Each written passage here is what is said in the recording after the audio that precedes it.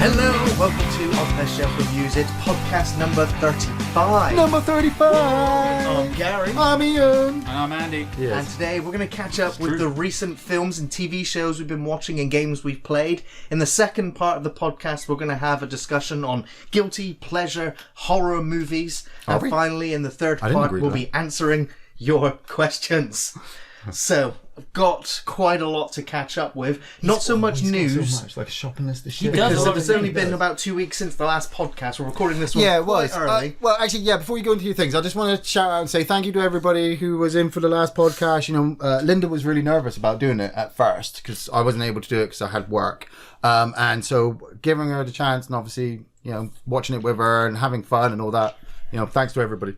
Linda was awesome on the podcast.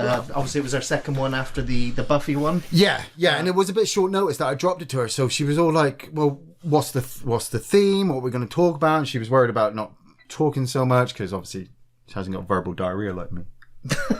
So like, can't get a fucking word in. That is the truth. Ain't language, man. We're gonna go 5 minutes, or they're gonna demonetize.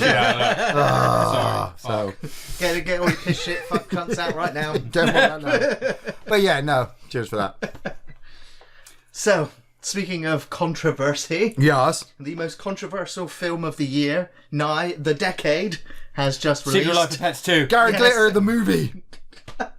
No, Joker. Yeah. And of course from director Todd Phillips, who I never expected a film like this to come from the director of Due Date. And The Hangover. The Hangover.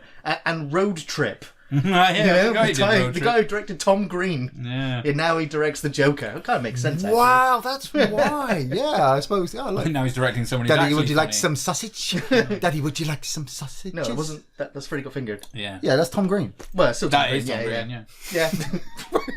Carry on. Todd Phillips doesn't have to put his name to that piece of shit. No, only Tom Green does. Yeah, so. But of course it stars Joaquin Phoenix and Robert De Niro in Gotham City, where a mentally troubled comedian, Arthur Fleck, is disregarded and mistreated by society. He then embarks on a downward spiral of revolution and bloody crime.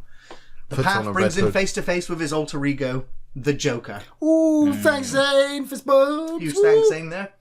I was blown away by the film. Tried to get evening tickets to the film, and you kind of had to pre-book days in advance because our local theatre was selling out screen after screen after screen. I actually had to go on the morning of my birthday. Actually, it was how I started my birthday was with the Joker. I was going to go, but I couldn't. And walking out of the film, the cinema staff there were like, "Yeah, come and talk to us when you come out of the film. Let us know what you thought." Yeah. And I was struggling for words when I came out. It's kind of like I'd just been hit by a truck, because my brain was still trying to just process everything. Mm-hmm. But it surpassed my expectations. I expected a kind of... I think it surpassed a lot of people's expectations. It really has. It's doing commercially very well. I mean, I'll be honest. For somebody who's not actually seen it, I've only wikied it, so I can only say half of what everybody else can say. It's smack people out of the way. A lot of people were worried. It's a DC movie. Mm-hmm. The character they're trying to portray as well is, not exactly the first one you would go to while doing a superhero DC movie. The basis that you're basing it in as well. We've kind of given up on the whole superpowers dropping in acid baths kind of thing. And they had to do something with the birth of this character, and the best way to do that was to go, hey, let's put it in real life. Society, let's just watch him have a downward spiral. I don't take this film as the origin story of the Joker. It's an alternate universe. You can imagine all the interpretations of Joker and Batman that we've seen. They're all different Batmen. Yeah. But still, it's not the same story. One in every interpretation we've seen. No, but it's an origin story. It just is an origin story. This isn't the Joker that we've seen in other movies. No, it's not the penultimate. I'm not saying it's the penultimate origin story. It's just an origin story. Yeah. But like you said, it's not. That's what I'm saying. For example, this isn't the Joker that you would expect Ben Affleck would have thought, and right. Like you see when you see in Dawn of Justice, where you see the Robin suit, where it's why not? Because it just doesn't feel like that. To be honest, man, if you watch it, it's because it's too realistic. Not the superpowers dropping in a vat of acid. Maybe it's more of like the time, like where this is pretty much. I think because. Well, that's in the 80s. This one's set in the 80s, isn't it? 70s. No, it's 81 because don't they come out of the theatre? to watching Zorro the Gay Blade, which was released in 1979. So it's weird. I read a few things online when they were showing the Easter eggs. I was reading about some of the Easter eggs, and they mentioned, you could timeline this as it's set in the 80s, 81. They were saying from the time that they come out of the theater. So yeah, like there's possibilities that Matt Reeves the Batman is like, they dovetail off of this to say like, so the Bruce Wayne spoilers, the Bruce Wayne child that you see in this movie is Pattinson, Robert Pattinson. Right. Do you know what I mean? That's where he comes from. He's coming from, right? Yeah. Hey, which would be cool because then we get say a 20-year-old Batman set in the 90s, which would be fucking sweet. Yeah, that would be pretty damn sweet. I don't know if they've mentioned that, if they've said Matt Reeves when it's set. It's a very young Batman. They've cast a very young Riddler as well. So I'm not sure what era it's going to be set in. I imagine it's probably going to be contemporary. It's going to be modern setting. Yeah. It would be nice to set it in. Yeah, set it present day. But Gotham always seems like it hasn't aged in 30 years anyway. From most of the interpretations of it, they film a skyline of a city. Yeah, and then they Photoshop out any big buildings just to make it look a certain way. Basically, it's always been a shithole. It has been, yeah. I don't know. Batman Begins Gotham City wasn't too bad. No, they had that monorail system. That was really nice. Yeah, but again, they did the class divide in Nolanverse, didn't they? Ra's al Ghul was like, it's about economics and stuff. So there was a big class divide there. So there was a shithole. It's just you literally had to go down into the underground, and that's where Katie Holmes is like, shit's worse than ever and stuff. So. I mean, have you found Whereas this one, it's like right on Front Street. Like literally, there is garbage on Front Street. Yeah, but I mean, this is the thing. They kind of have to show a city and portray it in a more. The buildings have got to be more real now, don't they? When you see them, because having the work that Tim Burton had in 1989, and then obviously the CGI stuff that they had in Nolan's movie, that stuff we kind of don't want to see. We want to see the city actually look real. Oh man, the city's a fucking breathing. The city in Joker is another character. Yeah, just the background graffiti, the society that the film represents. I was totally engrossed in it. And this is not Heath Ledger's Joker. It's an entirely different animal. Yeah. And of course, the whole film has that current of mental health. I used to work in the mental health sector. Mm-hmm. And do you cinema? Real life.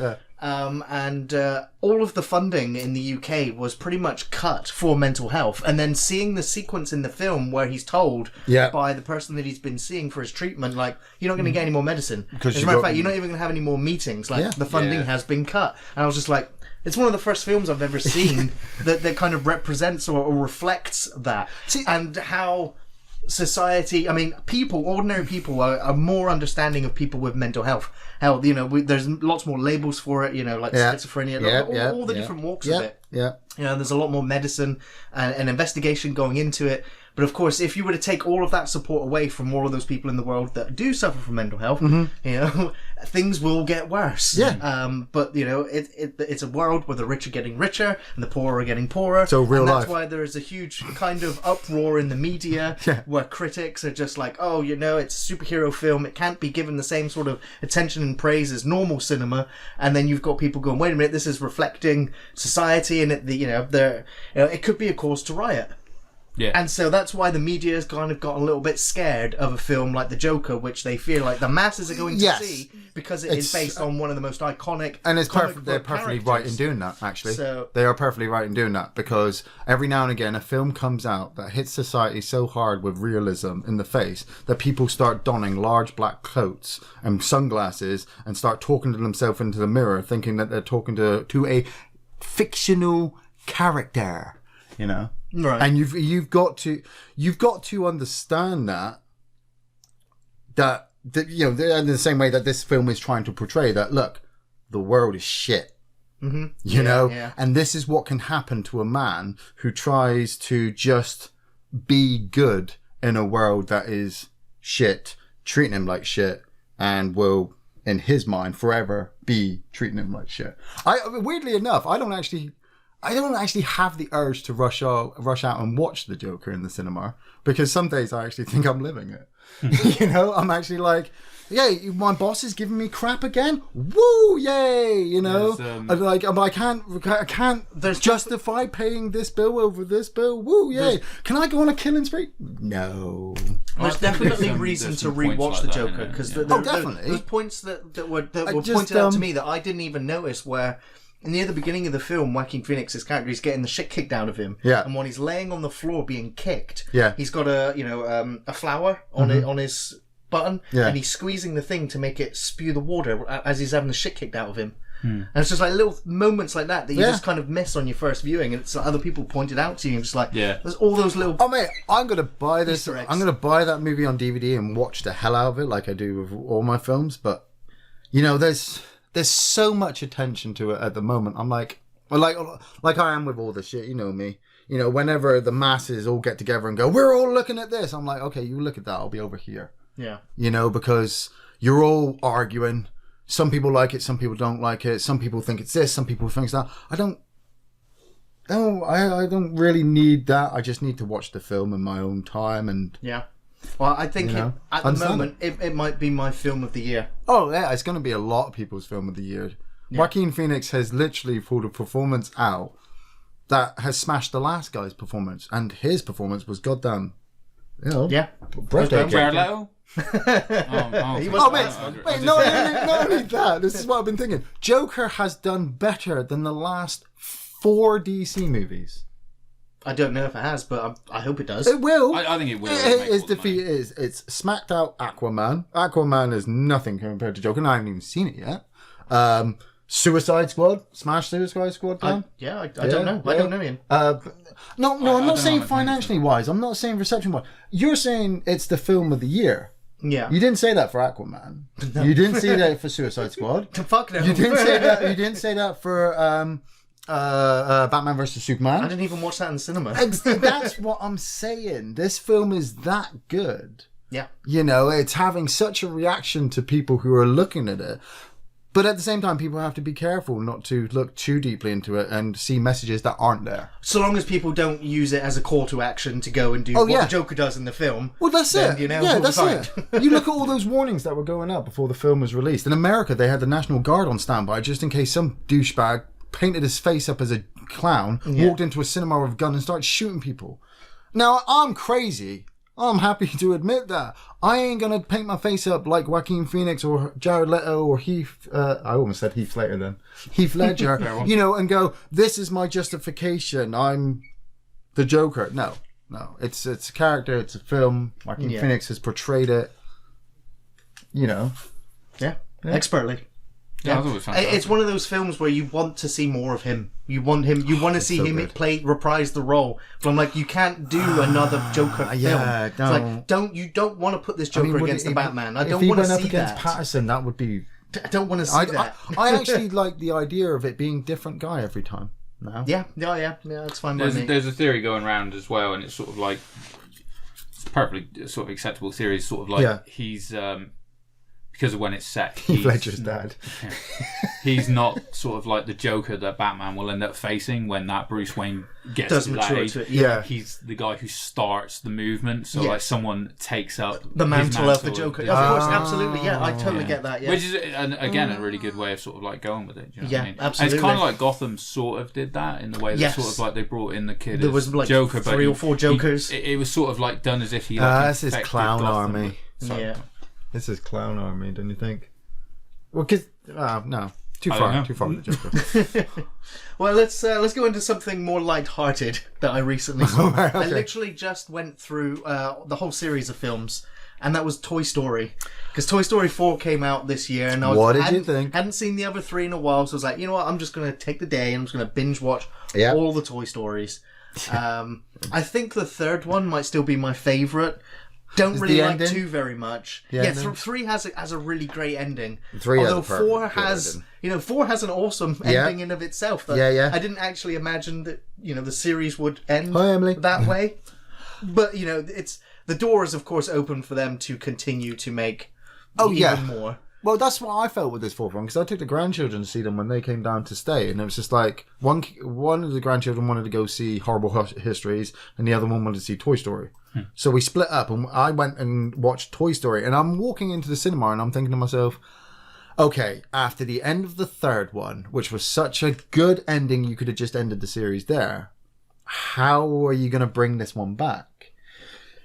Seeing, spoilers-ish, seeing Bo Peep come back, seeing this continued adventure of Bonnie, the new girl, you know, which I kind of got behind in the third one.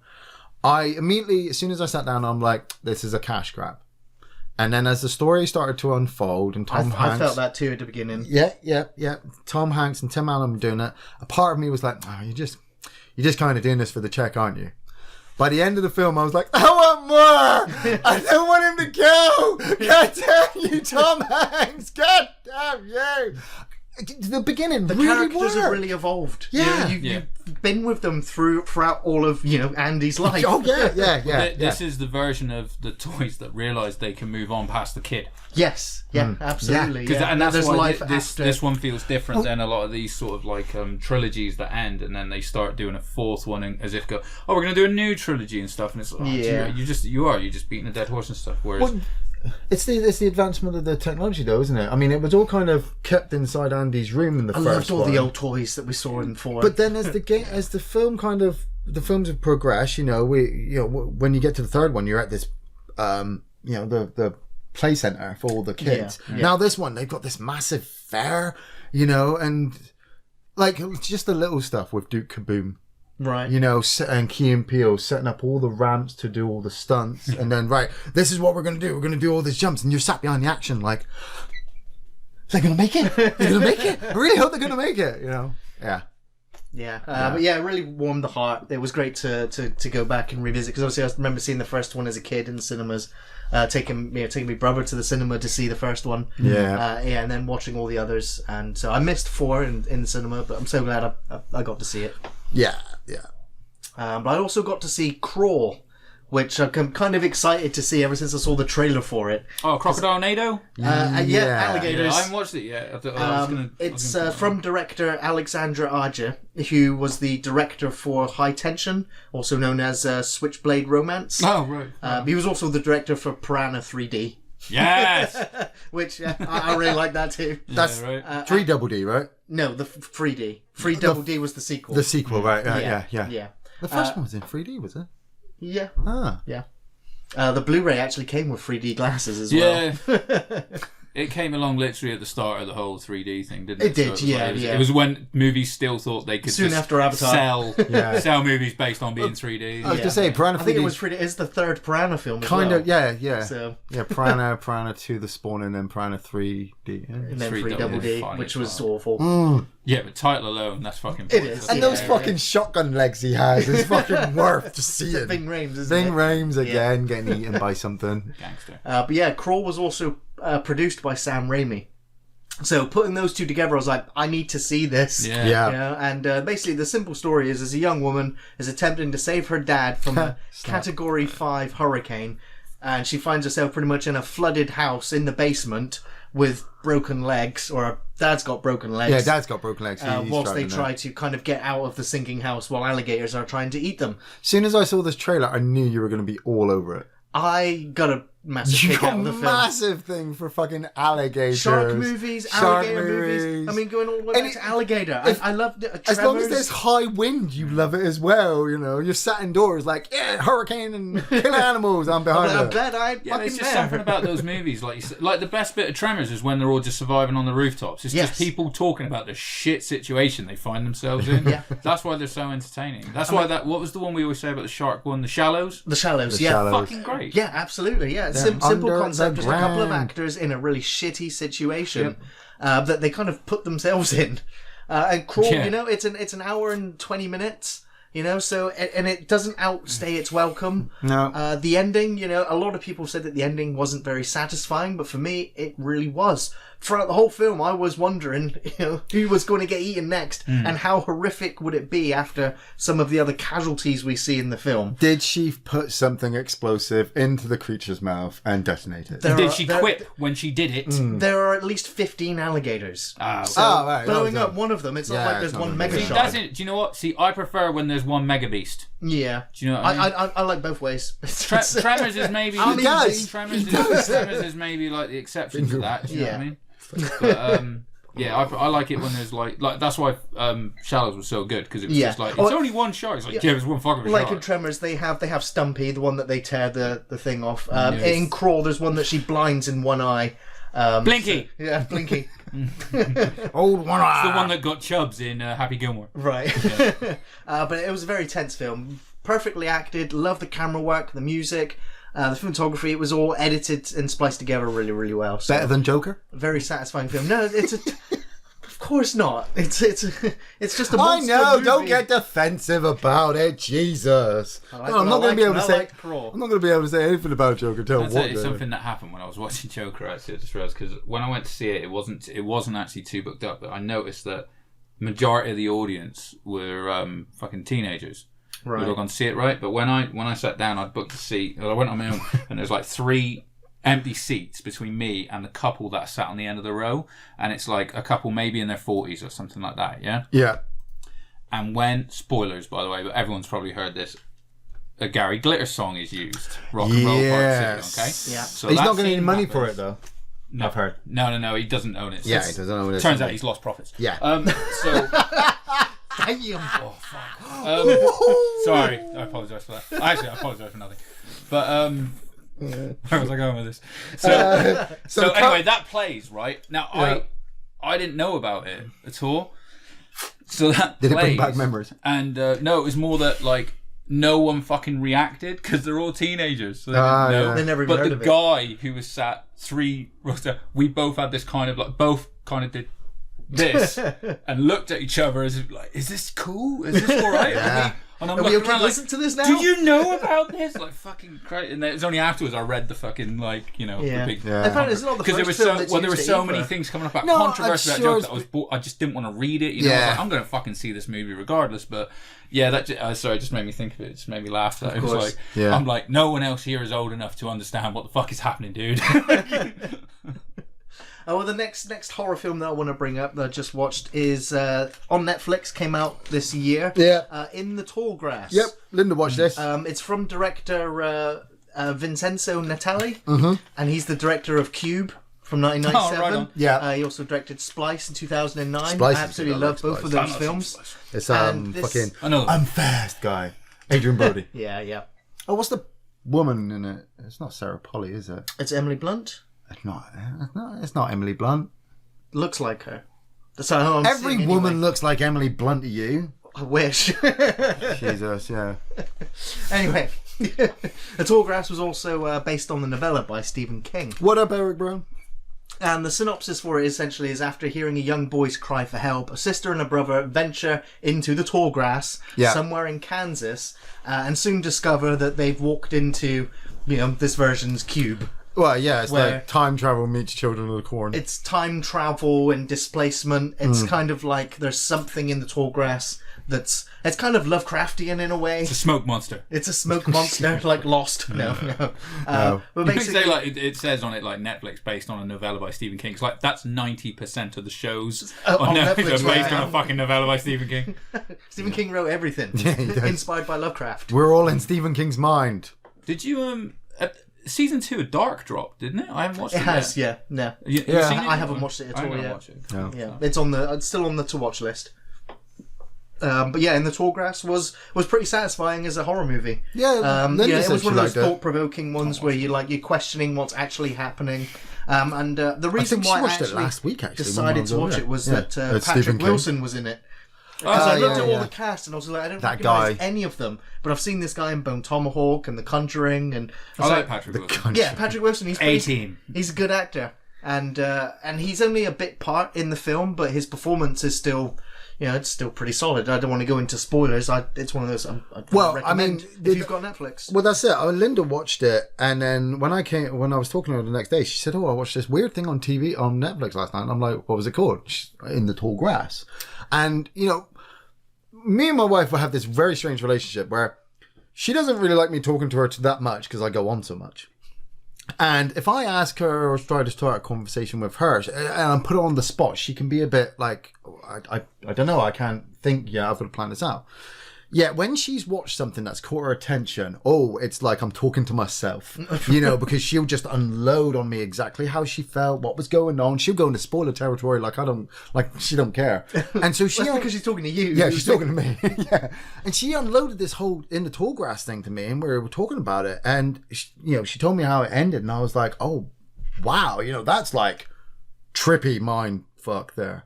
So as soon as she finished that, I wikied it. And then obviously realised it was a novella by Stephen King. So I immediately wikied the novella as well and read that story synopsis. Yeah. And, it's how people always say, you always got to adapt things. And you've got to adapt Stephen King's things for it to work. So there's a few things in the story, in the book story, that they kind skipped. of... Well, skipped in a way, yes, because it fatted out some of the pages. But also they modified a couple of things. I couldn't say that to Stephen King. We just padded out some of your pages. Padded out so many pages. We took out all the backstory of that character because it really didn't mean anything. But he's, volatile to this. It don't matter. Stephen, this novella is 2,000 pages long. Jesus. Everybody knows it's the clown from the beginning. But at the same time, they also tweaked a couple of things. So something happened in the book that didn't lead nowhere. But in the TV program, it happened, and it actually made a big vital plot point that I was just like, that's really, really good. And even though I didn't need to watch it, because obviously I'd just gone through it all with Linda and wikied it for myself, I was just like, Gary's going to watch this because it's all Stephen King, and it looks like it's no Tommy Knockers. Well, hell no. See, it's funny because now I thought it was another series, and that's the only reason I haven't watched it. Because I was like, I haven't got fucking time to start watching. No, it's like series, but because it's film, like a film. I can watch that. Yeah, it's just under 2 hours as well. But it's like weirdly enough, where like Pet Sematary was a film and released and had the budget, but actually kind of failed. Yeah, this one's got the budget, but because it's on Netflix, will actually kind of succeed. I mean, it does. Paid for it. It has a pretty decent budget for its visuals and for the actors, but it's like The Cube. There's not that much setting. It is the grass, but there is a lot of special effects sort of stuff. The Predestination. Predestination. Yeah, that's a good time traveler movie. But I did also watch another kind of less than stellar film, but a kind of one that I would probably put down the line on my guilty pleasure list. Really, I'm looking that was at this. Escape Room. Starring Taylor Russell and Tyler Labine and Deborah Ann Wool. Basically, 6 strangers find themselves in a maze of deadly mystery rooms and going to use their wits to survive. I liked the characters. I liked the setting. Coming from talking about the Tall Grass from the Cube director, this to me is like a new Cube film where they have to figure out the puzzles or they're going to die. But there's 2 escape room movies out at the moment. I watched one that came out last year. With the one killer who's in the room as well, and... That was Saw, wasn't it? Yeah. No, it was an escape room one. Yeah, there was. And that one, it was totally forgettable. This one was really good. It definitely had a budget because all of the rooms were really unique. And I was surprised at how inventive it was. And some of the deaths in the film, I actually realised I was rooting for some of the characters. Deborah Ann Wool, especially, she was fantastic in the film. Really rooted for her character. And so, it's like a disaster movie when you get behind the characters and then they're dying and it's just like, damn, like, how would I have coped in that? I wouldn't. I would have been dead already. You kill everybody else, you cover yourself in their guts and body parts and just lie there and then they'll let you out. Okay. Well, actually, no, they won't because they incinerate most of the rooms. So. Right. So you use the body parts to block up the incinerators. Yeah, no. You need to see it in. Yeah. Or wiki it later. I'll wiki it later. Yeah. But next one on the list, and this is one that I've been excited to see for a little while, and that was It Chapter 2. Yeah, I watched this which, one. it has a 63% critic score on Rotten Tomatoes and a 78 audience score. Yeah. Which, and I've seen a lot of the memes of the film, and a lot of the feedback has been that it's more comedy than it is horror. No, I didn't watch it in the cinema. What did you think of it, Andy? I mean, I don't think it's anywhere near as good as the first one, to be honest. The kid's I'll be story. honest. Part 2 always sucks. Basically. No, I don't think it's necessarily that. And again, with this one, we know what we're getting because we've seen it. We know what the story is, really. It just, honestly, it just felt so... okay, guys, here's your screen time. Go off and do your thing. Yeah. You know, which, by the way, means nothing by the end of it. The thing he makes them do means nothing, you know, for what they're trying to achieve, really. But, I mean, there were still plenty of positives to it. Like, every scene that they bring the kids back for, those kids are fantastic, aren't they? They only have about 4 or 5 scenes. Yeah, a couple of but there's quite a few flashes. I'll tell you to what, them. I did. Bill fucking Hader, man, was fantastic in Yeah. it. The guy yeah. that they got, I don't know his name, the guy that they got to play grown-up Eddie.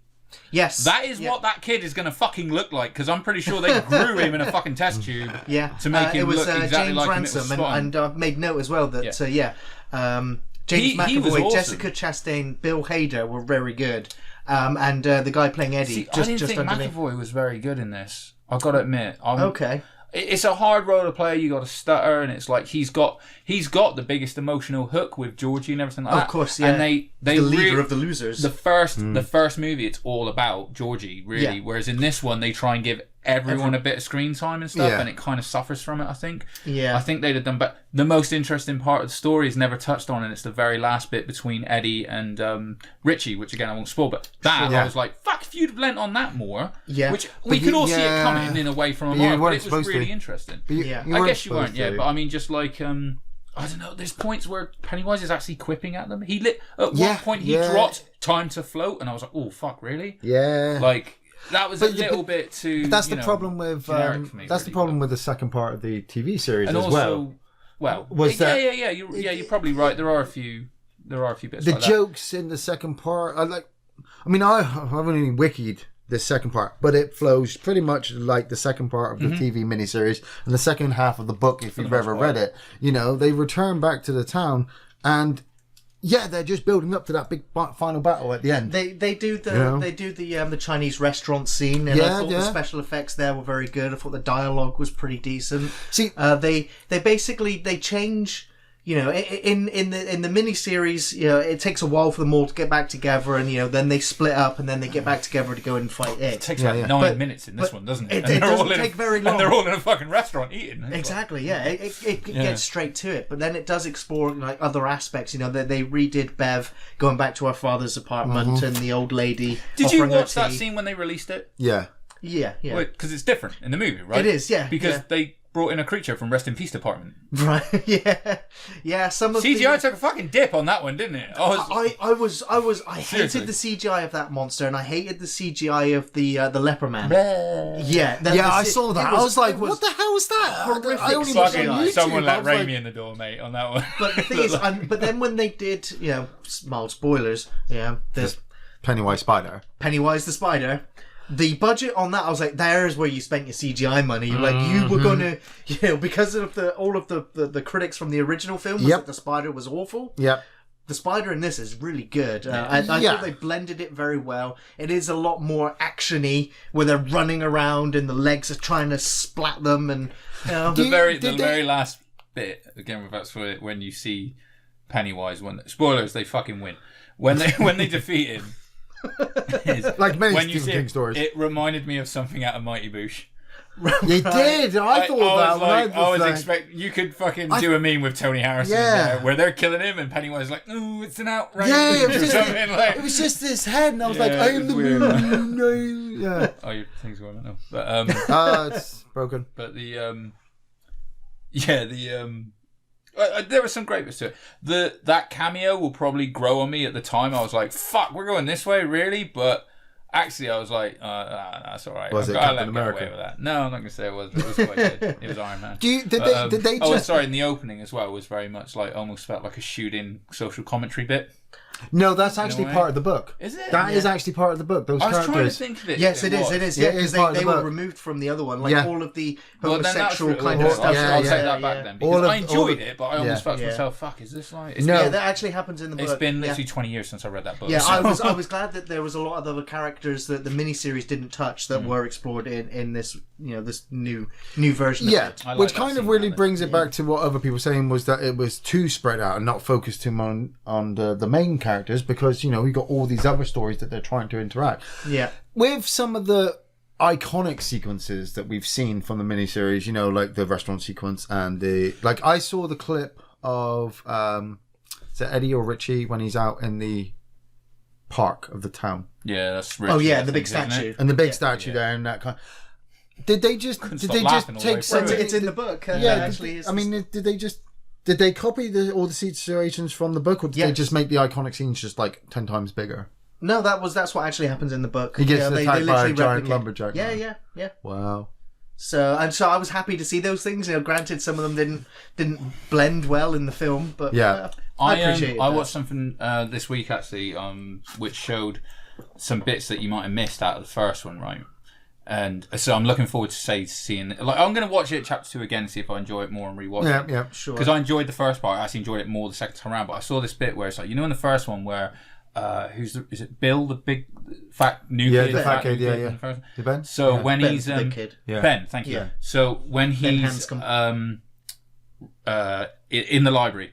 The first time he has his interaction with Pennywise. Oh, right? yeah. So he's in the library. Yeah. And he, you know, the librarian comes past, gives him the book, he's like, you should be outside. And so she's just staring at him. In the back. In the background. I've never noticed. Have you ever seen it? Oh, yeah. Oh, fuck, I didn't notice it until someone actually pointed out to me. And I was like, that Pennywise is there. Fucking unnerving. Yeah. It was really good. So I'm like, I'm expecting there to be a lot more sort of like bits like that in this one as well. So I think it'll be better. I think it'd be better the second time around. But I don't know. Just for me, it really did feel like almost like we're grabbing for screen time on this one, aren't we? I think you're partially right. I think the first part is actually always going to be going... the first part of it, the miniseries and the film, is always going to go down. The stronger part. Is always the stronger part. You know, scariness, the way you make feel as a kid, everything going on. And then when you get to the adults, and partly, I'll put down to the fact that if you are a fan of the book, miniseries, or, you know, whatever, you're kind of sitting there knowing how it's all going to end.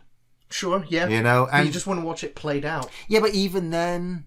You're gonna love watching it playing out. Some people are already gonna know how, and it just seems silly in certain sections. But I think that's personally why the second part will always it'll be good but weak. What do you think of Bowers?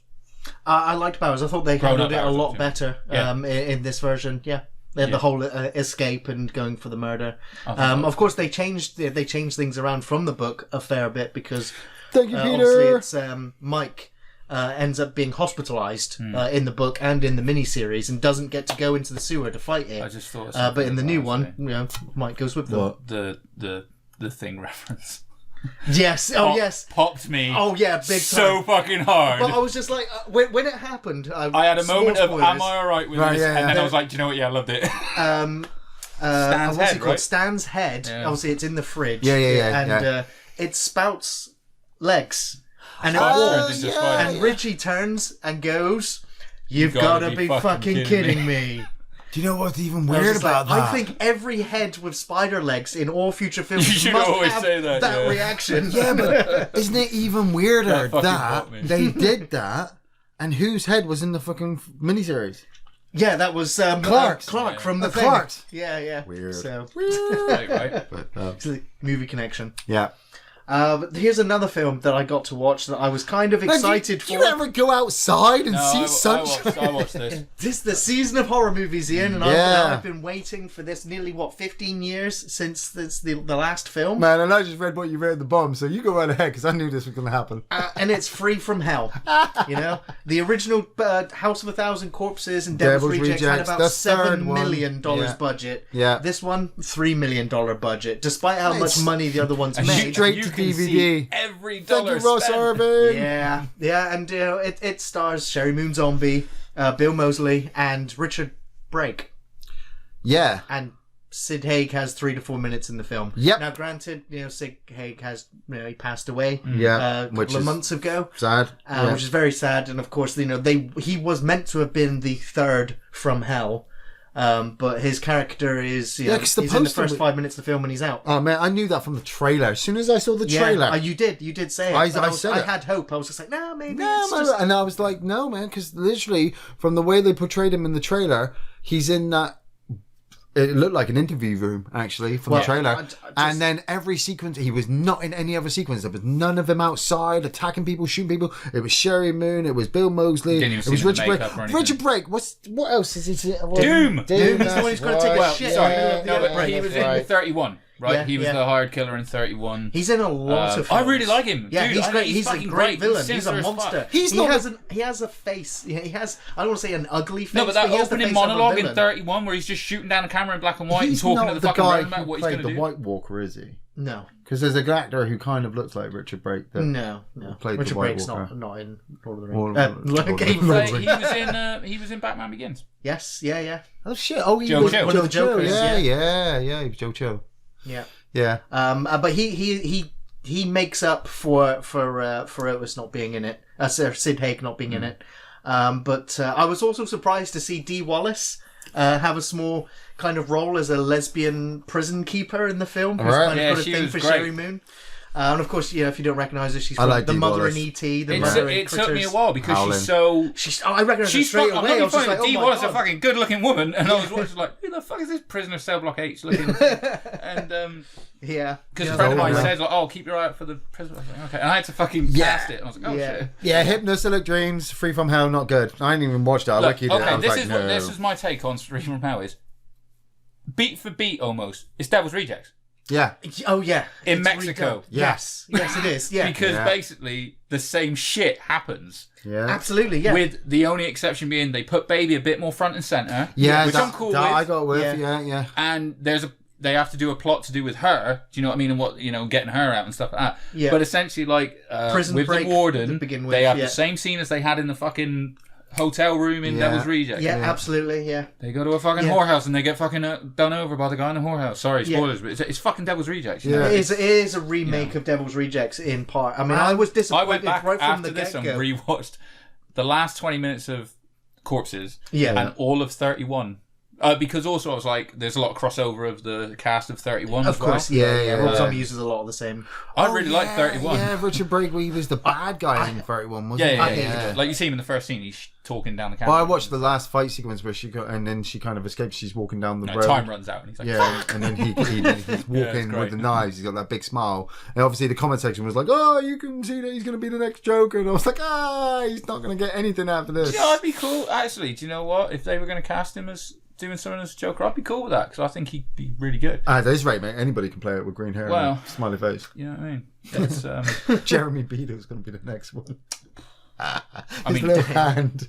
But yeah, I've got to say, I enjoyed the Three from Hell as a grindhouse, low-budget sleaze fest. Yeah, but you knew that was going to be what it was. But I wanted to be. Rob Zombie doesn't seem to know how to make any other film other than that. Well, the quality is severely lacking compared to the first two films that he did. Yeah, and I knew that from the fact that this is almost like the student. It's a Rob Zombie. Yeah. It's this like is he's the kind of movie I'd like in the to wrong make. direction. Yeah. Well, no, it's not that. It's the time he's bringing it out as well. I said this a while ago when we first saw the trailer. The trailer came out and looked like it was going straight to DVD. Which it did. Yeah. But we didn't know that at the time when the trailer first dropped. Everyone was like, "Oh my god, they're going to release Free From Hell." I never expected him to release. When's the last time he did a cinema release? Was it Devil's Rejects? Devil's Rejects. Halloween 2. Halloween 2. Yeah. And again, not his. Yeah. I'll tell you what, I'd like to see. I think Lords of Salem got a little bit of time in cinema. It might have. But did you see him or hear him? Either way, you can view it obviously on the Joe Rogan podcast. No, I don't watch Joe Rogan. Well, no, I watch it when there's someone I'm interested in because he'll get a good thing out. I just haven't seen the Rob Zombie interview. Right. Fuck Joe He asks him he's like, is there anything that you'd like to do that you've not done cinema? Because they were talking about Halloween and stuff. And he says about how he owns the story of this thing called the Broad Street Bullies. Right. So he starts talking about it. I end up watching it on YouTube, and it's really funny because all the comments basically say I came here because of Rob Zombie and Joe Rogan. Yeah. So it's the story of it's a documentary that everyone should watch called The Broad Street Bullies, and it's of like the 1976 Philadelphia Flyers. Right. And it's when the NHL first sort of like split from Canada and went big. So there's no team in Philadelphia, or they disbanded, I think it was, and basically they brought in a team of goons. Oh, so like replacements, but for hockey? No. As in a team of just goons. Fucking just goons. Oh, yeah. Bruisers that punched their way to 2 fucking Stanley Cups. No, this is real life. This actually happened. Yeah, but Slapshot is basically the same. It kind of, yeah. Paul Newman. But the whole documentary is fantastic because like you have the actual players are still alive, obviously, just talking about the shit they used to do, and that's where it was like, you know, one guy's like, "Oh, I was going to stab the guy with my fucking skate," like this, you know, and but he owns the rights to the story and wants to like make a film of it, and I'm like, do you know what? Yeah, I'd like to see that. I don't know if he can use any of the profits from Free From Hell, if there are any. But, well, I looked at the. It's not making very much money at all. No, it's a shame. I'll be I surprised don't know whether it's the advertising behind it or. I'll be surprised if anybody even buys the movie on DVD, because everybody's just going to download it and watch it that way, and then decide if they want to buy it. It was never going to get cinema release because it's director's got a die-hard like fan base, it's such a violent, got such high violent content, and the story just means nothing. I don't know if I'm really desensitized because I didn't think it was that violent. Yeah, exactly. No, I thought the same thing. I mean, there's nudity and there's torture, but I was just like, man, and can you see, did it better in the previous films. and they were never going to show that in a mainstream cinema. Even a limited run, you were asking for a lot of trouble. I think it's probably potentially gorier than this one in a way. There's a lot of gunplay. Right, no, there's a lot of fucking gunplay at the end. That's pretty fucking bad. It's all CGI blood explosions. It is gory and it's CGI and it's all kind of fake. This one, it's trying to make itself realistic. The way he portrays the characters, the newsreels, the like you said, the kind of grindhousey feel he's trying to give it. He tries to base his films in present day and say, hey, look at society. The bad guys are actually the heroes. But the problem is, since Devil's Rejects, Devil's Rejects was so good. The ending was so emotional that you couldn't. Yeah, it was great. In part to the song as well. You couldn't replicate it anymore. So him branching off and doing something else was a good thing. But he basically just took his style and took it into the next thing. Hey, I'm going to take my violent style. I'm going to put it in Halloween. Now Michael Myers is as violent as the characters in Devil's Rejects. Oh, people don't like that. Okay, I'll do a second one. I'll do a second one and won't make it as violent. I'll put a white horse in it. Oh, okay, people don't like that either. I'm going to make a film with my wife because I love my wife so much, and I'm going to make her a host of witches. You don't like that either. Okay, I'm going to make and if he makes a documentary about a hockey playing group. Well, it doesn't need to be a documentary. It won't be a documentary. He's talking about turning it into like a biopic or something like that. But he should make the film like a documentary. Film it the style that he has with Devil's Rejects and things like that, with shaky camera, and the roughness behind it. Maybe even film some of the violent sequences, but actually be I can just imagine it being a real visceral fucking sports movie. That actually didn't happen because we would have been arrested for that. And you'd be like, oh, he fucking red herringed me. I thought that guy did get decapitated. That'd be nice because at least it gives you something. It gives you something different. You're not expecting it. Every time a Rob Zombie movie comes up now, I'm like, here we go. I think because this is like the trilogy of his, it's sequel Devil's Rejects. I think everyone kind of knew what to expect. The third one. It did not. When I came away from it thinking it's basically just Devil's Rejects, I was like, I was asking myself, like, are you surprised by that? I'm like, no. Am I surprised? No. Well, I've got one last thing that I want to bring up that I've just started watching. This is I think it's a 3-parter, and the first part at least is out now. And it's the next edition, or the next reimagining of the War of the Worlds. This one coming from the BBC. Yeah, I saw this advert. And it's one of the first. It's the only War of the Worlds that I think I've ever seen that is actually set in London in the Edwardian era.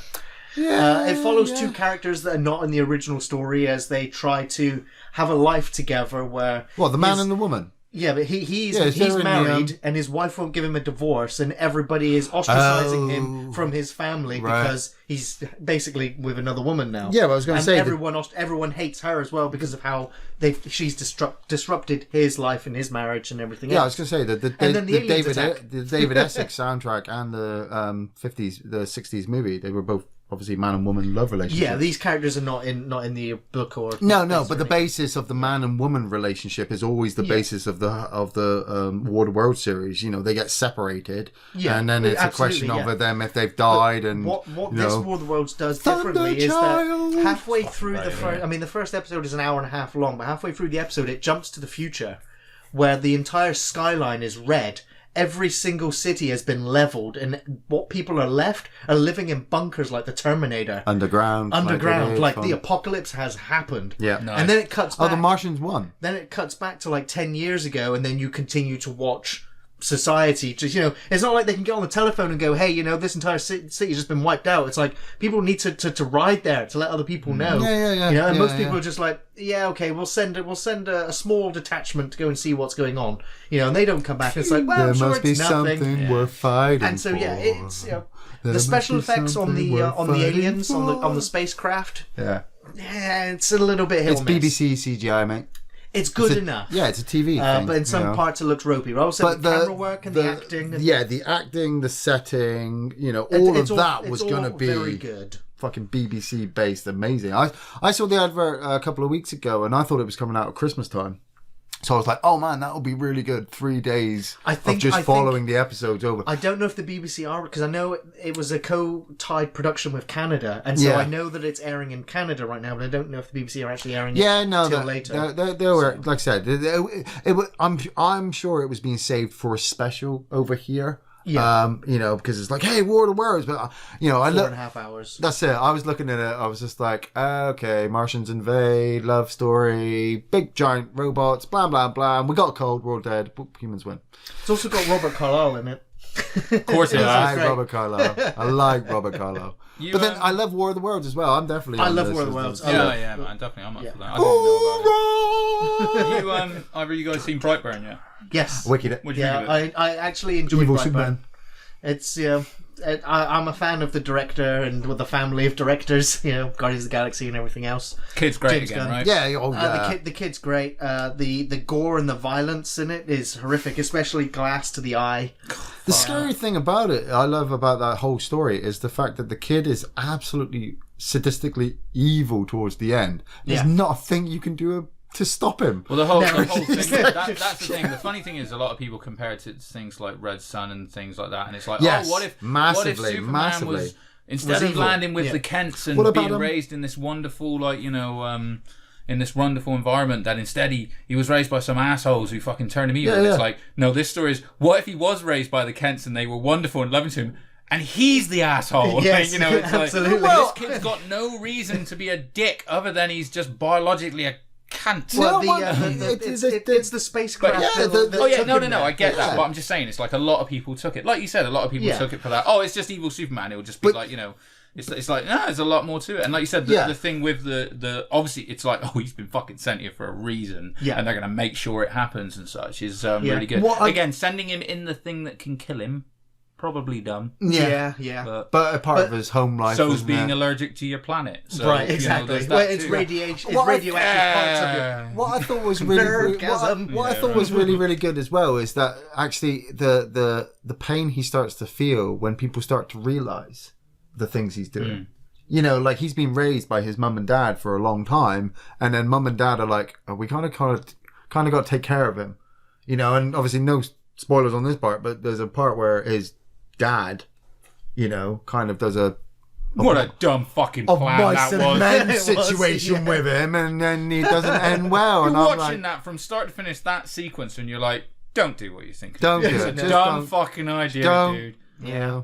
Every movie you've ever seen is telling you you're a dummy right now. Like, fuck. I also like the idea that it might actually be set in the same universe as Super. Yeah. Shut up, Prime. Yeah. I dropped that one to you. You were like, really? Yeah. I just did, poor Super. That's a good Rob Zombie cameo. Yeah. Man, imagine a sexually abused Superman. No. Like from a young age, and then he grows up and realizes it's like all bad, and then just goes around sexually abusing people. No! What the fuck? How'd you go from that to that? No! Oh, yeah, what he said was fucked up. No, he's been tormented and obviously thought it was okay, but then as he grown up, he's realised this is really bad, and that's what makes him go out and do fucked up shit to bad people. No, but again, that's the thing, is that's what people expected from this, is they had that, it's that thing of like, if you raise someone for abuse, they'll be abusive as they get older. No. This was a better story by going, no, he was loved. He's just evil. Loved. Sorry, because the ending as well, the little clips where it's like, oh, some fucking flying asshole is like dropping people from the sky, and like and that's it, and it ends. It was like, I'm fucking down for more of these. Hypnodrillic Dreams gets it. No, he's laughing at you. Yeah, I know, but he totally gets it. Oh, we understood it. I'm just, as long as that's not the problem. He was raised by Kevin Spacey. The worst Lex Luthor of all time. The worst Lex Luthor. Okay. I'm going to show you a plan what my father always said.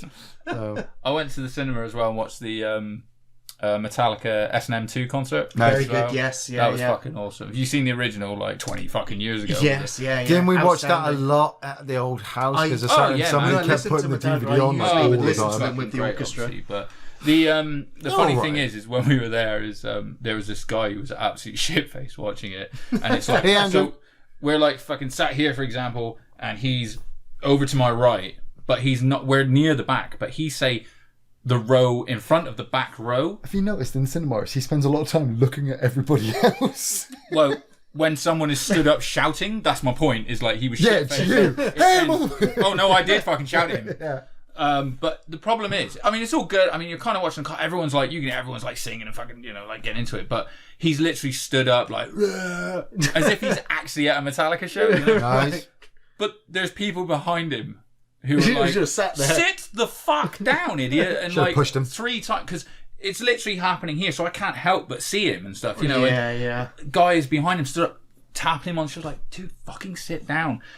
And it ended up like, some staff came in and had word of him, and like, he ends up going. I assume he went out to probably go toilet, but he was never let back in again as well. And they closed the toilets off the top, so you had to go all the way down to the bottom. So I'm assuming he was coming up, and people were just like, no fucking way, mate. Nope. Yeah. But what was really funny is when I looked at the end, as I stood up and sort of like went to go out this way, looked in that direction, sat next to him through the whole thing, essentially would have been. There was this old couple. Oh. But I mean like in their 80s. Yeah. And my first reaction his parents. No, I was more like, oh, those poor bastards have had to sit next to this and asshole. Enjoy that. Yeah. But then also I was like, do you think they just saw that it said San Francisco Symphony and they went, let's go watch that? Yeah, absolutely. And we're too petrified to leave. Yeah. After, with him standing next to him just going... like, don't say a word. Just Derek, don't move. Yeah. We paid for the ticket now. The music's too loud, Emily. What? It's too loud. Oh, no. Amazing. Nah, she jacked him off. Nathan knows. Nathan was with us. He's in the chat.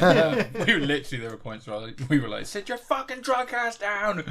Yeah, it was pretty funny. Fucking great, though. If you get a chance to see it, it's amazing. Yeah. Did I ever tell you about that story I had with Captain Marvel about the girls that were sat next to me? Yeah. Oh, man. Yeah. It was amazing. Are you going to carry on talking all the way through this film? No? Thank you very much. I'm really enjoying this thing about female empowerment, but I'm going to right now! Shut the fuck up! Man, do not talk in a cinema when I'm in there. I swear I'll stun your ass. So you're watching a Marvel film. That's not real cinema. Endgame. I've got the idea. Well, have you got anything you guys want to... Oh, man. I got a list of shit. I got my notepad down here. So... Finished Cobra Kai season 2. Oh my god! Obviously watched the first season. Thought it was absolutely brilliant. Loved all the flashbacks. Really was wanting them to come back for season 2. Glad they did. Hated the fact I had to sign up for YouTube Premium to be able to watch it. I can understand the reasons why. It's a streaming service. They need money to do it. Pay the actors. Blah blah. I'm poor, so I couldn't. But they started to make the season episodes free. So I was able to watch like 1 to 3, then 1 to 5, and then up to 1 to 7. And then I was just like, once I got to 7, I was so enthralled, invested by everything going on. I mean, you and I were just making up our own stories about how they can carry on. The entire third season. We've planned season 3 and what they can do for season 4.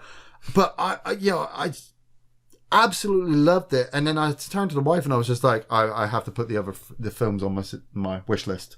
So I threw the Karate Kid movies on my wish list. I need to watch them again. 1, 2, 3, Karate Girl, Karate Kid remake. Next Karate Kid. That's it. We brought up the whole thing where Hilary Swank can come into the series, but she only appears for 1 episode, and she has a thing with Danny LaRusso where he doesn't recognize her because they never met, and she doesn't recognize him. She's like, Miyagi taught me the fucking 5-palm exploding heart technique. No. Remember, she doesn't actually mention about her sensei. Name. She just says, my sensei taught me this, and it's something that connects him to be able to go and help Johnny to be able to defeat Cobra Kai, and that'll lead into season 4 when what's his name from the third movie comes in? Terry Silver, motherfucker. Terry Silver is going to be the mastermind behind Kreese, who owns Cobra Kai. So. Hopefully, Miguel. Finally, Johnny fights Mike Barnes. Yeah. Well, no, I figured it could be a three-way where it's Johnny Lawrence, Daniel LaRusso, and Mike Barnes. But Barnes is kicking their asses, and it takes both of them to come together. That'd be kind of sweet. Yeah. Like the end of Lethal Weapon 3. Yeah. Where balance is actually, you need the power of Cobra Kai, but you also need the defense of Miyagi-Do. Yeah, man, I'm on that shit. To fight against Quicksilver. Yes. Nice. I just can't believe that Karate Kid is still going strong today. Hell yeah, of all of the dude, Cobra Kai is way better than them 3 movies. Yeah, it really is. What about the episode where he goes back, where they get the boys together? Oh man, when they go back for an episode and they get a bunch of old characters from Karate Kid 1, you know, the old boys that were part of Cobra Kai, and the saddest thing for me when I watched this, because I didn't have a chance to watch it until I obviously got an episode, was I had read a couple days before about that actor being in that reunion episode and then dying later on. Or in real life, he actually died of a disease that shut his organs down. So him being ill in the episode was so much more, I don't know, personal, realistic to me. Something that that one episode smashed all the other episodes out of the way, because it was just like, this is so much real, because it was really heartfelt, and they handled it with great respect and reverence. The end, when when the music came up, you know, Queen started playing. Cutting back to, they're on their bikes, and then it cuts to them from the original movie as kids on their bikes. And that was really man. When Queen was playing at the end, and they stuck him in the bag and they rolled it up, and you'd seen Johnny smacking his chest. You know, there was a part of me that just understood that now Johnny knew it wasn't just about him anymore. Cobra Kai wasn't just him. It was everything. It was everyone. He was teaching these lessons to help these kids to be more than he ever was. And then that's what makes him realize that Kreese is a douche, you know? Yeah. And has to... Yeah. Now, right in on that one. Yeah. Final Space. I'm on season 2 of Final Space. It hasn't dropped on Netflix yet, but it has come out. I watched all of it online as it was dropping. Yeah, you watched it all online. I'm about 7 episodes in. You're about, what, 2 or 3 episodes in? Yeah. When I watched it, because you introduced me to Final Space. Yeah. And we were both excited for season 2. And then You're a good guy, Gary. Season 2 came out, and I told you about it, and you were like, oh, really? I was waiting for it to come out. And part of me, while I was watching the first episode and then partially into the second episode, I was like, you're not going to like this. My cookie wife and my cookie kids. Yeah. There was something. I mean, we were talking about this before we turned on the recording. There was something kind of There's missing. something missing from the second season. And I can't quite figure it out. I know what yet. it is. They've expanded it. So you're saying that obviously the jokes aren't there. No, I think it's thematically, and the story is not there. The jokes are there. It's just spread out more. The overarching sense of mortality is right there at the beginning of the first episode, and it reminds you at the beginning of every episode of the first season where he's counting down 10 through till he runs out of oxygen and dies. And that kind of overshadows a lot of the first season. It's kind of, I don't know. But I think it's kind of good that they've not gone to the well again. That's what I really like. You say you're about 3 episodes in, yeah? Yeah. I agree with you that I think the first few episodes, I'm not even going to say, by season 4, by episode 4 it'll be forgotten. But those first few episodes, it didn't, especially that first episode, I was a bit like, oh shit, I was like, they've established some stuff here, but didn't make me laugh. Yeah. But there are some great bits in it. There are instantly quotable moments again. I'm not going to spoil it. Part of me's going back for the heartstrings that are tugged by the end of that fucking series. Because man, they're crazy. If you remember in the first season, you know, after Avocado had died, and then you brought in Little Avocado, and you got the small little family element. Yeah, it was Little Avocado, Gary, Kevin, Hugh, you know, and they're getting ready to obviously defeat the big thing. Yeah. In this one, you can feel, I feel the exact same thing, but you just kind of got to get behind Clarence and his daughter and the big dude with the chain gun on his arm. You know, Hugh's got a new little robot body. You know, he's got a wife. When she's like, you don't have to do that, Hugh, and he's like, God damn it, woman, give me this one thing. I'm just dying. I mean, I don't know if you saw it, but there's an army of Kevins at one point. Oh my the God, army of Kevins. I was like, oh my God, what do you do with an army of Kevins? And they're just like, we're gonna help everybody and kill Clarence.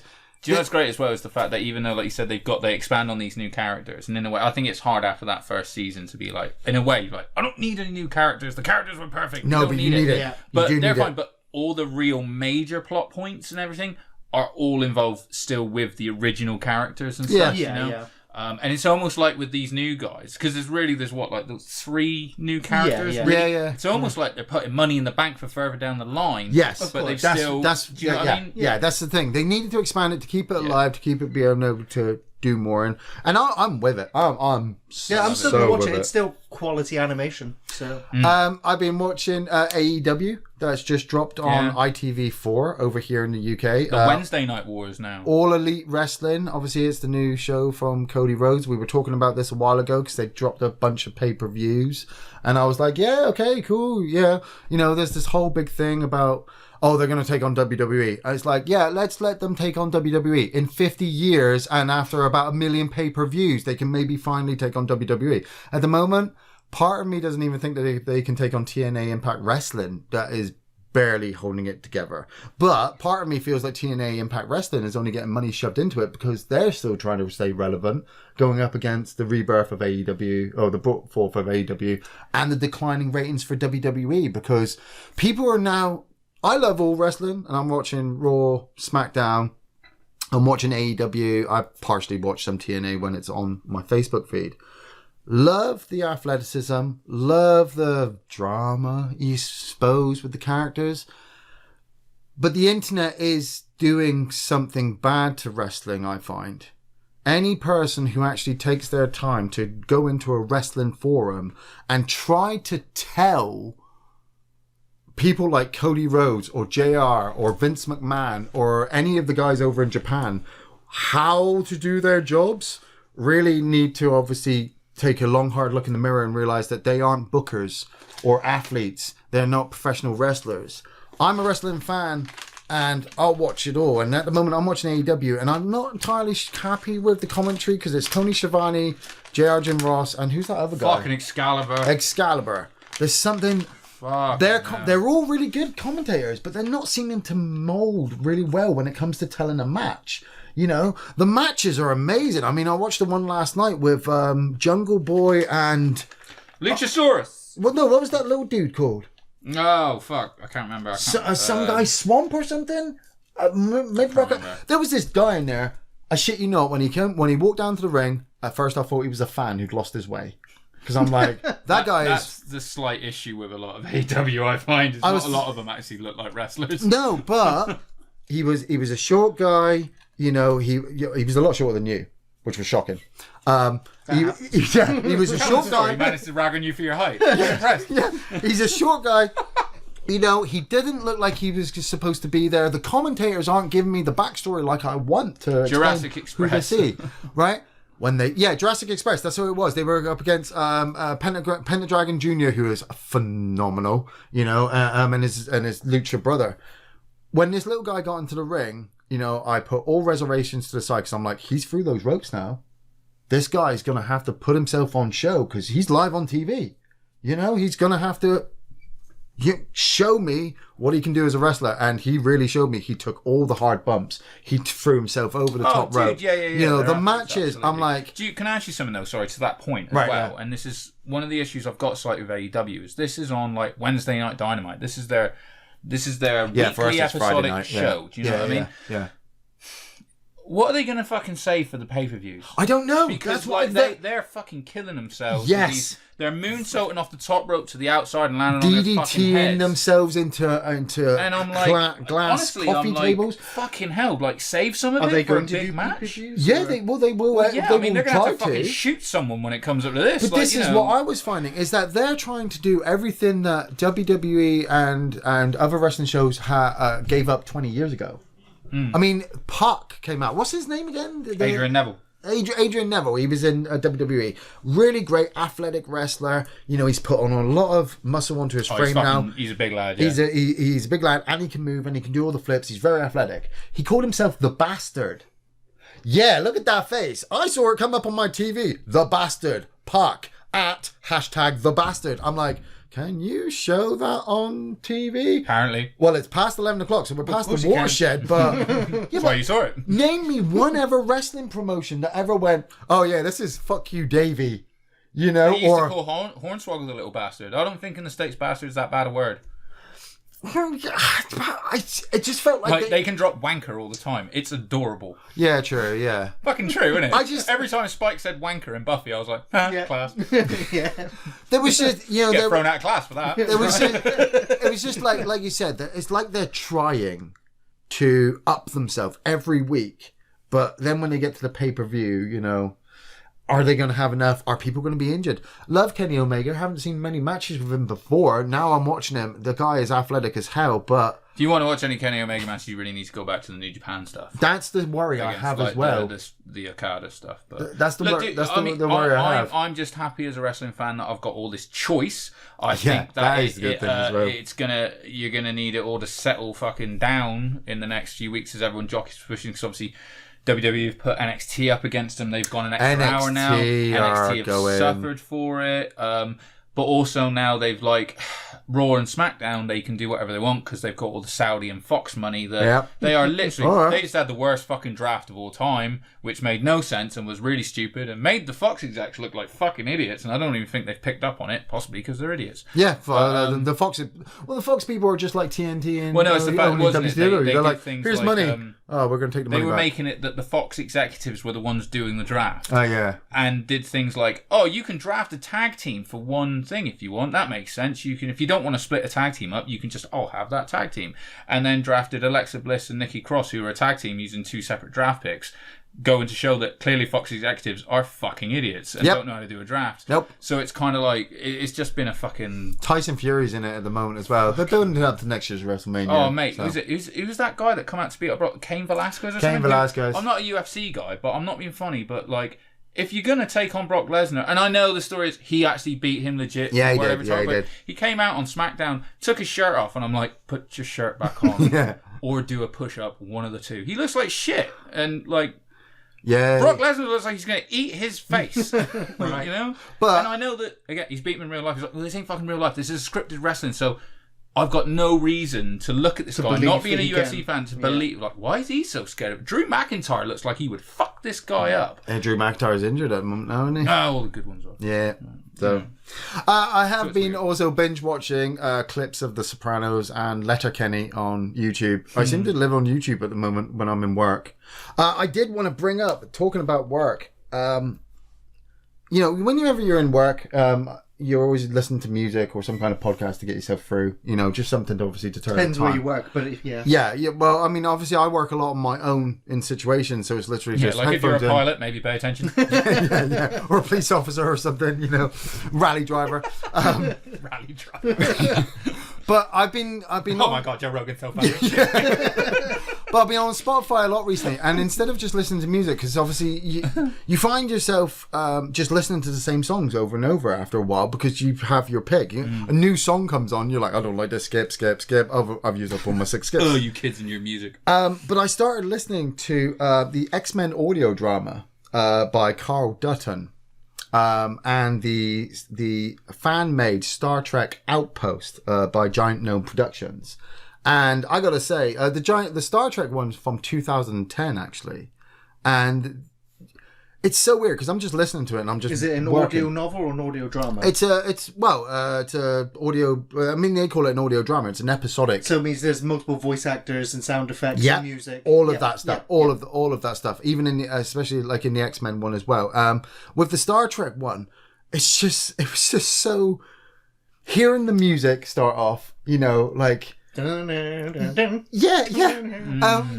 With the X-Men, good times. The X-Men one literally has an orchestral set of the 90s cartoon theme. It runs along themes from the cartoon series, but also from the movies. It went through this whole first season with the original X-Men characters, Jean Grey, Beast, Iceman, Archangel, and Cyclops.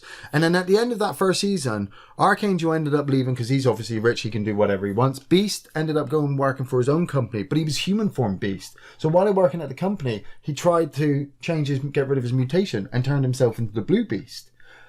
Cyclops ended up staying at the mansion with Jean Grey, and they ended up getting new X-Men in Nightcrawler, Colossus. They even brought in Wolverine, started explaining the Weapon X stuff with Wolverine. But, you know, he ended up having to take on Alpha Flight.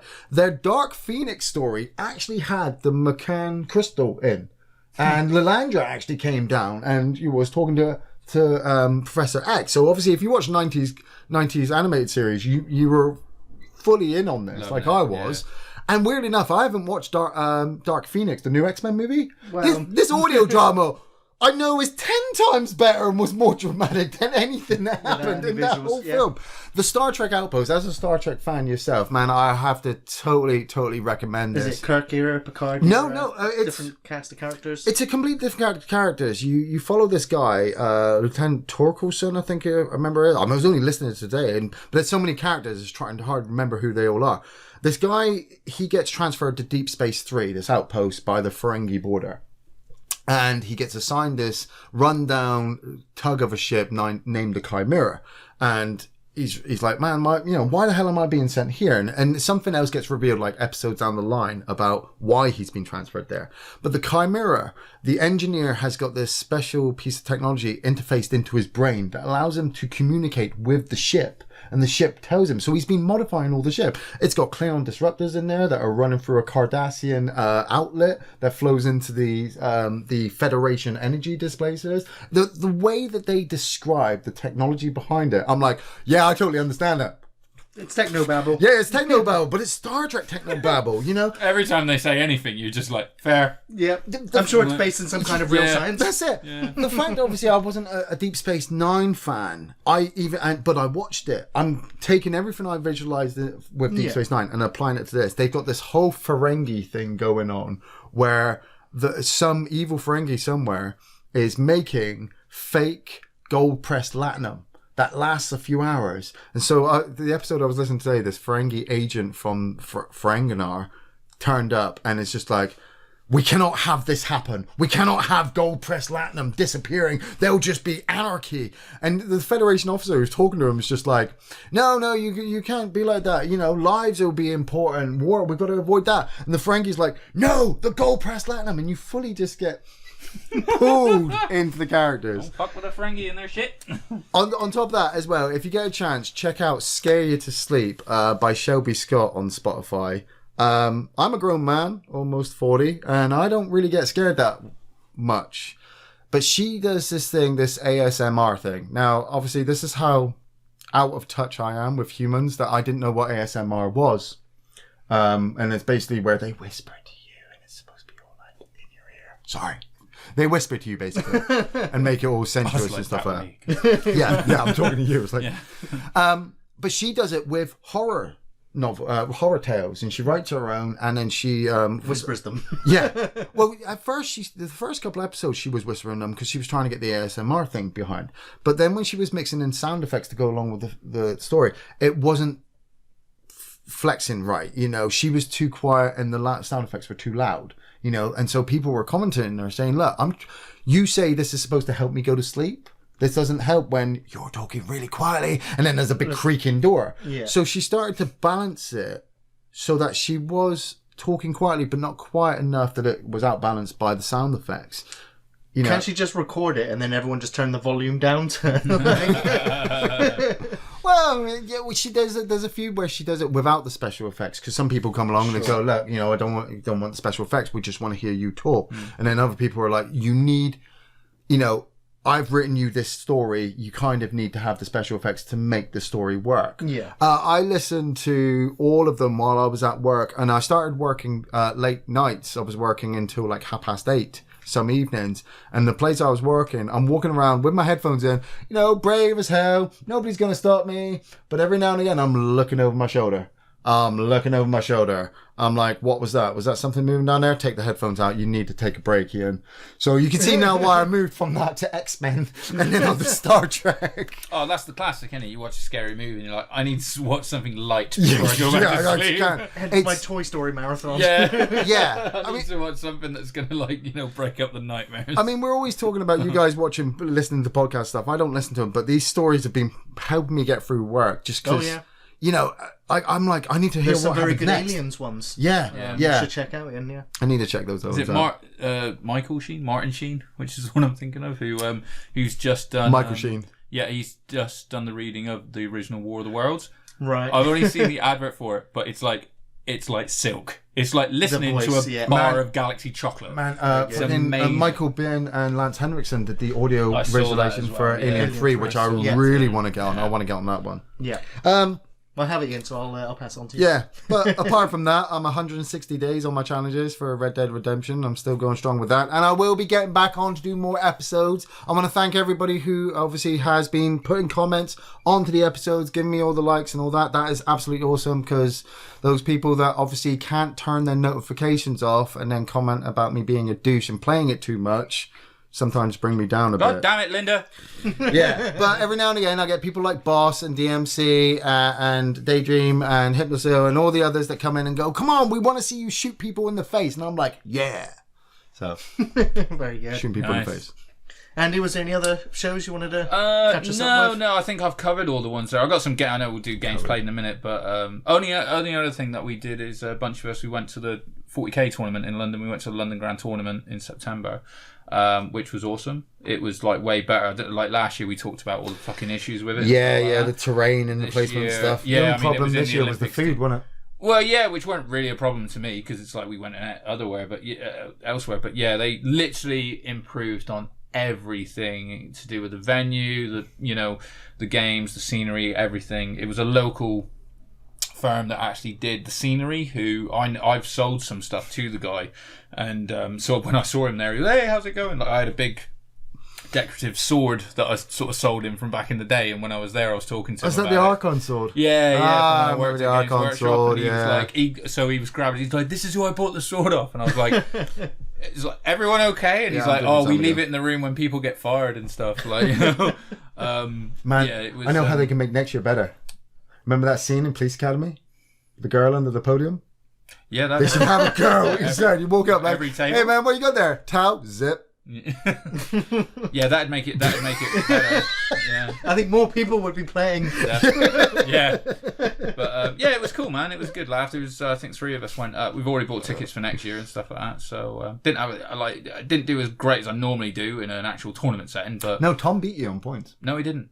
Didn't he? No, okay. I didn't do as well as I do overall, but I beat everyone I went with. Okay. Just so you know. Yeah. Got nominated for Best Painted, didn't win it, unfortunately. But I did last 3 years Nomination's in a row. Great. 3 years in a row I've been nominated. 3 years it's been stolen from me. Damn. But it was good. I actually played the guy who won. He was a really nice guy, so I was fine with it. But yeah, so that was cool. But yeah, I think we've covered all the films and such that I watched. Very good. Oh, sorry, actually. The one film that I did watch, because Chris Morris has just released a new movie, The Day Shall Come, and I wanted to watch it, but I realised I hadn't watched Four Lions. Chris Morris, why do I know that name? Denham Renham from IT Crowd. Oh, from like Brass Eye and stuff like that. Sorry, I was thinking the hamster from Gumball. No, mate, I always, even though he did Brass Eye and he's a good writer and everything like that, and the film I watched was Four Lions, about the four jihadists. That film was amazing, right? Four Lions. So he's done a new, he's done a the crow's got bomb on him. New one. Oh man, what if you take a bunch of people out? Is it bonus points like nectar? Like, fucking, it just broke me. Absolutely broke me when the guy's like, what is it? He said, one of them, he made me piss in my own mouth, and he's like, why would you do that? And he's like, it's submission, innit? He's got to learn. And he's like, I might ask you to kill yourself. I would never ask you to piss in your own mouth. It's fucked up. But it made me rewatch a bit of IT Crowd, because there's this one gag in IT Crowd which I think might be the greatest gag anyone's ever written in my life, where one of the guys steals a stress machine. Right. And what's a stress? Oh, well, it tells you how stressed you are. It's a fucking... Yeah, that fucking Gary, honestly, in a day. No. That's a blood pressure machine. Honestly, it's just a fucking briefcase. That's the joke of it. It's a briefcase, and he nicks it off him, and he takes it down to the IT Crowds, into the department, and the whole thing is Denham's going around going, anyone who's still stressed at the end of the day is fired. And so the manager Jen is like, going, oh my god, I've got to hide this thing. It's just a fucking briefcase. And she just puts it up on the shelf in amongst a load of other shit. It's nondescript. And he just walks into the room, kicks the door, and goes, great, a stress machine, and grabs it and fucking pulls it down. It's just the funniest fucking joke I've ever seen written. It's amazing. So it made me just go back and watch a load of that. Yeah. Very good. That was about it. Well, we've gone over time in the first segment of the podcast. Oh, we always do, man. So we're going to take a quick break, and then we'll be back to look at some of our guilty pleasures. Nice.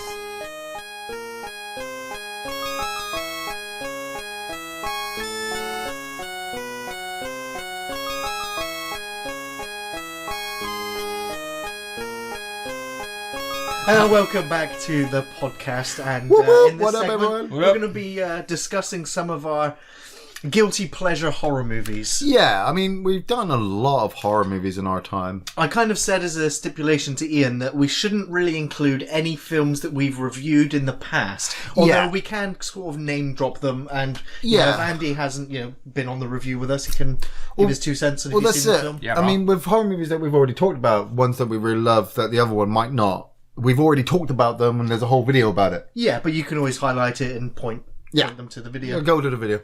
Yeah. Ian, would you like to start? Oh, okay. Well, drop me in then first. Well, my top one off the top of my list. I got a list. Like Gary said about doing guilty pleasures. And I'm like, okay, should I do 5? Should I do 10? And then I started going past 10 and it literally became a list. So off the top of my head, Monster House from 2006. Never seen Are we that? calling that a horror movie? It's an animated movie, It's an animated horror movie. Steve Buscemi is the old guy? Steve Buscemi is the old guy. It's an animated movie about... You know what? Fuck you. That's disturbing. I'll call that a horror movie. Right, it's a disturbing horror movie. Right, it's about a kid who lives across the road from Steve Buscemi being this old guy. And this kid swears that the house is alive and it's eating people. And you do see bits like a dog will come up and try to do a crap on the lawn and the front door will turn into a horrible mouth and the carpet will whip out like and grab the dog and pull it into the house before anybody can see it. And the kid's like... Yeah.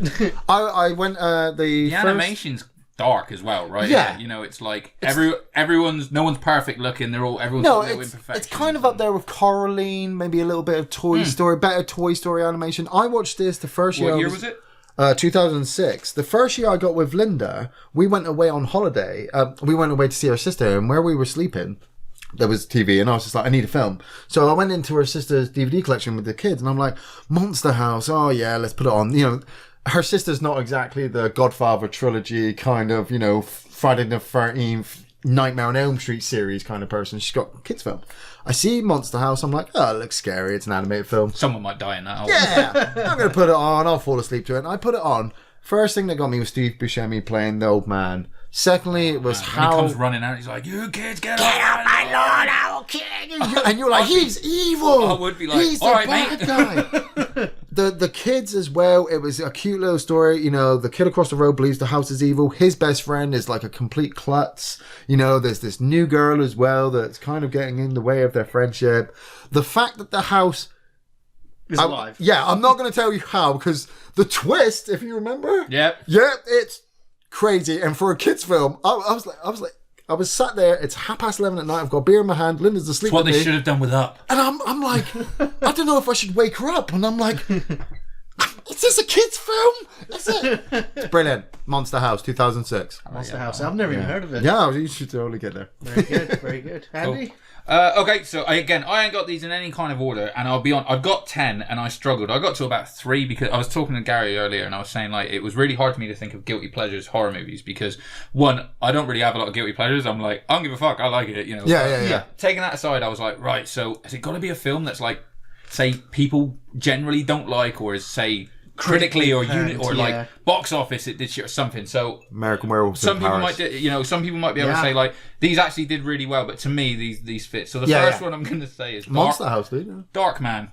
No, not a horror movie. Well, yeah, Superhero. I'm calling it a suit. I'm calling it a horror. You just had Monster House. Calm down. The man that's got a killer fucking house that eats people. Do people die in Monster I remember House? watching. Yeah, one person. Yeah. Other than a dog. Yeah. No, somebody else. Technically, it's about a death. Yeah. But, with Dark, I remember watching it. A lot of these on my list, as well, I think are like because I watched them probably way too young as well. Sure. No, Darkman is about Liam Neeson plays this doctor who's luckily working on synthetic skin. Yeah, that's gonna come into play. Who was it directed by? Was it Raimi? It was Sam Raimi. His brother's in it, right? 1991 before I watched this We watched this in the hotel when we were at LGT recently, which is why it made me think of it. Nice. Basically, he gets his wife's got some information on a guy who's doing all this real estate shenanigans, bit of a huckster, and he hires Durant to kill, and he fucks him up and burns him to halfway to death, and he's all deformed and shit. And so he starts making his synthetic skin so he can get his revenge, but also. The skin won't last more than like an hour. 60 seconds, yeah. So, in light, actually. That's why he gets the name Dark Man, because if he hides in the shadow, it lasts for longer. But if he's out in the sun... Liam Neeson's performance in this film. Take the fucking... elephant! Take the fucking elephant! That was the bit. We were watching it in the fucking hotel and we were laughing for 20 minutes. Like, he finally goes back to his girlfriend, played by...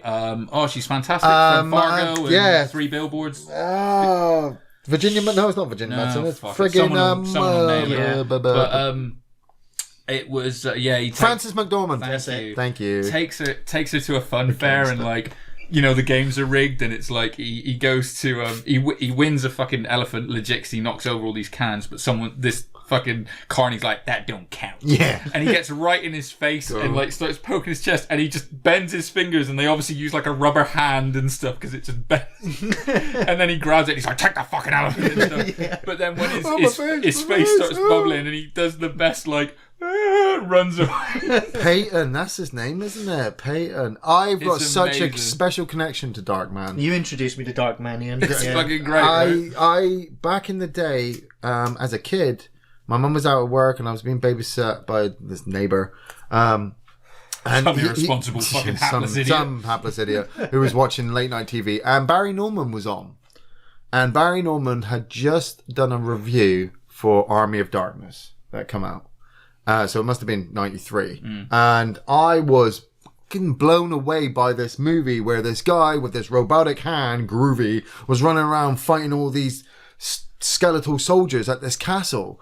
And Barry Norman ended and Darkman came on after. Awesome. And I sat and watched the whole thing and I'm fine by it. Well, yeah, like I said, I wouldn't necessarily say it is a horror film. No, it definitely has, the horror themes. Elements, it's like the Invisible Man, kind of the Universal monster type thing going on there. Definitely, but definitely a superhero movie. So definitely a guilty pleasure. Yeah, definitely a guilty pleasure. Yeah. Cheers, man. I like Darkman.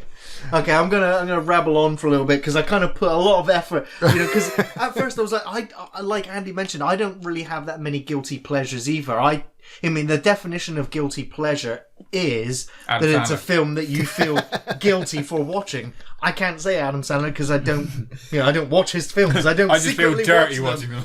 Yeah. No, you don't secretly. We make you. Yes, you do. Yes, you do. But I don't feel. I don't feel guilty for enjoying the things that I do. However, I sometimes am made to feel stupid or wrong for some of the films that I do cherish. Oh, this is just because you... And so, this is a film that it's not even on the review list, but it's something that I've been wanting to talk about for ages. And I might actually review it without Ian, because I don't want Ian just kind of blasting in my other ear how awful the film is. I'm like, that's the definition of guilty pleasure then, right? It's in the picture. It's in the picture of Off the Shelf, actually. Yeah. You should do an audio commentary. What is it? Come on. It's a 28% on Rotten Tomatoes. Oh, it's not just me then. Oh shit, I'm wrong. And Rotten Tomatoes gave it 28%. It's looked badly upon. It's The Unnameable from 1988 from director Jean-Paul Ouliette. It's based on the H.P. Lovecraft short story and kind of adapted by the director. The first film had a budget of $350,000, which is not a lot for a late 1980s horror movie. And what they did with it is stuck with me to this day. Simple setup. If you don't know, The Unnameable is literally a 7-page short story in one of H.P. Lovecraft's books. And the simple setup is... high school students go and check out a haunted house where, in the 1800s, a monster called the Unnameable was kind of trapped in a vault. The tagline for it is, "There are things on God's earth that we can't explain and can't describe. From the depths of hell comes the Unnameable."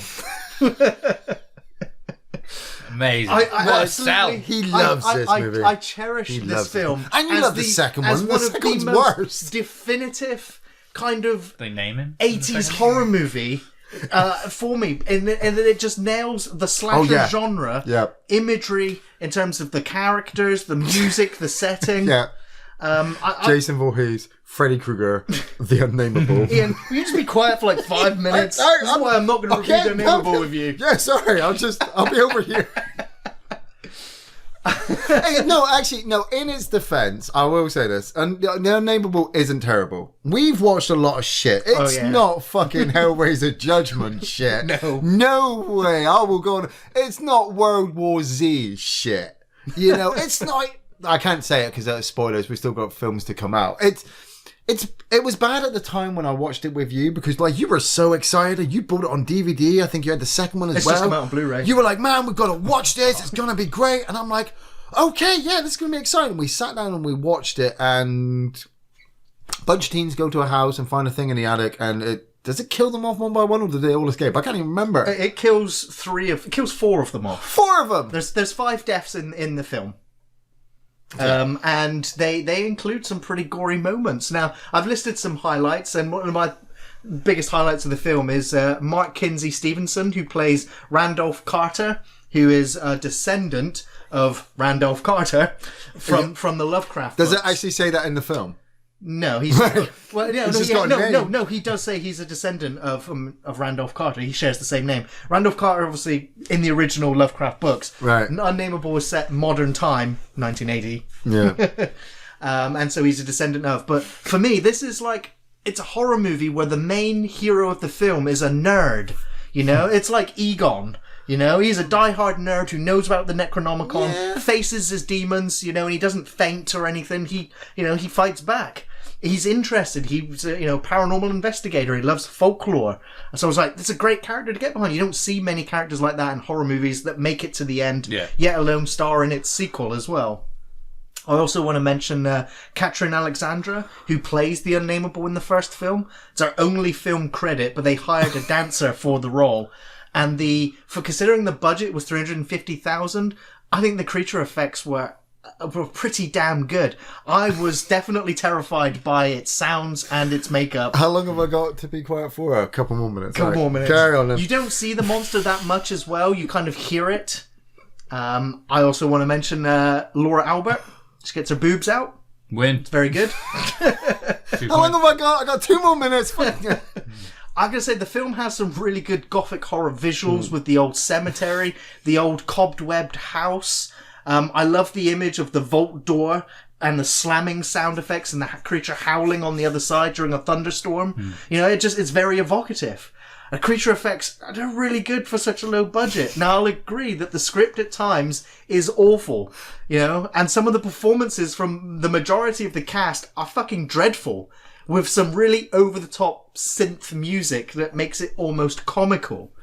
But the friendship between Howard and Randall, it's really good. And that's what kept me invested in the film, which also carries on into the sequel. It has great Halloweenish type atmosphere, cool gore with hearts being pulled out of chests, blood-sprayed neck slashes, and decapitated heads. With an awesome monster and memorable characters, I'm always surprised at its really poor reception. Why do you think it was so poorly received? Because it's a generic horror movie with a really slow pace in the middle where you don't see the monster. Yeah. Okay. Yeah. The film was... Would you say this was 88? No. 1988, yeah. So, I mean, very late 80s. You think about what's out, I suppose it's sort of like we're in creature effect era, aren't we? So I suppose maybe that's why we're used to seeing the monster, aren't we? I'm going to say, I mean, I'm a huge fan of Lovecraft as well. Yeah, and that's what gets you with this movie. And The Unnameable is also labelled as the worst Lovecraft adaptation. Yeah, and I was going to say that because you got Dagon. I think it's better than Dagon. But then it's not as good as Reanimator. No, Reanimator. This is why I hated Night of the Demons so much. I think because it reminded me of this. Sure, I think Night of the Demons it's better than Unnameable. Come on, I think Night of the Demons is better than Unnameable. Yeah, but the Night of the Demons goes into really schlocky territory, whereas this film kind of plays it straight. It tries to, but it doesn't work because of the era, the time, what they're trying to do. The thing that's wrong is the dialogue. We've got to do it. The female character, she's just seen somebody get brutally murdered, and she sat there and she's like, "Why do guys like her? Is it because she's got bigger boobs than me?" And you're like, people have just died, and this is the dialogue. This is what you're worried about. Yeah. There's also some. I literally rewatched the film the other day. Watched it once a day. It's like what time is it? It's Halloween season. I'm going to watch horror movies that I love, and there's a moment that I completely forgot that happened. That's not going to fly today.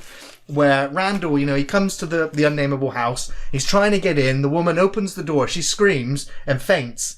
And Randall steps in with the Necronomicon. He's like, she fainted. Typical woman. And then wanders off. And I was just like, that's not going to play now. It's not going to play today. Oh, man. Yeah, we totally go review this film. It's like up there. So, yeah. Guilty pleasure, number 1, The Unnameable. Good effort.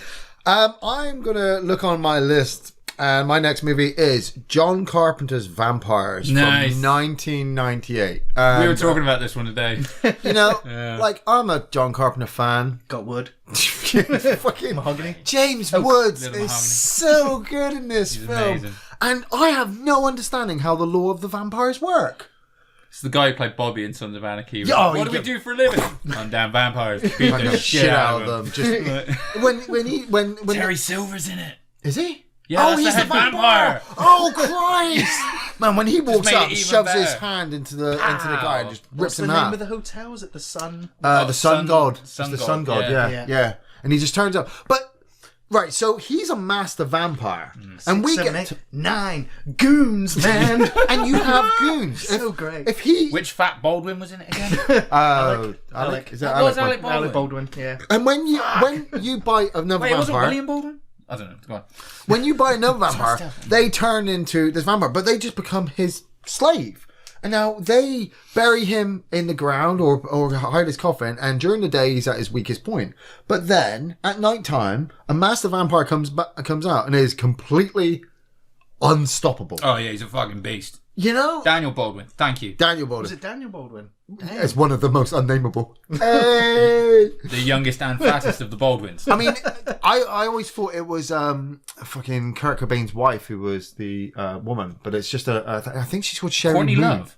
Yeah, I thought it was her at the time, but I think it's a different Sherry Moon than the Sherry Moon zombie that we know. I know what you're talking about, yeah. But when she gets bit and they start to use her as the conduit between Valak, that's right, Valak the vampire. You know full well. So when he explains it as well, it's so casual where James was, she's been bit, so now she's fucking psychic. Oh, yeah, and the rookie priest is like, okay. Yeah, it's like he is the audience, Yeah, it's like this whole universe going on in the background. You don't know because he's like, you can't go back there and decapitate all your team and burn their bodies on your own. We've got to keep going. And James Woods is like, fuck you. I'm James Woods. I'm going to do what I want in this movie. And I'm like, I'm down with this. The priest. Yeah. I love the priest. It's got some of the best interrogation I've ever seen. Where he's like, he walks up to the priest. He's like, open your fucking mouth, and he jams a fucking cloth in his mouth, and then cuts his hand with a knife. And I'm like, I didn't see that coming from anywhere. Yeah. I think it's definitely not the best John Carpenter film, but it's a lot of fun. I love the Ghost of Mars, score. right? That's it. No. I think it's a hell of a lot better than Ghost of Mars. Ghost of Mars is sometimes unwatchable. Yeah, but I got behind it because I'm a John Carpenter fan. I never got to see any of the films in the cinema, and there was just one Christmas where my mum, she chucked me this catalogue and she went, "What do you want for Christmas?" And I immediately just went to the film section where all the videos, and I was just like, I want that, and that. And one of them was John Carpenter's Vampires. Nice. So Christmas Day came, and I'm like, hey, I got John Carpenter's Vampires. Everything else, took upstairs, stuck the film in, loved the soundtrack.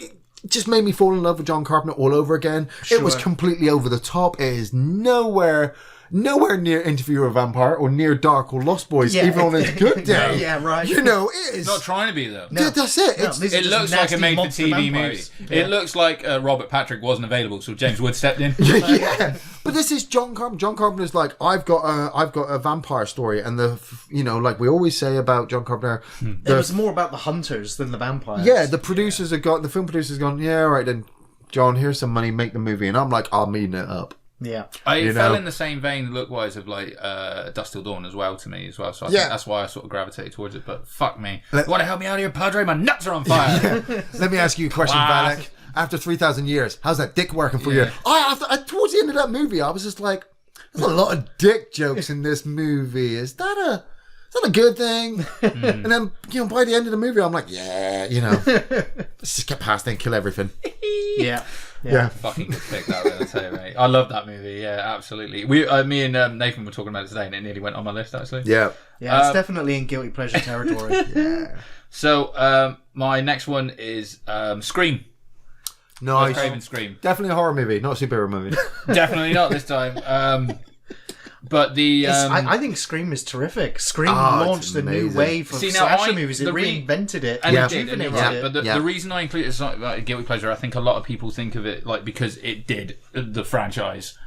Well, die, and it kind of all got linked together. But I think that for horror, Scream is what American Pie was for comedy in our era at that age. Yeah. You know what I mean? I remember watching it at that certain age in in school, if you like, and everything like that. Sure, yeah. I remember watching it. Me and a buddy were sort of like, he was staying at my house and we watched it because we rented it and everyone was talking about it. And my friend of mine kept fucking calling the house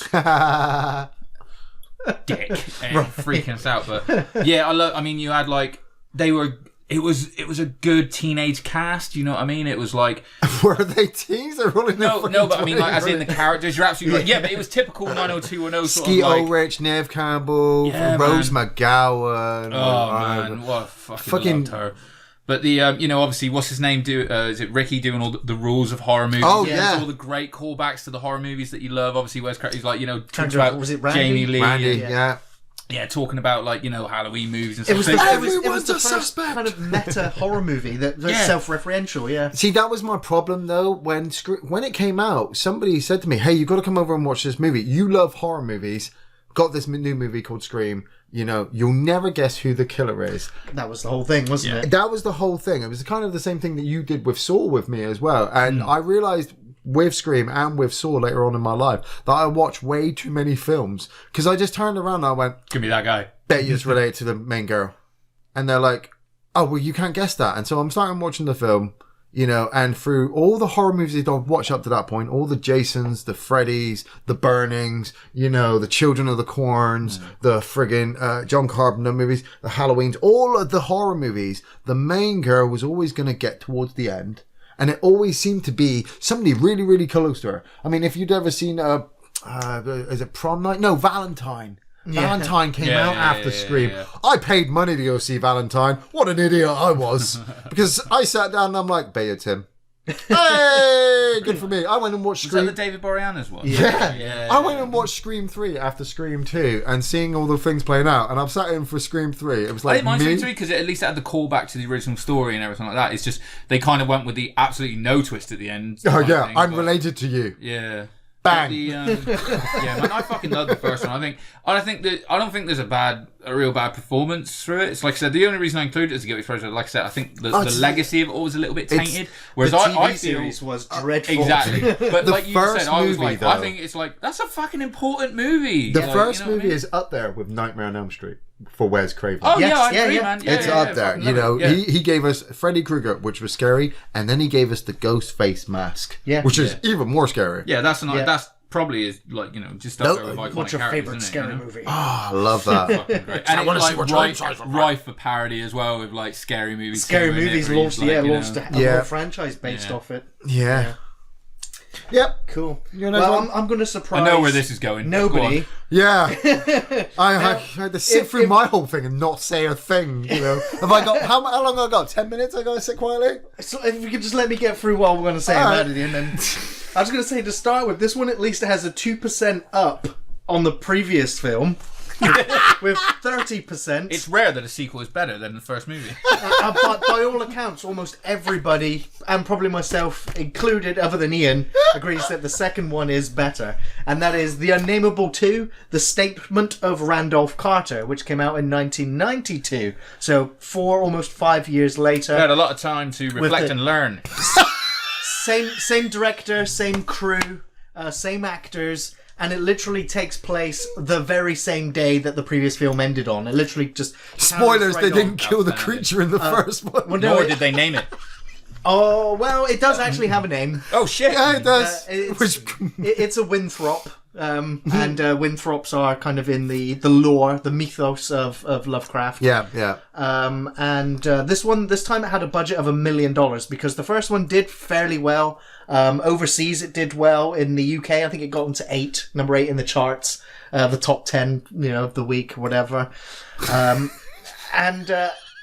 the story is simple: that the creature, the demonic nature, too hideous to have a name, once again terrorizes the college kids. Goddamn college kids! Goddamn college kids! That's come in, not naming my creature.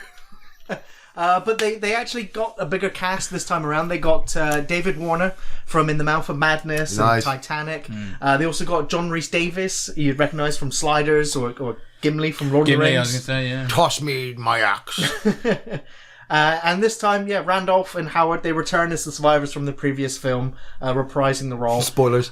This time, Julie Strain now plays the creature, and she's literally been crowned as a queen of B-movies. She's appeared in over 100 B-movies, often or not nude. Yeah, I was going to say, I think I've seen her breast a lot.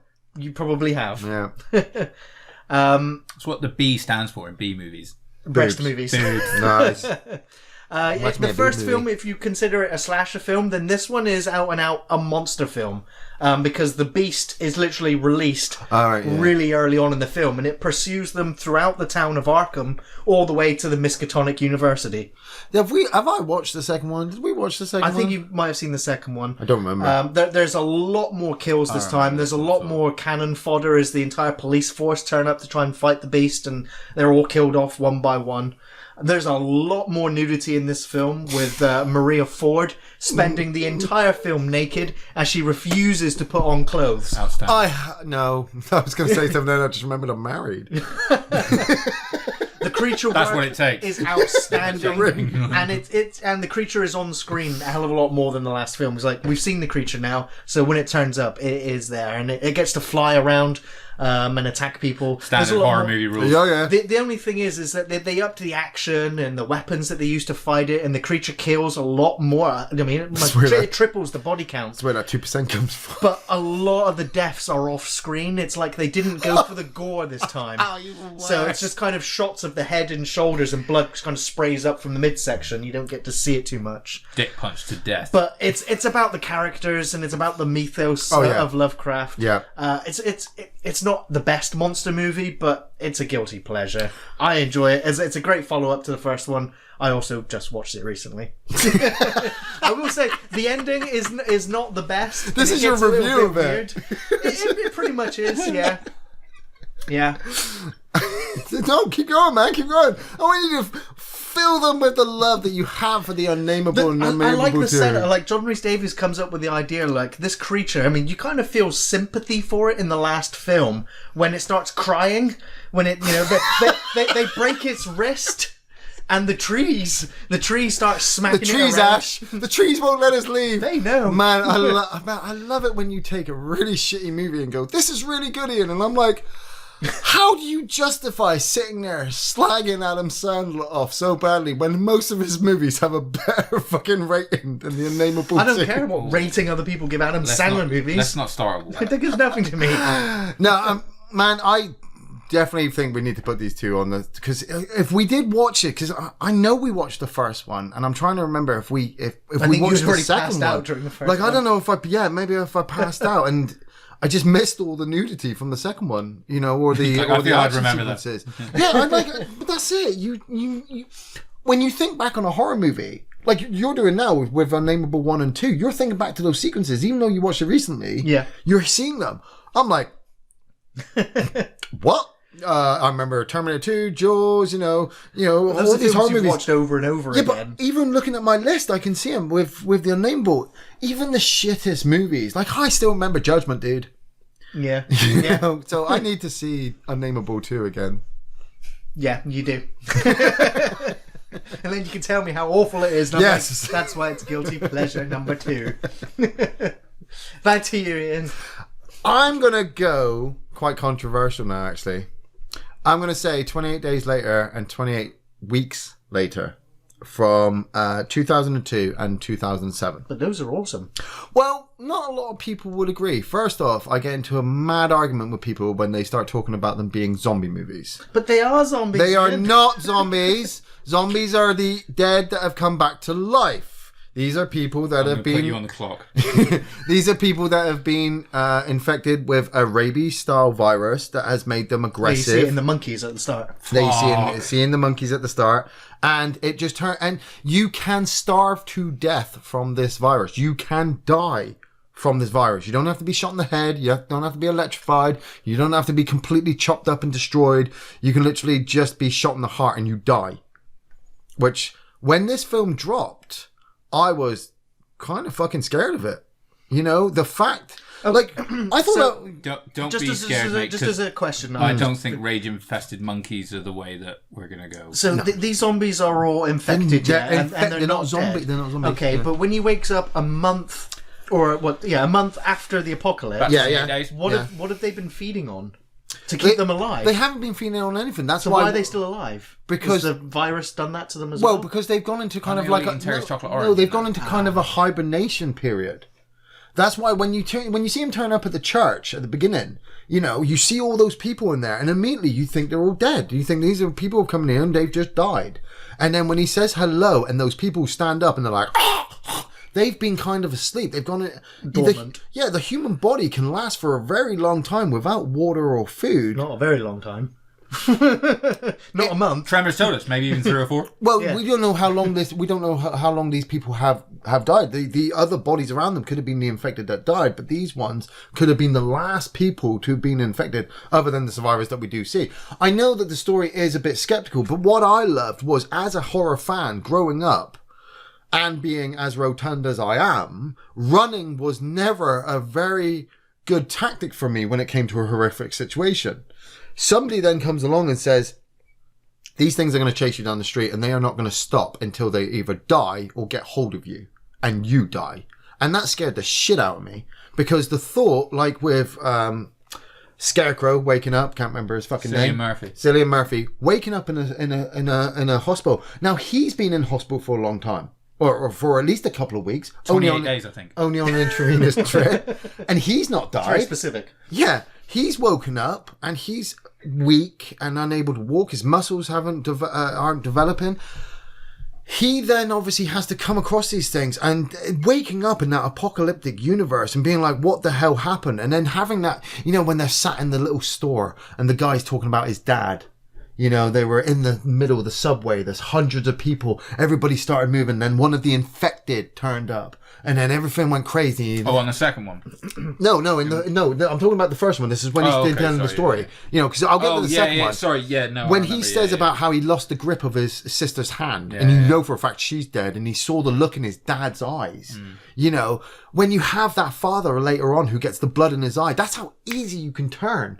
Doesn't have to be bit. You don't have to be possessed. I think it had some great ideas as a movie and stuff like that. I think the initial idea of how it came with was fucking terrible. But I think the performances. It did for what I you wish said they'd with have Scream. killed him. It brought horror movies back into the light to say, "Hey, we're going to scare you with this." Yeah, I think he should have died in that hospital bed at the end when he's got the gut. Spoilers. There is the deleted sequence, because it would have been that great bookend of like he starts in a hospital bed and ends in a hospital bed and stuff like that. That movie's but I get why they did it, because essentially then if they do, that movie's bleak as fuck. There's no whereas at the end obviously the plane's going in there like help and stuff. They come back with a sequel that I wasn't really behind, but the fact that they do carry on the story, 28 weeks later from the first movie, the fact that they changed something else.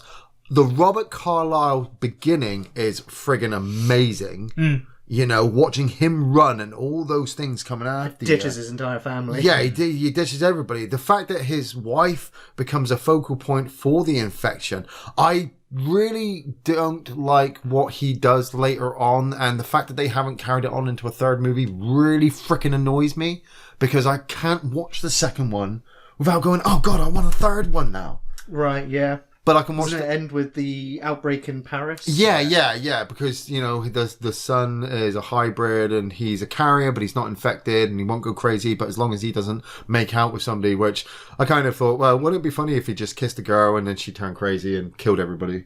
It'd be like fucking... Yeah. What's that movie where they get trapped in the cinema again? Oh, Demons 2. Right. With the hospital. But 28 Days Later, class. Nice. Over to you, Andy. So my next one is A Nightmare on Elm Street 6. Freddy's Dead. Freddy's Dead. The 3D one. That's the last. This is your brain on drugs. Now, see, that's part of the reason I fucking love it. Is they call back and bring Johnny back. Yes, it's the Power Glove one. It's full on comedy, Freddy. It is. It's fucking hilarious, man. It's like, he plays a fucking video game in it and bounces a kid down the street and stuff. Yeah. Because I always really like Dream Warriors. I beat my high score.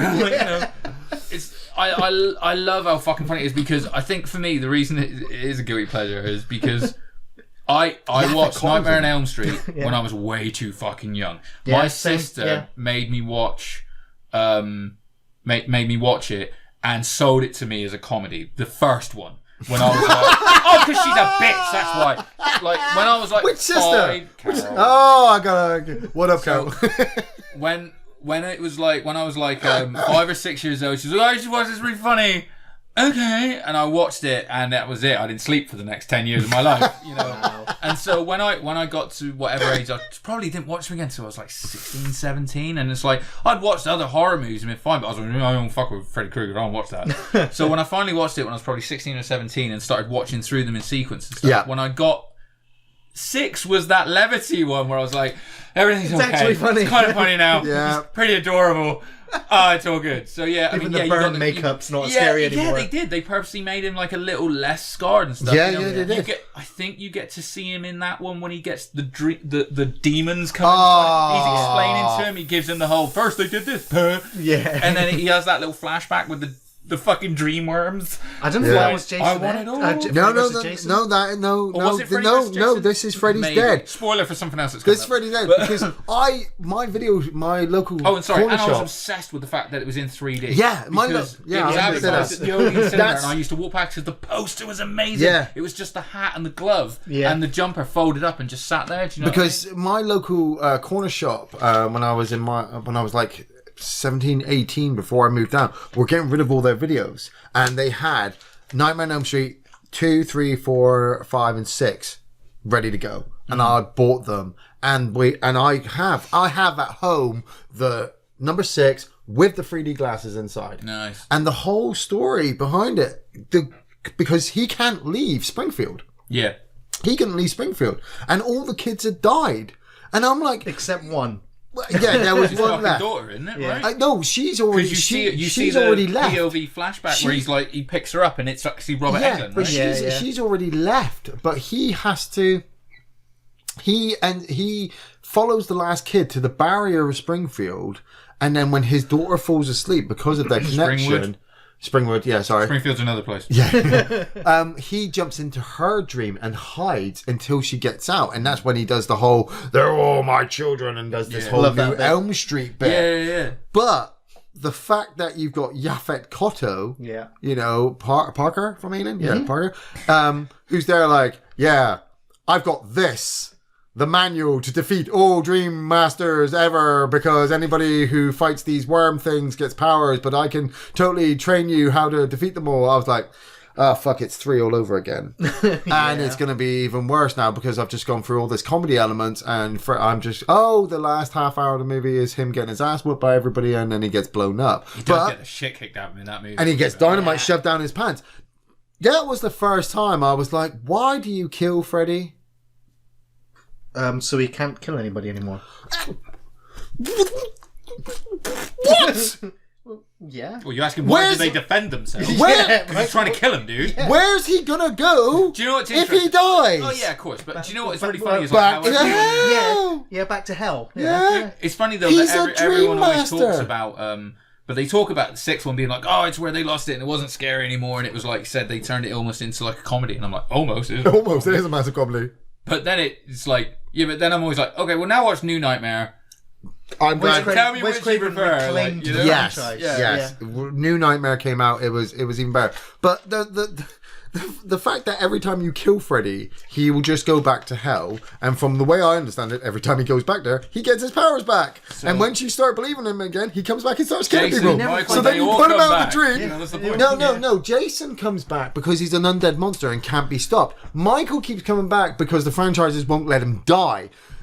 I think that's the same for all of us. Yeah, but for me, with Freddy, it's like, okay, I pulled him into the real world. He's alive and can be hurt. Okay, handcuffs. Take his glove. Kick him in the balls. Now you're going down for 30 years. So your version of Nightmare, your version of Nightmare is, no, we got to arrest this guy. Yeah, arrest him. That's my new nightmare. If I want to do a Freddy film, that's what I want to do. I want to see him arrested and go to court case.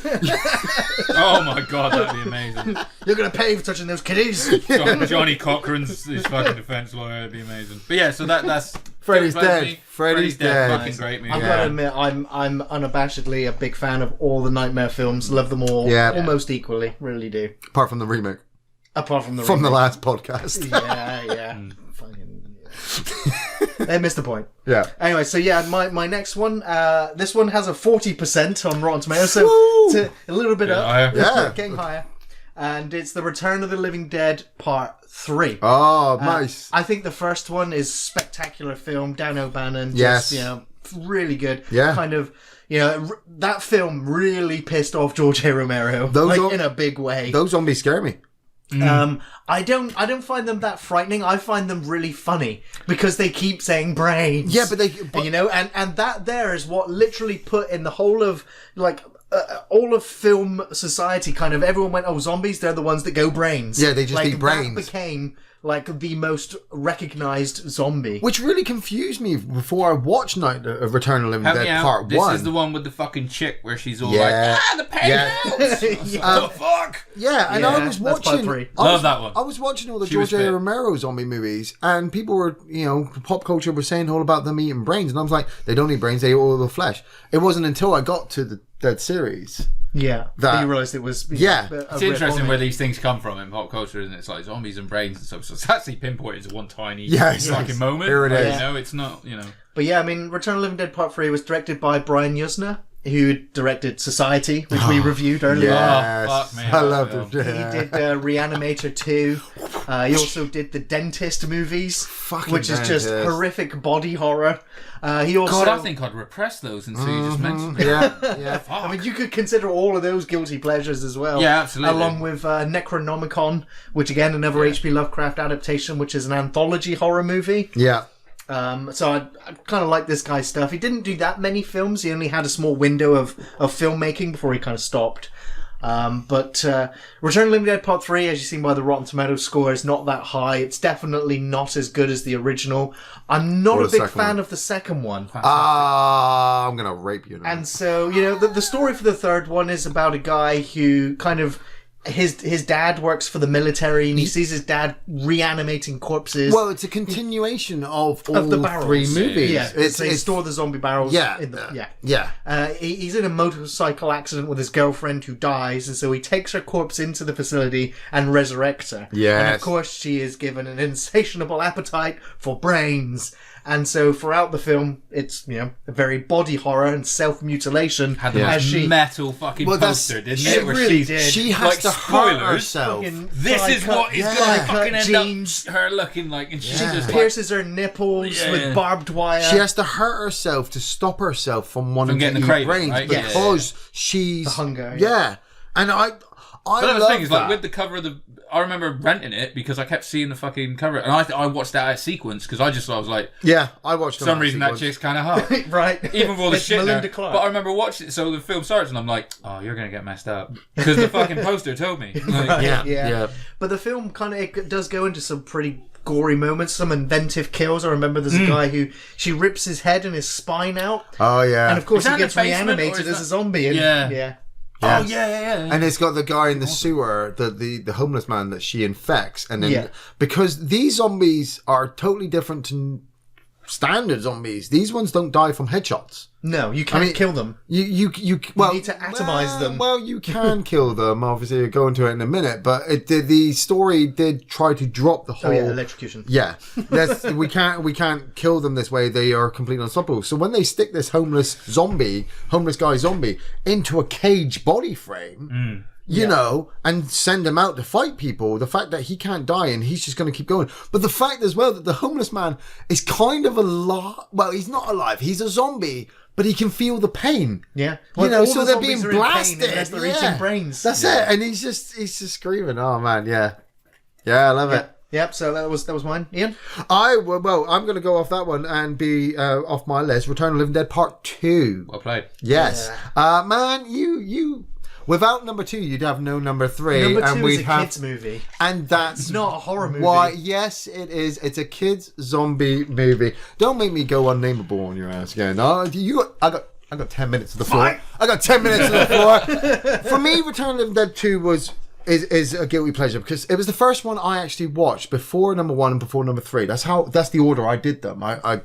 I watched the third one on Bravo. If you ever remember the old Bravo TV show. Spawn, the animated series, motherfucker. That's where I watched Spawn. That's where I watched fucking Toxic Avenger. That's where I watched a lot of the Tromaville movies. And Massive Nukem High. And that's where I'm pretty sure I watched Return of the Living Dead Part 1 and 2. But I watched 2 first. And I was a big fan of Dana Ashbrook. Still am. Yeah, because they didn't have to edit anything out of it. That's why they showed it. They were like, "This is fine. You put this on at 6 o'clock." Yeah, that's fine.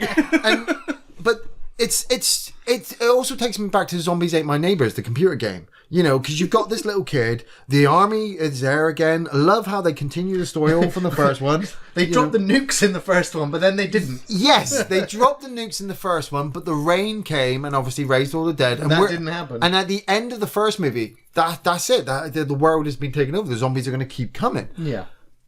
In the second one, I'm like, the first one, that didn't really happen. It's just a movie. But this one, we're supposed to believe that these crates are real. The army did hide all of this story. Well, it has the same 2 returning characters. It does. And that's what's even better. That's what I love about it, is that they come back from the first one and they're even more funnier. You know, I can smell your brains. They're so spicy. I'm like, I love it. You know, the fact that zombies can talk, he sticks that screwdriver in the zombie's head and it's like, get the damn screwdriver out of my head. I saw for the first time in my life, before I saw it in Resident Evil 2, the best double-barreled blast to a zombie ever, where they shoot that zombie in the chest, blow off its top half, and his legs are still walking around, and his bottom's like, huh?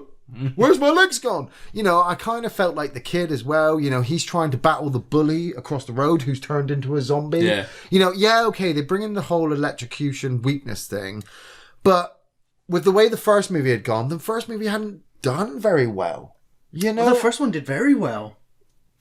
No, the first one's really good, but to have to change the story for the second one, I felt it was the fact that they needed to cash in. They were like, "Shit, the first one's done so well. Make another one now." And it's like, "We killed everybody. What do you want us to do?" Yeah, we have to do something different other than a naked woman in a cemetery. So we'll take it back to the kid. Like we said as well, then in the third one, they're like, fuck it, we'll just go back to naked chicks again, you know, with pain. And I'm like, I couldn't get behind the Return of the Dead movies. You know, the first one, the second one, the third one, they're all really good. 4 and 5, no. No, we did Necropolis. That was... It was unbearable. Yeah, that was bad. But, yeah, number 2, it's up there. Nice. Freddy versus fucking Jason. Oh man, he's on a Freddy fucking vibe now, isn't he? I love it. I love the Freddy movies. I don't even know why it's guilty pleasure. That's a goddamn good movie. Well, again, the critical reception. This evergreen's kicking my critical ass. reception was awful, but fans love it. Why don't you I loved how they sort of like, I think that they were real fucking, this is going to sound a weird thing to say, but they were so respectful with the origins of both characters. Yeah. And the way they were like, they did a really good way of like, if you've never seen one of these before, we're going to wrap this up in a nice little package for you so that we can go on to what is essentially a 45-minute fight between these two guys. Oh, yeah. Yeah. You're welcome. Because if that movie's 90 minutes, the back 45 is those two punching the shit out of each other, and I loved every minute of it. Man, Robert Englund giving the back history cemented the whole Freddy and Jason they made him universe. look scary again, because that opening shot of him on his eye straight away, I was like, oh fuck, I was about to laugh and shit's serious, like, you know. Yeah. But he still has his comedy moments where he goes for the the fucking stone and the snake thing, and he hits the fucking pipe and stuff. It's so wonderful. I was smashed when I watched it, so it was even better. The fact that one of them fucking twats from Destiny's Child got fucked up by Jason. Oh man, I love the cinema that. cheered. Yeah, people in fucking I love that. I'm like, she got killed off. That's really freaking good, and she gets such a good kill as well. I mean, as bad as it is for a Destiny's Child, fucking Kelly Rowland, I think it is. Yeah. But the fact that she's there giving Freddy grief, and he goes, and she turns and Jason goes, bang. Yeah. Fucking tilt that popped me hard when he's like bouncing him around in the fucking boiler room and stuff, and it's got the pinball music. Oh man, and then like, you know, you see him as the kid version of Jason, and water he, like, being his weakness, pushes that fucking, you know, blade into him to dig a little deep, and you see the origin of Jason Moore. It's like it's almost like, do you know what, if you've never seen a Nightmare on Elm Street or Jason, start with Freddy versus Jason, then go back, because it's like, it will give you such a good appreciation for a lot of things. It is the last good film in either franchise. Absolutely, so, absolutely. I always thought it was Brittany Murphy playing the main girl, but it's not. It does look like her, but she's hot. That girl, she is fitting it. There's a deleted scene where he gets her at the end as well, because I mean, I bought it on DVD because I just couldn't wait. We watched it in the cinema. Yeah. And my wife even watched it, and she's not a horror fan, but she loves that movie. She thinks it's great. And again, it's only a guilty pleasure because, again, it's like, unfortunately, it wasn't very well received. There was obviously the whole thing of the Freddy versus Jason versus Ash that we were all like, the follow-up that wasn't going to happen. Oh, the comic book's amazing. I mean, the comic book is different ownership rights.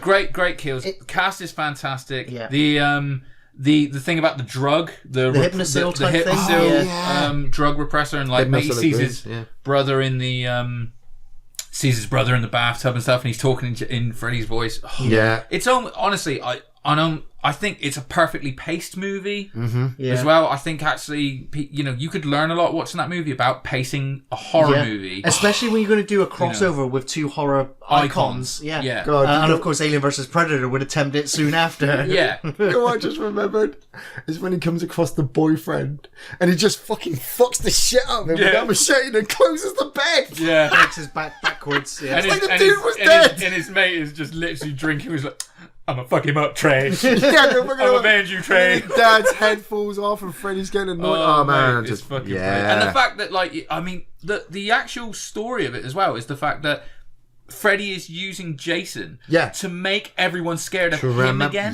Because to remember him, to bring him back, because he's powerless. And I was like, that's canon, mate. That's canon. Fucking bang on. That's so good. So I honestly, it's one of my favourite horror movies of all time. Great. Fucking wonderful from bell to bell. Interesting news and with again, that fight. Yeah, it's epic. Is like, I mean, there's even why would you die? When he is. He's like crawling along the deck, and Freddy is hitting him with his own machete because he's lost the claw arm.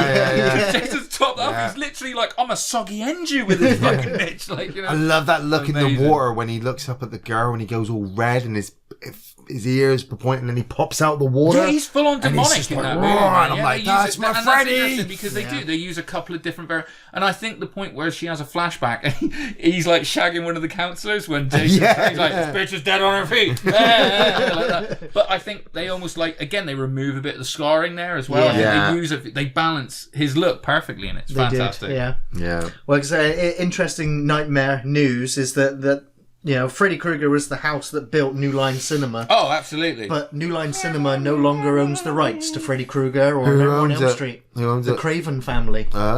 Because it's been 30 years since the original release, the rights have reverted away from New Line Cinema back to the Craven family. So now, if anybody, a filmmaker, wants to make a Freddy movie, they have to go and ask the Cravens if they can.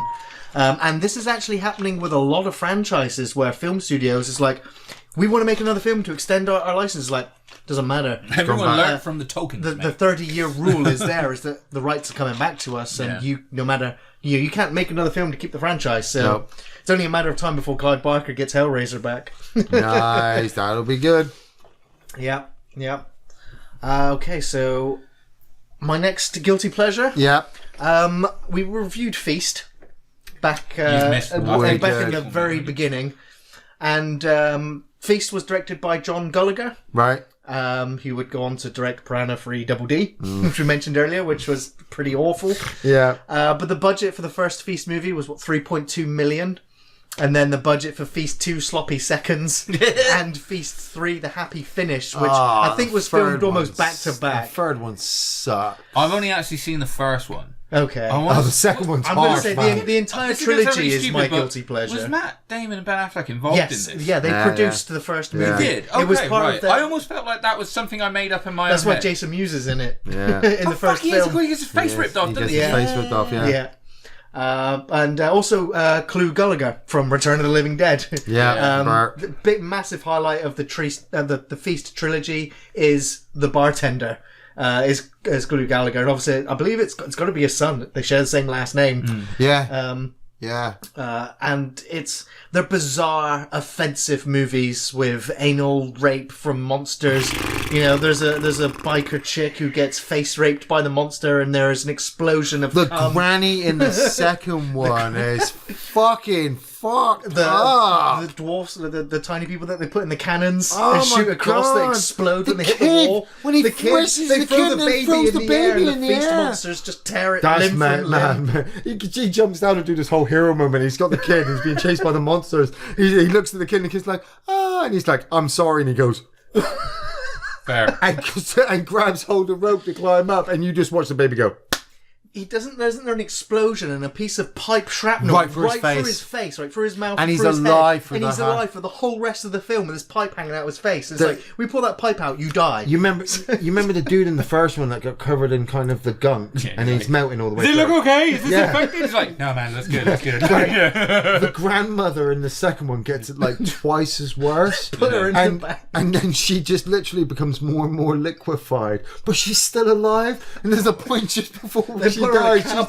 She's like, don't hurt me, Murder. Don't hurt me. And they fire her and she just fucking explodes. The third one's got a robot in it and a dance sequence. What the fuck? Nice. The third one has one of my favourite moments with Clu Gallagher where they've got this martial artist who's kicking the shit out of these monsters.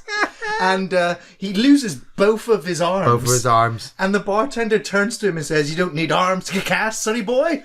He goes full Black Knight on him. Yeah, and then he loses his legs and dies. Like what happened at the end of the third one? At the end of the third one, they go into this like dark warehouse area with flashing lights, and like I said, it's kind of like a rave, but there's no music playing, and they make their way through it and come out the other side. And there's a robot. And I haven't seen it, mate. I've only seen the first one. You get a close up of Clu Gallagher's face where he's like, "What the fuck?" And I'm like, "Yeah." The second two Feast movies is a dramatic drop in quality. Second one's not bad, but they really up the violence and the gore and the things that you don't normally see in modern films. And so for its kind of anti-PC monsters and what they get away with, I applaud it. When does Cherry Pie die? Is it the second one? Third one. Third one, yeah. Right she makes her way all the way through and then she dies. I know, she's separated throughout the whole of the second one. I'm like, I'm rooting for this selfish character. No, she's like the waitress. She's the waitress. She's the one in the first one. They're just like the intros. She goes to get the truck. She goes to get the truck and fucks off. Yeah, she doesn't come back. Smart. Yeah, and she endures on her own the whole second movie just to die right at the beginning of the third one. You're like, oh. Yeah, love the Feast movies. Those are fucked up movies. Right, okay, off the top of my list. Should I go serious or should I not go serious? Let's go serious. I'm going to go with the Amityville Horror from 1979. That movie still terrifies me. fucking hate houses because of the Amityville movie. All houses. All fucking houses. All stairways, all doorways. I don't give a shit. The psychic resonance inside a house after looking at the outside of that Amityville fucking house. You know, the windows look at you. La, la, la, la, la, la, la, la, la, la, la. You just get rid of the choir, Ian. Man, I get but you get flashes. Noise down. Like there was a point I watched Amityville when I was younger, and I was so obsessed with how scary this movie was, based on real events. Yeah, and how it made me feel. Right. I looked into the research of it, and I read the stories behind it, and the Lutz family. Yeah, everything. The guy who'd gone on a killing spree killed all of his family because there was a voice in the cellar telling him to do this shit. But then secretly, I watched a documentary later on, years later, where he might have had an incestual relationship with his sister, and he was worried if his family were going to find out. So then that's why he killed the family. And then the Lutz family moved in, and actually they were low on money, so them moving out and making up a scary story behind it actually tried to get their insurance money back. In it, didn't the first one, the first one, not the remake. I mean, I don't mind the remake, the Ryan Reynolds remake. I know I've not seen the remake. It was awful. That's why everyone. Yeah, it's not as good, but none of the atmosphere. It's got some of just the scares, and that's what I kind of like. The fact you got the babysitter getting trapped in the closet and she's scratching her nails. You know, you get that image where he looks up and he sees the pig thing behind his daughter. Yeah. You know, there was just something about the Amityville Horror. It's when the little girl, or I can't remember, the child is in the room, and the rocking chair is just rocking away on its own. And the moment that the adult walks in, the chair stops, and the kid's like, "I'm talking to Jodie, my friend." Oh man, it's like responsible for so many sort of tropes that we take for granted now, isn't it? If Absolutely, you think about things yes. like all there's these that moment where Margot like Kidder's the Strangers fucking borrowed from, not the Strangers, dude. What's the one with Nicole Kidman in? Oh, the others. The others, the fucking close. Yeah. Man, there's that bit where Margot Kidder's having a dream and she goes and sees her family is killed, and then she turns and her husband just hits her with that axe and she wakes up. Like, that film, that film for me scared me so much when I was younger that it just stuck with me, that now, like, I don't have a fear of stairs, but I don't know if anybody else suffers from this, that like you've gone downstairs at night time and everything's dark and quiet and you got a drink and you come to the bottom of the stairs, and as you walk up you feel like something's just looking at you from the bottom of the stairs. I just move that little bit faster up the stairs, you know. I'm like, if you're gonna take me, I don't care, but I'm gonna fight you every friggin' step because I've seen Amityville Horror and I'm not fucking scared. Do you know what that feeling is? Did you ever play PT? Yes. The Silent Hill. Yeah, yeah. What's the name of the fucking ghost in it? Whatever her name is. The fucking female ghost that pops up to do all the jump scares in that. Pamela Anderson. Someone, that's it. Someone sort of like hacked the game or whatever recently, obviously. And and she's always behind you. She is always behind you. Yeah. It's kind of the thing that you were saying that's about the feeling. The Blair Witch as well. Yeah. Like, it's behind you and you just have to look at it and get scared. Amityville Horror is just like, houses can scare you. The fact the series as well went on for about 8 more movies. It possessed a lamp. I really want to see. Like, I saw the first and second one, and then I was like... The second one was effective. It was a prequel. Yeah, it's not bad, but it doesn't have the fucking realistic... The whole possession thing, and then the whole murdering of the family is... Yeah, that stuck with me, though. The first 2 were great. Yeah, the sequels, not so much. Yeah. My next one is a fairly recent film. I think I'm not sure if you guys have reviewed it, so I might not go into it a huge amount, but I'm going to put Mandy on there. Mandy. Yeah, that's a psychedelic Did we watch it all fueled. Together? Did we watch it with you? Or who the fuck did we watch it with? I don't know. I know I watched it with you. It might have been on my best things of last year list. Sure, because it was right at the ass end of last year, right? Yes, yeah. But I really enjoyed that movie. Is it a horror movie? It's horrific to watch. Pretty horrific, yeah. I mean, I would class it as a horror movie for the kind of, mostly for that fucking biker gang of like Cenobites. Yeah. Because again, I was like, dude, Mandy did fucking Cenobites better than they've been done in years. You know? If anyone's not seen it, it's like, you know, this real psychedelic fucking Nicolas Cage movie where, you know, it's him and his girlfriend Mandy. Yeah. They don't bury the lead. But when they show the credits 20 minutes in. And, you know, it's basically, they live this kind of like, not survivalist, but sort of detached life out in these, you know, woods and everything like that. And she gains the affection of like a local cult leader. Of a cult leader, yeah. And sort of like basically tells him to fuck off and stuff like that. But he sends out these horrible fucking monsters to go get her, and it's all about Nicolas Cage, who witnesses her fucking demise, then getting his revenge and his cocaine. His vodka-fueled chainsaw. Whatever's in that fucking glass. Fueled fucking... Mandy. Mandy was giant in the glass. chainsaw fight in the middle of it. Goes into a fucking, hardcore bondage, fucking room and fights all these guys. There's a scene in a bathroom where he's in his pants. It's great. Just on coke. Great sequence. Goes through every emotion. It's honestly, it looks like he's doing. It's like if he did an acting class, and he did almost like an improv. Like, right, everyone shout out an emotion you can think of, and I'm gonna go through it without speaking. Yeah, and it's amazing. It was pretty much made for him. That film. Yeah. It's just wonderful, but it is. Some people find it a tough watch, which is why I say it's a guilty pleasure. It's very divisive. Oh, it's memorable. It's definitely memorable, but I don't know if... the positives completely outweigh... Who's the guy he goes to see where he's like, fucking Jesus freaks! Who's in the... Is it matey from Predator? The black guy? Oh, you mean bald guy? Yeah, it's him, right? Real guy. Dylan, yeah. Thank you. Yeah, which is a great little cameo and everything like that. Mac. Man, thank you. I just had this crazy idea. We should get our wives together and be like, "You should watch this movie. It's a great film." Fuck no, I love my wife. I don't want. She will fucking murder and then we walk out and leave them. Just lock the door. Here's a couple of bottles. Leave a jar of viscous fluid on the floor for them to like, if you're up for it. We get asses, well. It's great. It's got Nicolas Cage in. It's a fucking. He rescues his wife. and I think, do you know what? I think most people, if they're not going to watch it, is because they'll tap out early because.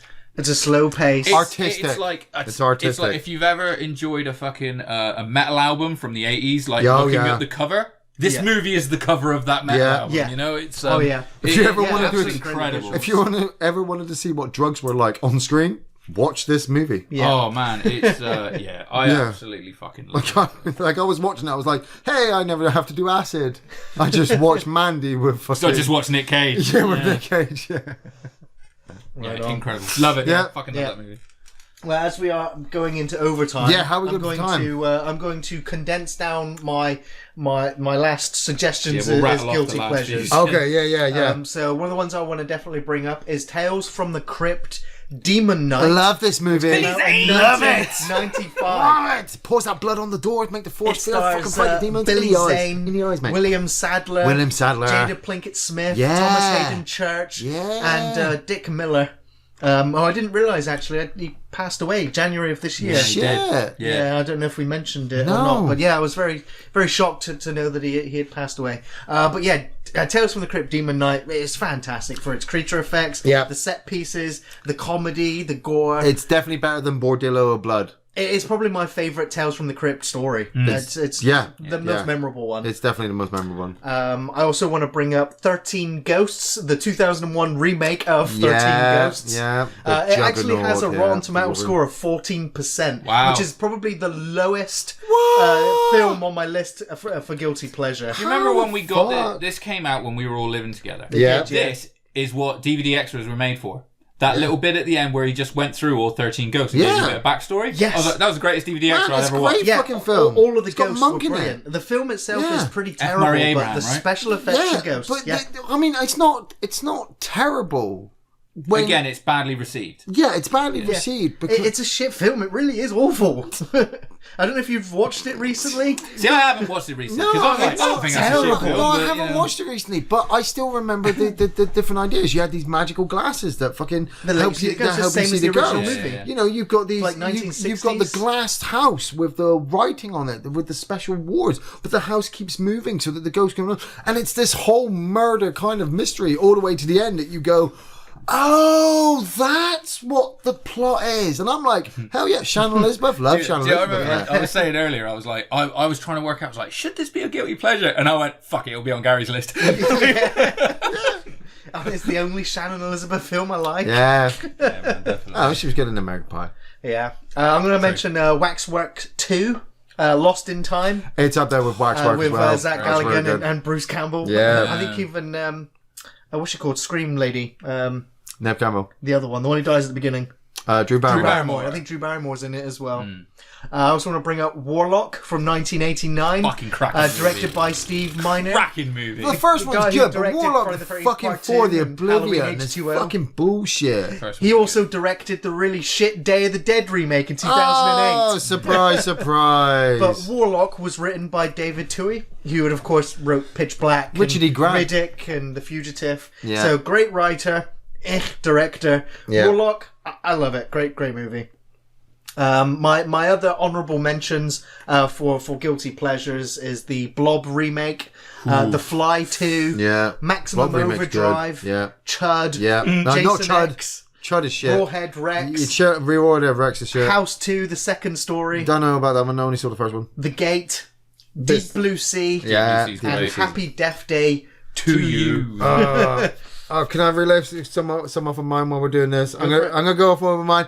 Cabin in the Woods is definitely up there. That's a homage to all fucking horror movies. Cabin in the movies. Woods is amazing. I know, but a lot of people fucking hate it. Yeah, Who hates it? I don't have words for that. Some people were like, no, you're taking the piss. Yeah, you're taking the piss out of these horror movies. It doesn't work. Love Cabin in the Woods. Love John Carpenter's Body Bags, the anthology tales with John Carpenter fucking hosting all that one. The Dawn of the Dead remake. Now, I love the original, and when word came of the remake, I was questionable about it, but I went and saw it with these motherfuckers, and like I said, I'm scared. Loved it. I'm scared of running, basically, and when zombies run and they're still going to eat me, I'm fucking just scared like of that. Cardio. Cardio bullshit, That's man. one. The Stuff. The Killer Yogurt movie. I watched that as a kid. Never wanted to eat yogurt, really, ever. You know when people say you should eat this, it's healthy, I'm like, bullshit, I've seen The Stuff. That stuff will eat your brains. Psycho 2, better than the first one. Fuck Alfred Hitchcock. Psycho 2 has just got such a awesome fucking twist towards the end. I love it. That just makes it work. The gore's even better. The kills are even better. Le Horde from 2010. That's great. The French zombie movie. Cops go into a building to arrest some criminals, and then the apocalypse happens, and they have to fight zombies at the same time. If I remember rightly, there's a guy with a minigun who just takes on the Horde. Yeah. But the Horde is like unrelenting. Love all the Creepshow movies up there from 1982 to 1987, 2007. I haven't seen the 2019 remake. And Lair of the White Worm with Amanda Donoghue. Oh, Christ. Wow. Yeah, man. When she bites you on the penis, you feel it. I can imagine. How do you follow that up? Yeah, how do you follow that up? Well, okay. Well, I'll rattle off some, and then there's one actually that is quite a deep cut that I will go into. But okay. Wrong Turn. First one. Yeah. First one. Yeah, It's a good movie. You know. Again, same rule as Scream. Law of diminishing returns. Oh, absolutely. They're still going. Yeah. That first Silent Hill movie. Yes, I like the first. I don't mind the second one. I don't mind the second one. I think the first one is like I really like the first one. You've got some fucking issues. Pyramid Head flays someone. Yeah, It's man. great. Just tears that skin off. I'm fine with that. Deep Rising. Oh, yes. Love me a fucking the minigun machine gun. That's absolutely. Deep Rising. More people should see it. Yeah. Deep Rising, yeah.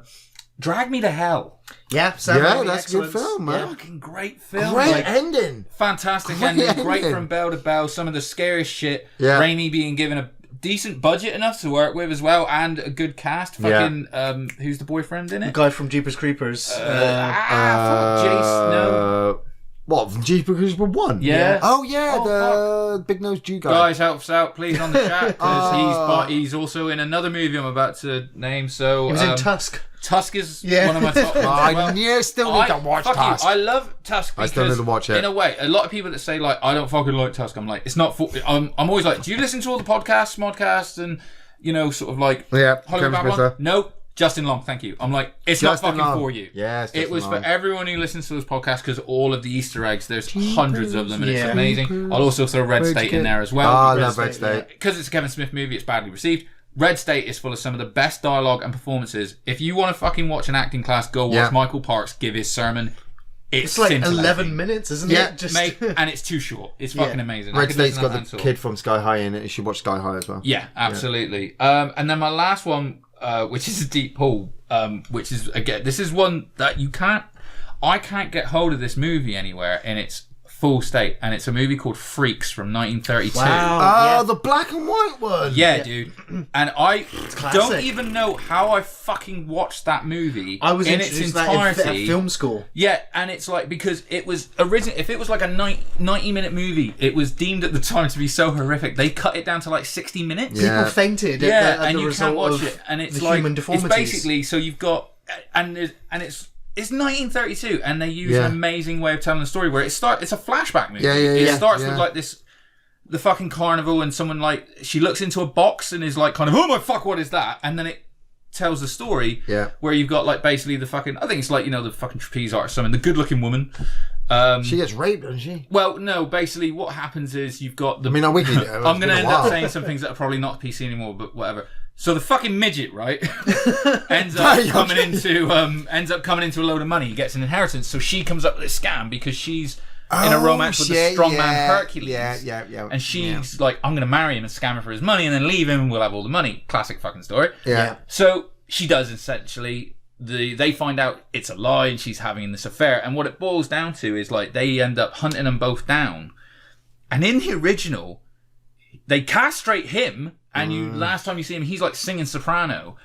And she gets turned into this fucking half woman, half duck thing where they like melt her hands down. And that's what the woman was looking at in the box. And I remember watching it, I was like, that's some of the best fucking storytelling I've ever seen. But it's like the scene where they're chasing them through the woods, and it's like, and the freaks some of them are like half people, and they're like fucking running after. Oh my god! But the fact that what makes that movie, I think, even more kind of, but it's only a guilty pleasure because it's like people. I don't think people get it now, and like it's you know what I mean? American Horror Story season 4 brought a lot more light to it because it was all about the freak show carnival ride. But me and Ian reviewed Elephant Man this year, which the thing as well is with that movie is that they are real people with real deformities. There's not. There's no special effects because those are genuine. Those are not special effects. Those are freaks, and that's the way they live, and that's the way that they are. I thought you were talking about the Alex Winter movie. No, Freaked, which is also fucking great. Is that Randy Quaid as well? And Keanu Reeves as the dog boy. Yeah, it's amazing. But so that was the end of my list. Very good. Yeah, some very good guilty pleasures there. Man. Yeah, very good. Well, with that, we're going to bring this segment of the podcast to a close. We're going to take a quick break. Yeah. And we'll be back with part 3, answering your questions. Nice.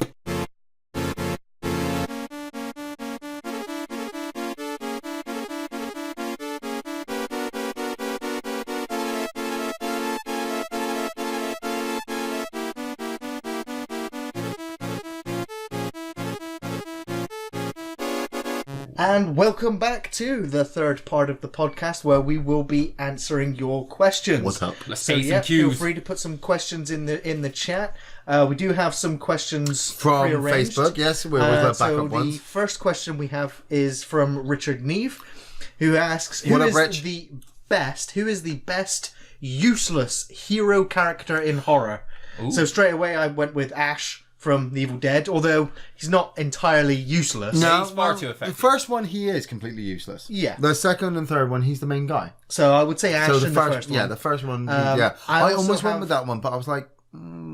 Tommy Jarvis from Jason. I almost went with that one. Even though he defeats Jason, in the next movie, he goes and resurrects Jason. Yeah, and brings him back to life. Yeah. Rick Moranis in Ghostbusters. You're like in the second one, he's like shooting the fucking building in Ghostbusters 2, and then the second one. I would go with the second one. When Harold Tim is the hero, they got rid of the mob. I'm a Ghostbuster. I went with Dewey Riley from Scream. Okay, yeah, good one. Yeah, Dewey from Scream. Man, I actually typed in because I was looking at the question. I was like, useless heroes. Most of the time they're really good, and I'm trying to think. Like I thought almost Randy. But then he's not really even a hero character. Jack Burton from Big Trouble in Little China. Yeah, but not a horror movie.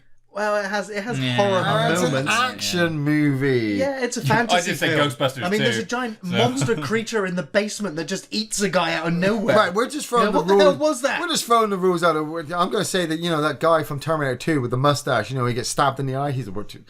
No, it's got to be horror. From Erie, Indiana. Horror, yeah. Yeah, so... Yeah, there's horror moments in Big Trouble in Little China. The wizards are like sorceresses.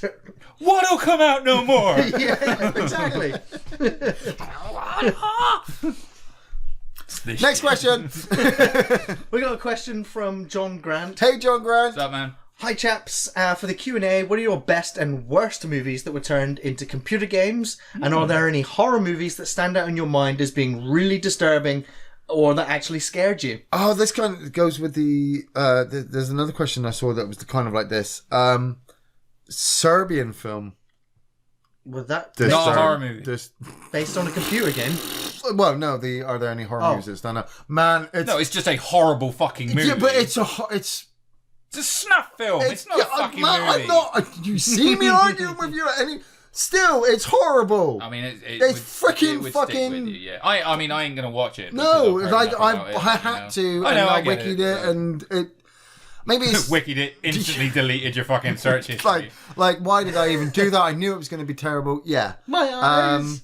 That movie is. Saying that, I can think of one that stuck with me that's awful. That's like, I don't even know how I ended up watching this, and I think it was a Film 4 thing. Yeah. 120 Days of Sodom. Salah. I want to watch. No, you don't. I want to watch it because I gotta do it. I'm sorry, I have to, and then I'll have to honestly tell people what I think about this horrific, horrible movie. Again, hey honey, it's not a fucking movie. I see I know, but then is it a horror movie? Okay, then I mean, Martyrs. Oh man, yeah. Audition. Antichrist.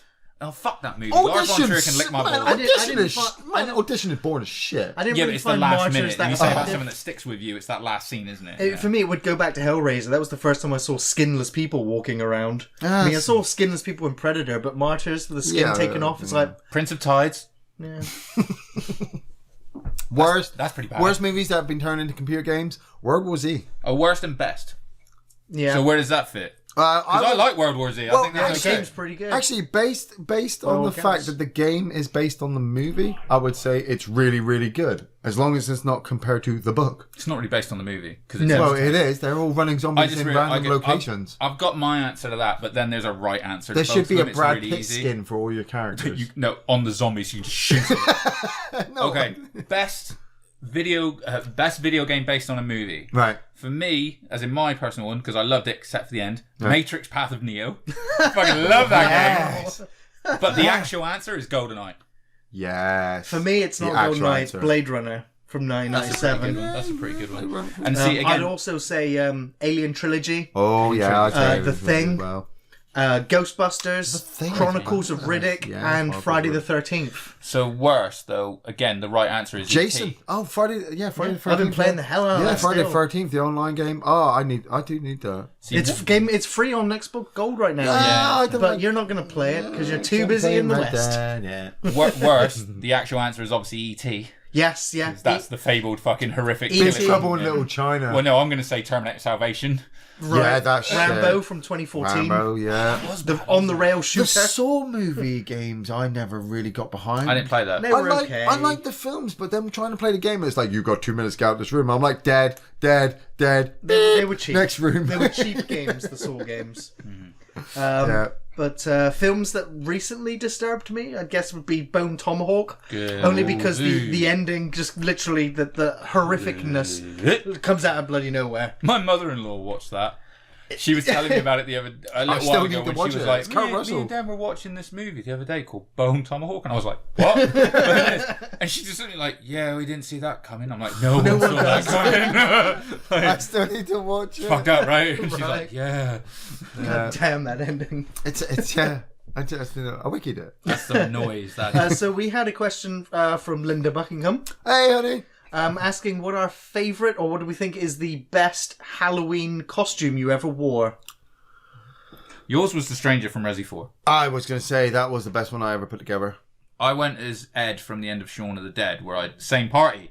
So it was all gunked up with the t-shirt got wood, and I tucked a PlayStation pad in my pocket and just wandered around. Like, what did you dress as when your missus dressed as Sherry Moon Zombie?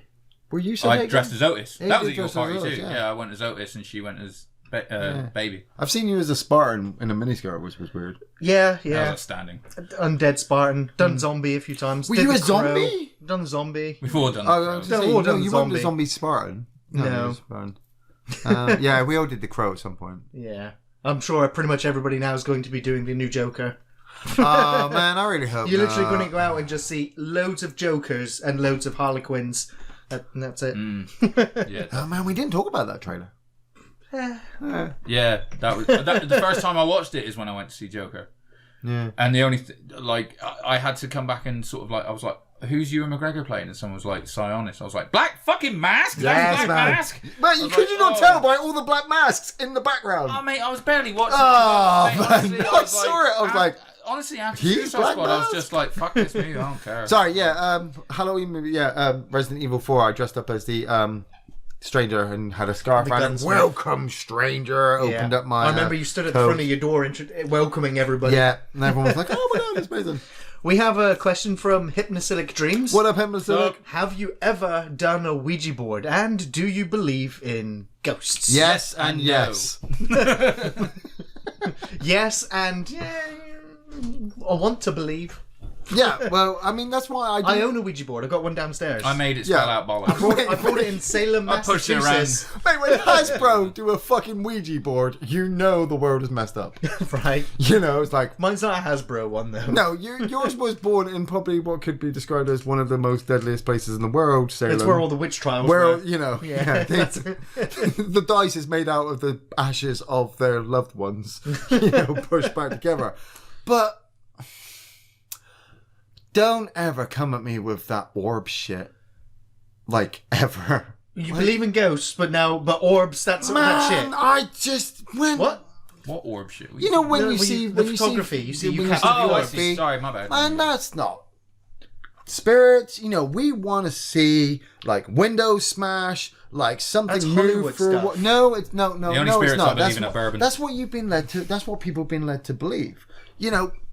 I'm not going to go into the whole like life and death thing. What I'm saying is that if you're telling me that a dead person is able to make like the tiniest fraction of effect in this reality, then that's not really anything. If you're going to tell me it's going to take me 30 years to push a car 6 inches for somebody to record it and fast time it, then, like Ghost, like I'm like, fucking motherfucker, I need to touch this. If you're telling me that's going to happen, oh man, that's bullshit. I want to be able to run down the corridor, be like, ah! We've established you couldn't run when you were alive. Well, I mean, flow. Like, I have no feet. I want people to be like, I saw it last night. I saw it too. When people say that floor's haunted, I want to see like, yeah. I'm the most unspiritual person ever. Yeah, I've done Ouija boards. No response. I own tarot cards. I've done tarot readings. Yeah, interesting results. I've had a past life regression, which was pretty damn freaky. And I've worked in a haunted building. It was an old theatre at the bottom of town, where an actress died. And since then it's been turned into a cinema, and it was Screen 2. I mean, the cinema's been closed down now. But working in that cinema, when you're closing it, it's only you and the manager the goes, here's the keys, go and close all the emergency exits. And you go into Screen 2 and there's all these empty seats and just the cold. How cold that theatre room resonance. gets. Talking about the real. Yeah. No, Bill was just fucking cold. Yeah. But there's a psychic resonance. I've always believed that humans give off an energy, and if they spend enough time in one place and something happens, they can possibly, if there's enough evidence and not some fucking orb shit on a picture frame somewhere, there's enough evidence that you could see, hear, be felt by something from another time zone. Jessica's asked me, my daughter, she's asked me before, what happens when you die? And my answer is always like, loads of shit, just none of it includes you. Yeah, you'll be there. Just it's like, you go in the ground, honey. That's it. Yeah, nothing. There is nothing beyond. I mean, you get your powers back, which is cool. Sure. We got a question from Boss. Hey, Boss. Saying, have you seen the 2007 Gabriel movie with the great, late Andy Whitfield? Spartacus, right? Sounds like it. Andy Whitfield. Amiga budget Australian action fantasy film about warring angels and demons. No, but I instantly want to watch that. Yeah, I'm going to wiki the shit out of that. Yeah, I've never heard of it, so, yeah. Yeah. No. Sounds like an obscure film that I'm interested in. Cheers, boss. Are you sure that's Spartacus? Andy Whitfield, I'm sure it is. 2007, he would have been alive then. So, yeah, I think so. Nice. Someone will fucking tell me if I'm wrong. Yeah, we do normally do. We got a question from Simon Fernal. Hey, Simon. Asking, what's the most disturbing horror movie you've seen? Something that just fucks with you for days and makes you wish you could unwatch it. Serbian movie, Amityville Horror. Yeah, I mean, I don't have many films that really fuck with me and kind of make me want to unwatch it. I guess from childhood it was Jaws. The first time seeing Jaws was terrified of water. That was going to be my answer. I used to literally have nightmares of Jaws like inland, like coming through the fucking bedroom wall. Who did like not it have does a through dream of the a shark? boat. Blair Witch Project from 1999. I know it's not aging very well, and it did kickstart the whole found footage genre, which hasn't really gone away. Man, but it was a very effective film. Disturbing in some parts, Yeah. When if you let yourself get into the film and believe it to be real. She runs into the basement and sees him standing in the corner. Yeah. You're literally describing the only thing that happens in the Yeah, I know, it's but a film of where's the map. If you've ever been camping, like when I've been camping a few times Yeah. after I watched Blair Witch, and I'm like, fucking campsite with running water and electric and a bar. yeah, but no, when you go really rugged camping, you've got your own tent. You've got rugged. Yeah, when You do a lot of rugged camping, dude. when it goes, yeah, I've done it a couple of times. Passing out in the woods is not rugged camping. And there's been a couple of times where I'm like, you're sat in your tent and you want to unzip the tent and find out what's outside, but you're hoping it's not a bunch of laughing children and some stick monsters. I mean, generally, yeah. I guess the most recent film would be The Mist, 2007, the Frank Darabont one. Again, mostly for that ending, though. That ending's a fucking gut punch. Yep. That's what sort of sticks with you for a while. Fucking Joker stuck with me. I know it's not horror, but like I said, very effective. film. I spent 10 minutes in my car just sat there like, huh. Just spraying the windshield. We got a question. DC. We got a question from Jeeves79. Hey, Jeeves. How come I never heard you guys talk about The Ritual? Have you seen it? Annie? That's a camping in the woods film where there's something in the woods. Oh shit! The Swedish one. Yes. With the British guys and in it's it. like take a shortcut. Yeah. Oh, it's amazing. Man, right? I really I wouldn't say it's movie. amazing, but I think it was very Oh, effective. dude, I love it. Obviously, it's really folklore-y and stuff Yes. like that. The creature is like... The creature is oh, my God. It's like someone weird. cut up pictures of stuff and stuck it together and went, there's our guy. Yeah. Oh, it's amazing. I really love it. The first time I saw the whole premise of what happens at the start and the callback to it with him and his mate in the like off license and stuff. Yeah. Fucking great. I'd seen the trailer and it was just on my Facebook feed and I'm like, oh, well, it's just a standard straight to DVD horror movie. But then when I watched it, I was like, this is interesting. I just feel I need to see what happens with these guys. So obviously, whenever I do, as soon as the movie comes out, wiki it, read it, and I was just like, and I kept meaning to say it to you, like, hey, you need to watch this film. Never did. Which film? Ritual. Yeah. I mean, it was on my watch list for a while. I knew you'd watch it, and as soon as I'd watch it, and then you could come back and tell me what you thought. But I just kept forgetting. I mean, I thought it was effective. I thought it was pretty decent. But at the end of the day, it was still just above average, and not one that I would, highly recommend. Yeah. So it was... See, I think some of the most effective horror movies are the ones where the second there's like a fucking glimmer of hope, it's snatched away from them straight away. And that's a really good example where they fight their way through these woods to finally oh my God, there's people, there's civilization, and it's like, I really wish you didn't fucking find this place. And you realise they've been fucking pushed there and stuff. Yeah, it's great. I fucking love that movie. Yeah. We've got a question from Mongo. Hey, Mongo. Will any of us be subscribing to the Disney network when it comes to the UK?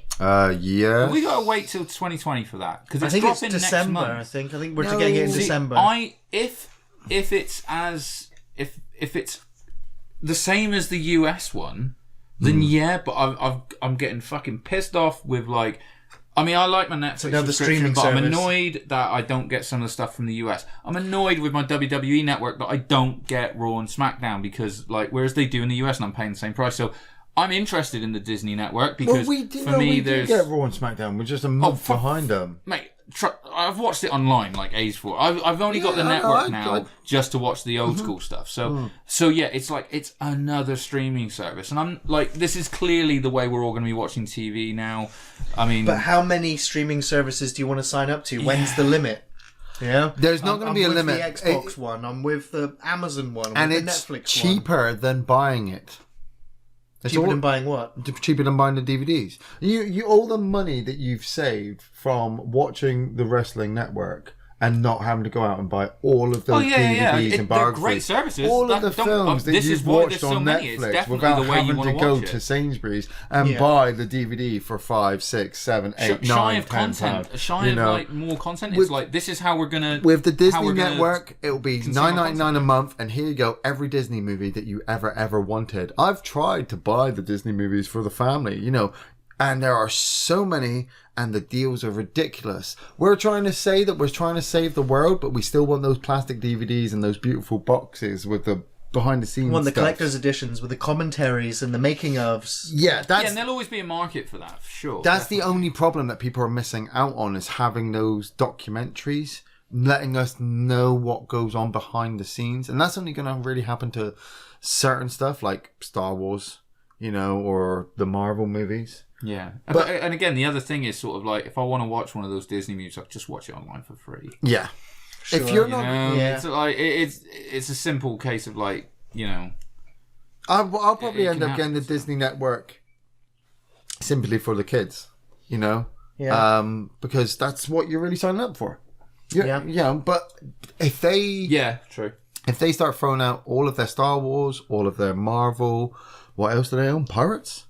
All of their pirate stuff. They own everything. They own everything. Before you know it, Jason. The Simpsons. I mean, look, they're Jason versus Freddy on Disney. I'll watch it. But they're selling it based on things like The Mandalorian and Logan, Marvel, all the Marvel series and stuff. I won't jump up for it first. Yeah, it's what pissed me off. I was watching the Angry Video Game Nerd a couple of days ago, actually. Name drop. Hey, and he was selling another internet show from America that he uses so that he can watch Blackadder from over here.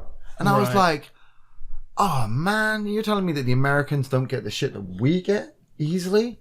That's it's because of licensing. Yeah, I know, but it's bullshit. Oh, absolutely. It's fucking bullshit. Somebody comes along to me and says, hey, you've got to be fair to everybody and allow them to have whatever they want in front of you, because that's the way to go. But he doesn't get this and you don't get that. Yeah, I mean, you got to think, most of the major shows now, I mean, if you think about like the most successful stuff in the world is all like the things that are on like HBO, like Game of Thrones and stuff, whatever your opinion is on it, is like, if you think about it now, they were like, look, this can't be one of those things where, oh, it's on in America on a Monday and we'll get it in the UK on a Friday, because it's like people will just watch it online. They'll find a way. So they had the whole, no, it's on at the same time. Same with Walking Dead. Same with everything that got big. It's like we don't wait for things so much now. It's more like back content. So what I would see is like with Disney Plus over here is all those shows they're talking about will obviously be on there. Yeah. But it's more like when it launched in the States, it's like, every single one of those Disney films, it'll be on there. Yeah.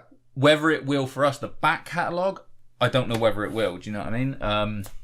Yeah. But I mean, I'm definitely interested in it. Well, we're talking.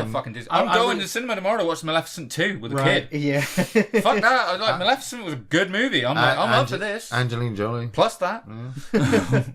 We got a question from Alpha Diallo. Hey, Alpha. Asking off the shelf reviews if we have any plans to do another marathon. He won't run. I don't know if that kind of marathon. Oh, the chocolate bar?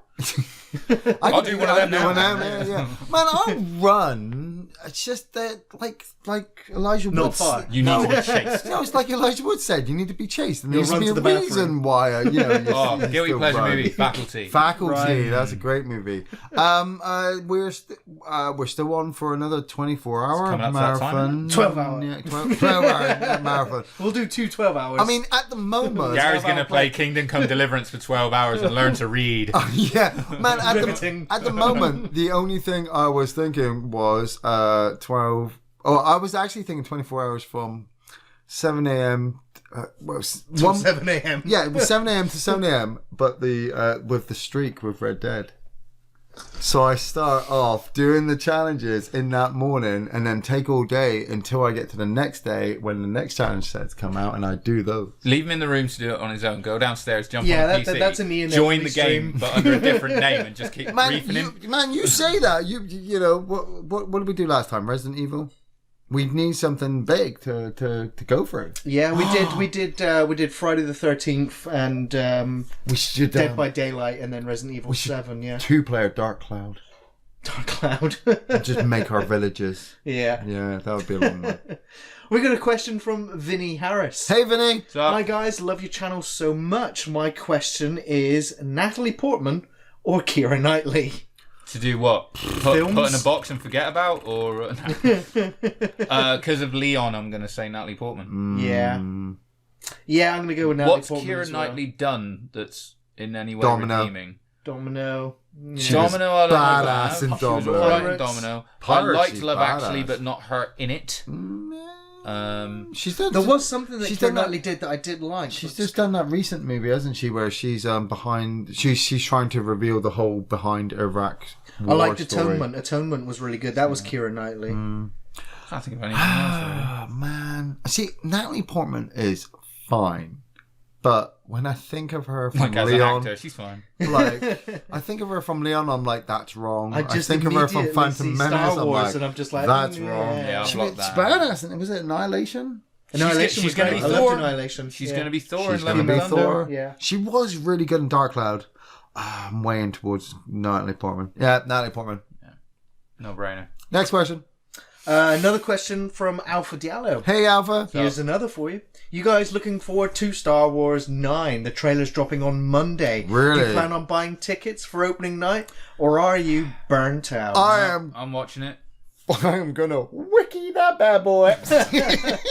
Mate, you know me, Christmas tradition when there's a Star Wars movie out, as soon as I finish, you gotta do before your I have thing. my break over You gotta do Christmas, your I thing. go down and watch Star Wars. I'm going to Can't wait. see it. I mean, I'm a massive fan, really, of the whole Star Wars universe. I'm not a big fan at all force block of you, of the new films. I think The Force Awakens was serviceable, but I think that The Last Jedi Oh man, it was bad. was fucking It was horrendous. I'm no longer interested in seeing bad. Ryan Johnson. I don't want to see anything else that he ever makes after what he did to Star Wars. Like, I mean, I'm a fan of Star Wars, and I'm not butthurt of what he... Abrams probably feels the same because he was like, Yeah. shit all over my fucking movie. Yeah. Exactly. It's just such a mess. he undid It's that. such But a then, mess. I come as a fan, coming off the back of Phantom Menace, going back, you know, I was prepared. I was prepared from Force Awakens for the movies to suck at some point, you know. And then glimmer of hope was Rogue Story. Rogue Story, Rogue One. Rogue One. You know, Rogue One's great. Rogue One's great. I've and still I was not like, seen Solo. yeah, let's. So dumb. Oh man, Solo is bad. That's why I'm gonna wiki this one because I watched Solo, and the guy walks up and he's like, "Oh, you're Han, right? And you're on your own, so that means you're Solo." I'm like, kill me. Just fucking You know what the worst kill thing me. about Star Wars at the minute is Ryan I'd Johnson. really like to play Jedi Academy's coming out, isn't it? Yeah. And there was two things. I mean, one, I was watching the gameplay. I was like, oh man, we really gonna have this shit where it's like the fucking lightsaber just knocking people over. But two, I'm like, it's EA, so fuck off. You ain't get my money, no matter what. And I'd really like to play the game, but I'm like, fuck EA. I'm not gonna buy a single game they ever release. Dark Yeah. Forces was So the best. that- They could end Yeah. up doing Gear 6 and I ain't gonna play it because I ain't giving that company no money. So. Yeah. Yeah. But no, fuck it. It's a Star Wars movie. I'm gonna go fucking watch it. It's a canon Yeah. Star Wars Yeah. movie. Yeah. Yeah, it is, and it's Mark Hamill's And we're last gonna- ever there were time bit, as, like, as what- Luke Skywalker. And watch it when I went to see and Last Carrie Jedi. I was Fisher. kind of like, I was watching it like all the way through. I'm just like, my brain is going like this thing, and I'm like, just let me get through this fucking movie. Ooh, lightsabers. You know, so I was like trying to, you know, when you're like forcing yourself to take away the good bits, but it's like upon rewatching, I was just like, fuck. Do you know? That last fight's pretty good out on the fucking red desert and stuff. the salt. I just it's thought pretty of fucking cool. I've just thought of something sick for all the shelfers to do. This is homework, like Fight Club, for all the shelfers to do when Star Wars comes out. We've all got to go see it, and then when you come out after seeing it at any point, you've got to say very loudly some really obscure thing that happens in the film that doesn't happen, but could spoil it for other Star Wars Can't believe they brought viewers. Solo back. Oh. You know, but if you're a chauffeur and you happen to hear that, you go, chauffeur! Fist bump. So you walk out like, oh my God, I can't believe his lightsaber didn't actually have a blade, but just made that weird noise going. So you've got to know and just watch 10 people go. Yeah, you've got to know that they're. Yeah. I think you're asking the impossible, Ian. Good luck, everyone. Fight Club. Ian will be checking up. Yeah. I'm going to do it after. We've got a question from Daydreaming Davey. Hey, Davey. Someone else asked this, but I'll repeat it. Thoughts on Scorsese's Marvel comments? Well, we did kind of skip some of the new segment of the podcast, so it was something to bring up. And, okay. And he literally commented that Marvel movies and superhero movies today are like amusement parks. That the theatres have become amusement parks. And he said that's all fine and good, but don't invade everything else in that sense. He said that that it's fine and good for those who enjoy that type of film. And by the way, knowing what goes into them now, I admire what they do. It's just not my kind of thing. It's simply not. It's creating another kind of audience that thinks cinema is Marvel. And we shouldn't be invaded by it. We need cinemas to step up and show films that are narrative films. Who's fucking forcing... That's Scorsese. That's you no, know... but that's what I mean. Is like who's fucking forcing people to go watch these films and not go see the more thinking, the thinker films. I think is he saying like there's films that aren't getting into the cinema because of... working in the cinema? I noticed it myself when The Shape of Water, which was the Oscar-winning Del Toro movie. Yeah, absolutely fantastic. The cinema had it in for 2 weeks. We sold 3 tickets. Still won the Oscar. Yeah, it still won the Oscar. I still put it on DVD. But thinking people, Wiki did. More mature people, more film savvy people. I don't want to bracket people like films this. Are, mate, they're owned by people. That's what we always forget. The companies put the money in it, and then they want the money back from the audience. But then the audience decide if they want to go see the film on a whim or somebody else's choice. Scorsese's annoyed because Marvel came along and dropped a bunch of movies that, in his eyes, aren't very good, but they made a shit ton of money and owned the fucking cinema for 10 years straight. And he's like, well, how come nobody comes and watches my movie? Everyone does go because movies, they don't necessarily watch them in the cinema anymore. Yeah. Scorsese, they wait for them to come out on DVD and watch them in their own home, where they don't have a screaming rabble, in the theatre with them. And I saw that working in the cinema. I saw the sold out crowds for Marvel. Yeah. And I quit working at the cinema ahead of Endgame coming out because I was there when Infinity War came out, and I don't ever want to have to clean up that mess again. Why not? Because that's how cinema works. It is now. Like that scene in Gremlins. Exactly. That's how it's always been. Every time, even the drive-ins and the big cinemas, you want thousands of people sat day one of your film's release, ready to watch it. And fuck what they do in the cinema. As long as they've paid the ticket and they're watching your film, you have made all your money back and you are ready to do something good. Yeah, okay, don't get me wrong. Yeah, you're right. You didn't want to see that human emotion rush in, but you wanted to be part of it. You wanted to be there day one of that film's release and be that guy. But, it all works as a machine. And Scorsese forgets that he is, just like the rest of us sometimes, another cog in the machine. He's the director that has to deliver a really good film. If he has an hour-long talking sequence between 2 phenomenal actors, there's only going to be a very small niche now who actually really want to sit in a cinema for more than £5 and watch it for 2.5 hours, because they know deep down inside those people in the audience are smart enough to go, I'll wait until it comes out on DVD. They're the new I'll download it. They're the new Westerns. I'll sit and watch it at home. It's the new popular phase. What I would say is, because don't get me wrong, I to a point I agree with his comments, and I see where he's coming from as well. Yeah, a lot of people are, he's fucking slagging off. It's like, he's not actually slagging off. He's actually saying, like, they've got a place and stuff. Yeah. He's more saying, like, it's a shame that he's worried he's going to be overshadowed. I think he's more talking because, like you said, Martin Scorsese will fucking draw a crowd, like because his name's on a movie. But I think he's more talking about other people getting a chance to, which I appreciate. But I think that but those movies have always been taking. No, but the thing is what I mean is like I think something that he's missing is that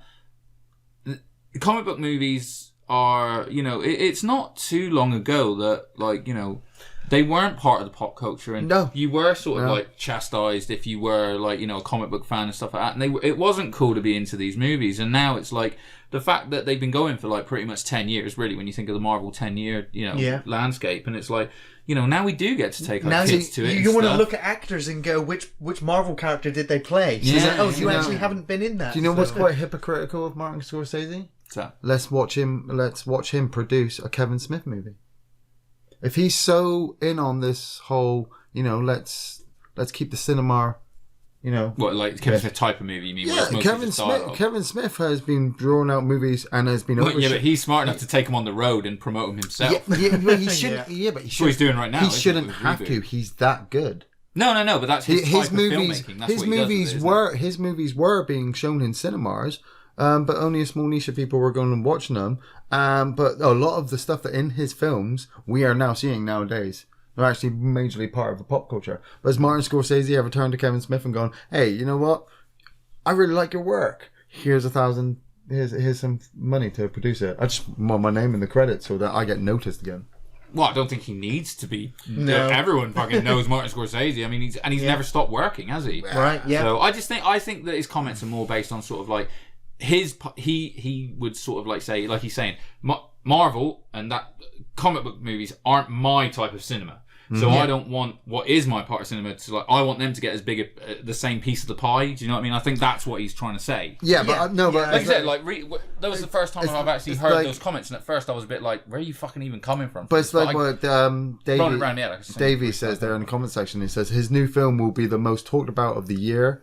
I don't think he's worried about being overshadowed. The Irishman. If The Irishman will come, we'll like it, we'll enjoy it, and then it'll go. But Marvel's there to stay. Marvel produce spectacle movies one after another. Yeah. And the audience fatigue hasn't set in yet. That it might come to a point in time where the superhero movies will go like the Western. I wonder what he thought of Joker. Exactly. So I always thought that. So I would have thought that would fall Scorsese more into the was cinema going to be a Joker movie. Yeah, we were talking about this earlier. Maybe that's why he's annoyed because of some of the stuff in Joker is too much close to home. I don't know. Because the Joker is so much like two Scorsese movies. Taxi Driver. Yeah. If he hasn't endorsed it. He's looking at the film going, "You motherfuckers, you ripped off my shit. Fuck you, Joaquin Phoenix." Yeah, sorry. Next question. We got a question from Vinny Harris. What's the craziest thing you've ever seen happen in a cinema? Batman and Robin. Yeah, it's a nipple. Mia Jokovic naked. No, for me, it was the Halloween original movie. I think he's talking about a thing that happened in the cinema. Not necessarily like that guy at Metallica getting kicked out. Let me get to it. I was doing my Captain Kirk thing where I kind of paused dramatically. Oh, okay. So I see you swiveling your chair. Yeah. I swivel. But we'd gone to see Halloween the remake a couple of years ago for my birthday. First time I'd ever seen it in the cinema. It was really, really good, except they didn't actually dim the lights in there. And we're perfect for Halloween. We're sat there, and you're just watching people just getting up throughout the movie and going out and asking the people at the cinema to turn the lights down, and the people saying, "Look, we can't." And I think you said it. The screen that we were in was a disabled one. Yeah, exactly. So you have to have the lights on for those with bad eyesight. So the light levels need to stay consistent. And I'm sat there and I'm like, "This is a Halloween movie. It's scary. We're supposed to be in the dark." Was it the only screen they were showing it on? Piss poor oversight. Logistically, they changed it for the other John Carpenter movies, but the fact that you're seeing people constantly go out, throughout the movie, I'm like, sit the fuck down. This is even more annoying than the lights. It's just watching you get up. And I called it. There was a young couple who came in quite late, right? And I've got my seat. I'm sat down. Got my drink. I'm ready. And I watched this young couple come in, and she looks annoyed at him. Like, Like, I've been married a long time. I know what an angry woman looks like. I know what an angry woman looks like. Yeah. She's quiet. You're she's not saying doghouse, anything. mate. Yeah.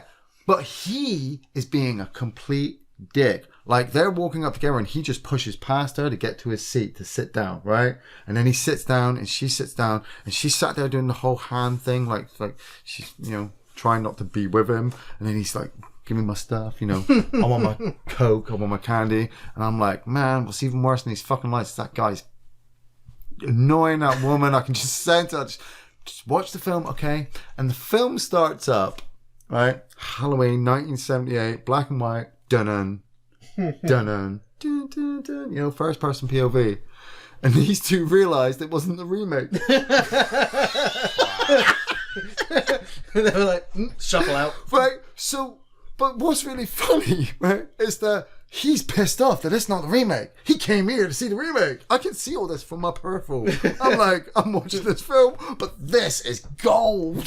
And she's like, this better than Halloween 2. Yeah, she's like, no, I'm comfy. I'm gonna stay. Like, I think as well that she could drive because she had the car keys at one point. Right? She's like, no, I'm gonna stuck stay. there watching and he's like, 70s movie. No, right? So he gets up and storms down the stairs and goes out, and she's sat there on her own for a while. Right? And then she gets up and goes. And two other people come in late and they just take those seats. So these other two people come back with an usher. And the usher's like, I'm sorry, you can't go to another film. You can't go to another film. And I'm just like, haha, motherfucker. I'm watching Halloween. Fucked up. So you fucked up. And then they go back to their seats. And he realizes there's two people in. And the guy in the seat must have looked a lot harder than the guy who's come up.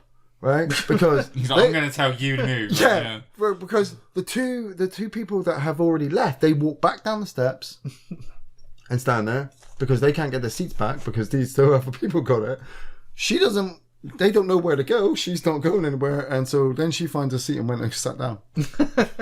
And he stood there by where the doorway is for about half an hour and then fucked off. God. I've seen some strange things in the cinema. I've worked at 2 different cinemas, and in both cinemas I've seen people having sex. And obviously in the last cinema that I worked at, we're given night vision infrared cameras, so that we can come in and just be like, we're giving them to make sure A, no one's pirating the movie, and B, everyone's kind of behaving. Yeah. Which movie was it?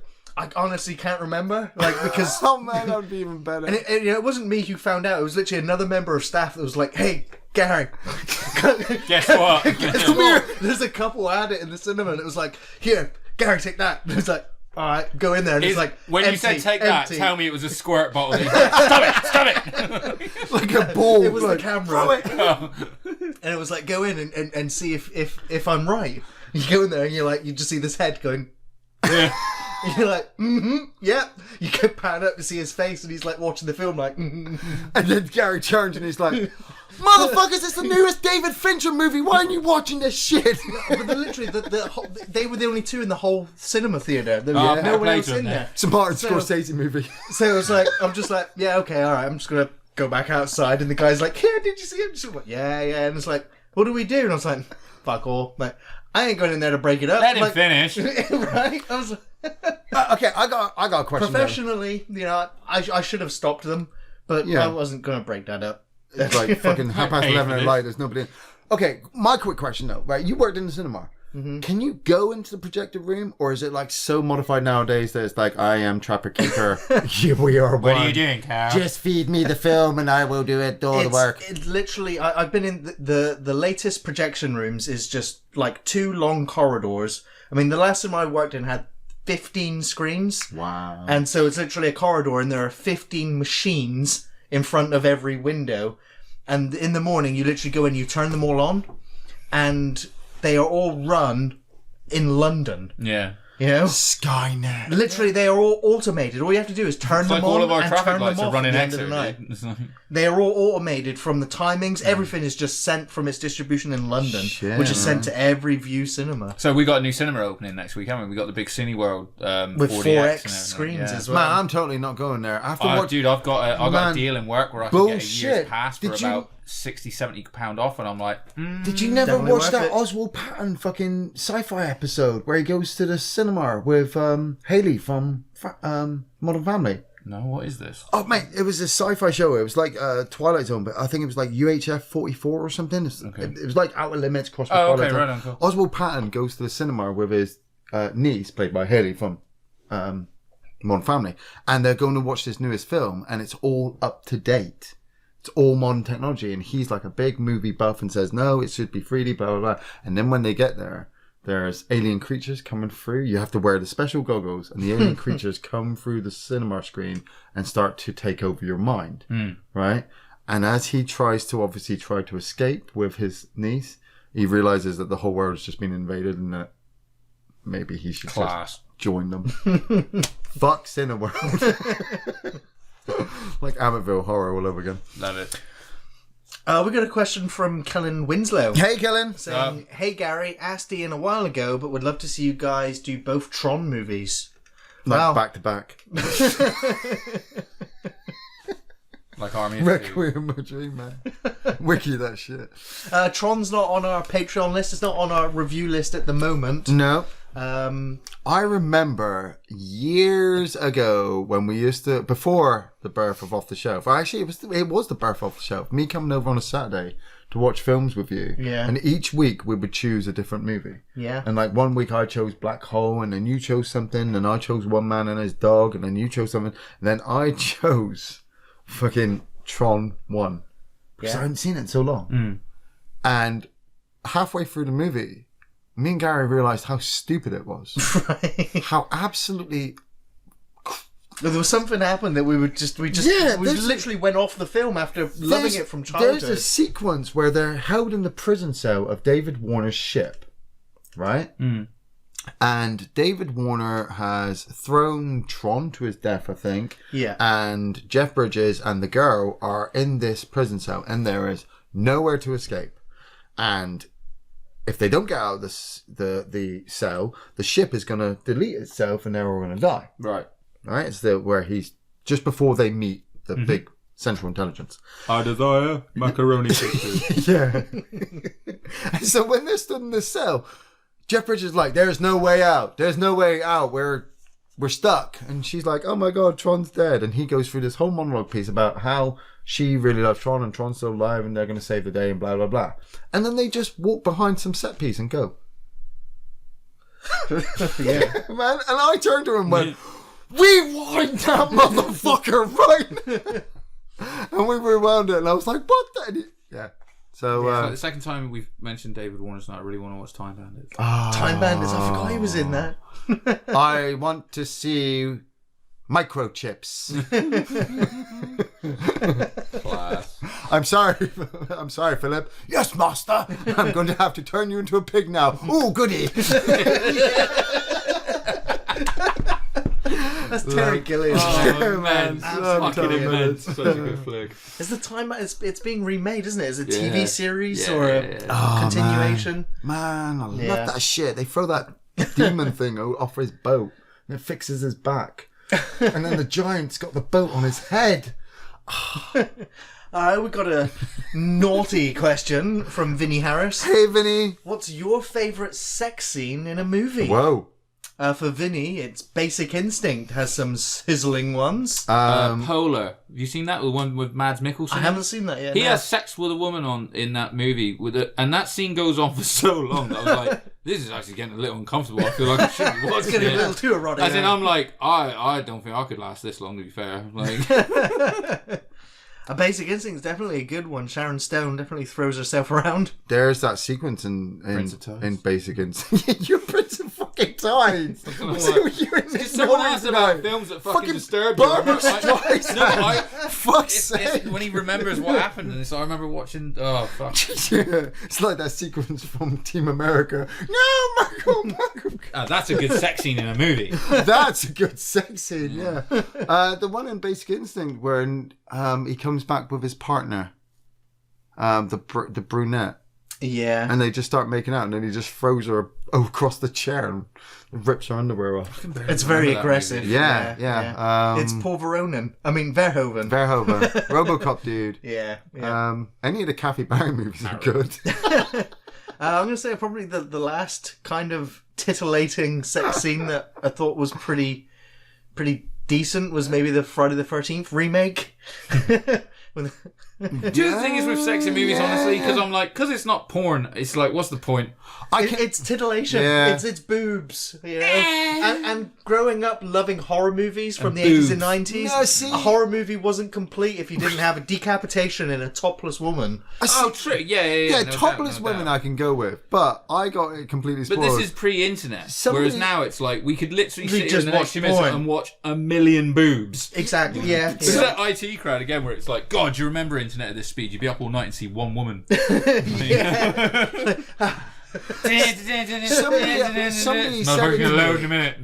Somebody said to me when I was younger about sex scenes that they're not really having sex in sex sequences, and somebody that the guy that don't look now. Yeah, but I was told that the guy would obviously sellotape his junk to his leg, so he wouldn't get aroused. And because you're thinking, I've got to take that sellotape off at some point. And the thought of that would be enough to be like, not a movie other than a Serbian film where I was like, they're not really having sex. No, Ian, you're about to go and watch Sodom, aren't you? No, unless you gather it for me. Don't watch it. Don't watch it. But that's what I'm saying. When it came to movie with sex sequences, I was just like, they're not really having sex. And then when you watch a porn movie, you're like, well, obviously they are. I think this is real. But weirdly enough, there's such.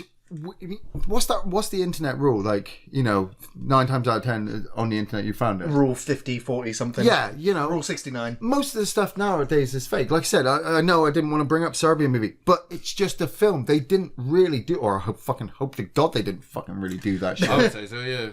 It's up there with, say, the ankle sequence from Misery. They didn't really break his ankles. They didn't really have sex. So I don't know. Sex scenes in films, they're kind of they're not the most important thing, but it really does cement that the two characters are in love or in a relationship, or like the scene in Terminator. Right, exactly. Yeah. Put a nice fucking tune over it, and you get to see Linda Hamilton. You get to see Linda Hamilton's baps. Right, and then it instantly cuts to Arnie on a bike with his frayed haircut. Yeah. Like, oh fuck! I lost it. Oh, it's gone. See, watch this, okay, audience, ready? Who remembers Bodies of Evidence? Madonna. William Dafoe.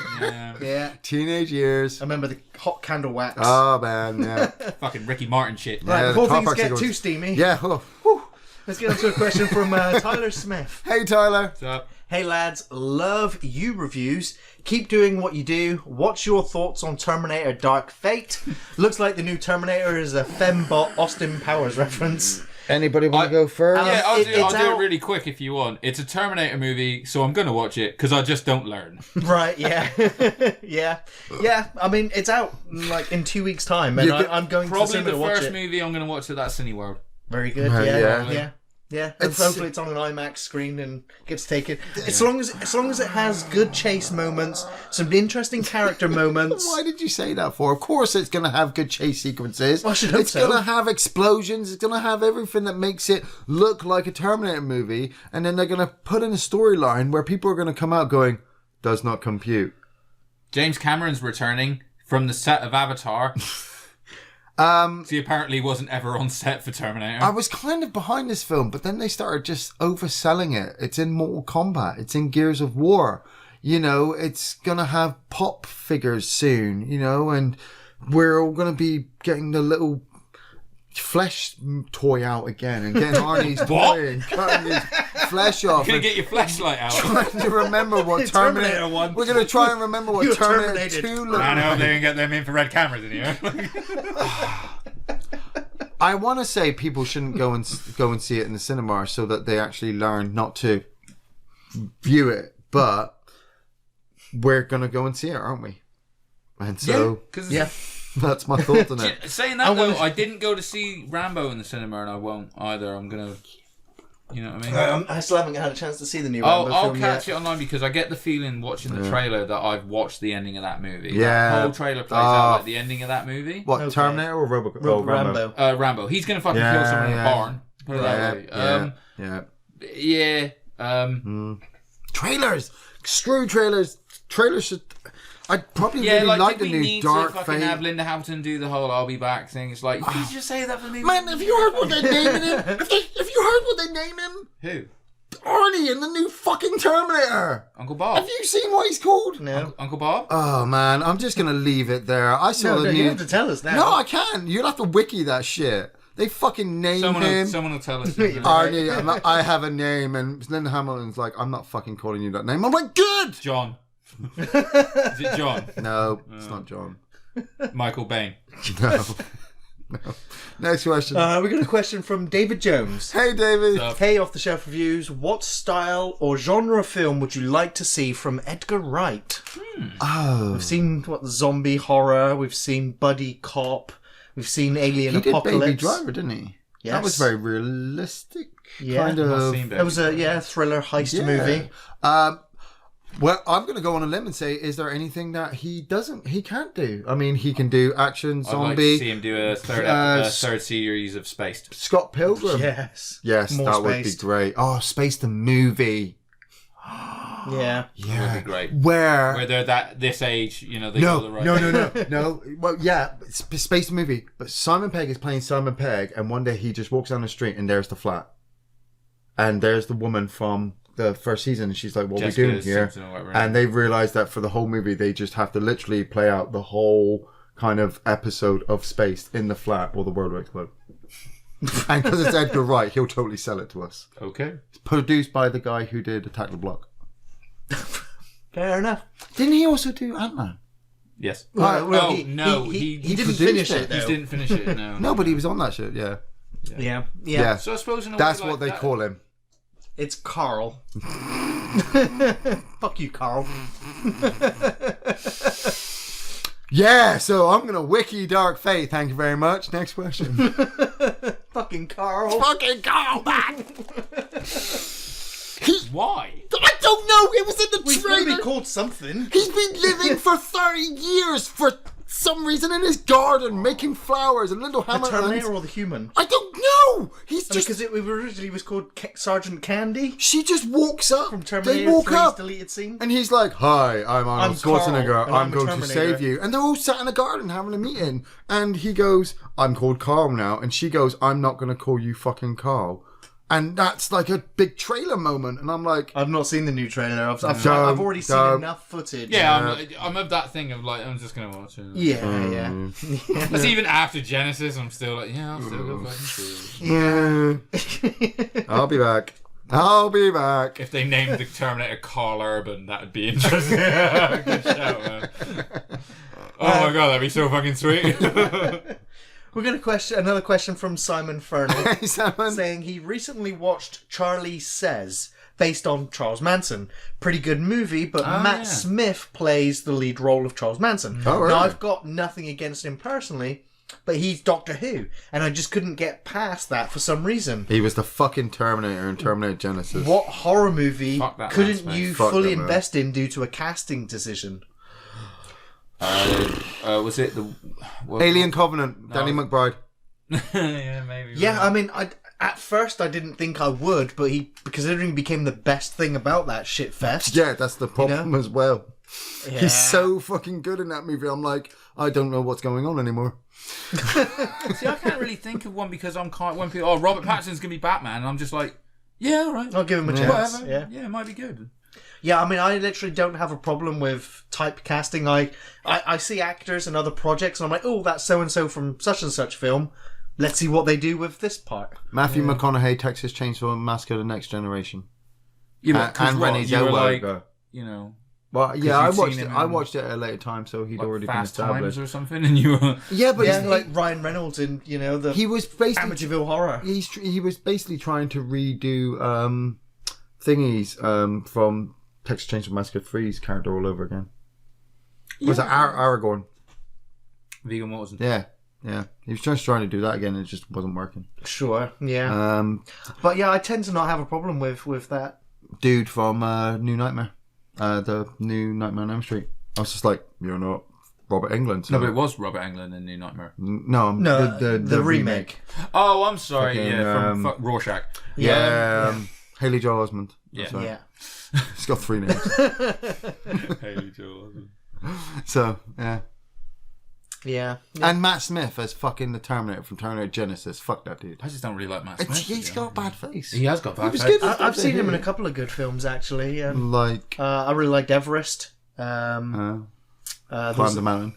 There was another film before that as well that I enjoyed him in. Doctor Who, the movie. No. We got a question from Sherwin Newton. Hey, Sherwin. Hi, guys. Sorry if this has been asked before, but what is the personality trait you found irksome in the other, but have come to appreciate over the years, especially when creating content for the channel is concerned? Warmest regards. Well, Sherwin, it looks like you're trying to get some shit flinging. I guess I'd say Ian's ability to remain completely and utterly calm and perhaps too jovial when we're in the middle of an argument, when we're trying to debate the differences of a film. Perhaps the Predator review. Oh, sorry. Where Ian will do mental backflips to try and explain the logic of the film. It's second to none. Yeah, I know. I do just about bullshit after a while. It's to counter you got this arc for perfection. You know, and I nothing can always be perfect, but I love about you, but it's that thing that I'm just like, he's got to do it. It's his own thing. Mm. You know, it's got to be this thing. And obviously, if I try to prod it or touch it or pull it apart, and no, Ian, you're not doing the unnameable. Don't fucking touch it. What are you doing? I'm like, yeah, but dude, if you do this, no, fine, I'll stand over here and twiddle my thumbs, you know, and just let you do your thing, and then you go, can you help me with this? I'm like, no, you just slapped my hand and told me I couldn't help. So, okay, but we got to do it this way and do it this way, and then you're like, no, fucking Robin. But I saw this question pop up, and I thought, it's going to be a bit harsh, but then you know what? That's what works about this show. And we were saying it a couple of weeks ago, actually, is, everybody's got a different opinion, and we can get angry at each other and give each other shit, but really at the end of the day, part of you really just goes, yeah, he's right, So, where you go, that's kind of irksome. There's a part of you that goes, it's right, and so there's a part of you that knows the unnameable shit. It's just not me. It's everybody else. But then there's a part of me that goes, yeah, Gary's right. Cabin fever is fucking bollocks. But that leg shaving scene does. Yeah, that's a very memorable moment. Yeah. Yeah. We got another question from Chris Rogers. Hey, Chris. Asking, Psychomania, have you seen it? For him, it's definitely one of his favourite guilty pleasures. I don't know if you know of it, but the bikers? Yeah, it's a 1973 film, also known as Death Wheelers, which is about a gang of young people that call themselves the Living Dead. They terrorise the population from their small town, and after they make a deal with the devil, they all kill each other. Have to commit suicide. But if they truly believe in it, they'll have eternal life. Yeah. And basically following the leader, they commit suicide one after the other, but things don't necessarily work. No, because one of them doesn't kill himself, and they all start to come back as evil spirits. Have it's like his mother tied into it as well. Yeah, she does seances. Yeah. Have either of you probably seen it? No. I watched it. I had, again, vague memory. Back. BBC One did a whole series for a couple of months of just Hammer horror movies. Well, not. Do you know what? I Psychomania. saw this at the same time as The Cars That Ate Paris. Yeah, right, yeah. Psychomania is not a Hammer horror movie, but it was one of those season movies where it's like, it's a horror movie from the 70s, it's alright. I stayed up and watched this all the way through, and by the end of it, it's up there with Hellraiser Judgment.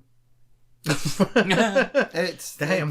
Because nothing. Say what you really feel, bro. Nothing really happens for about half hour, 40 minutes, and it's only an hour and a half long, if I remember, and nothing really happens for ages. It's all the build up to the leader dying, and then him starting to make everybody else die, and then they defeat him at the end.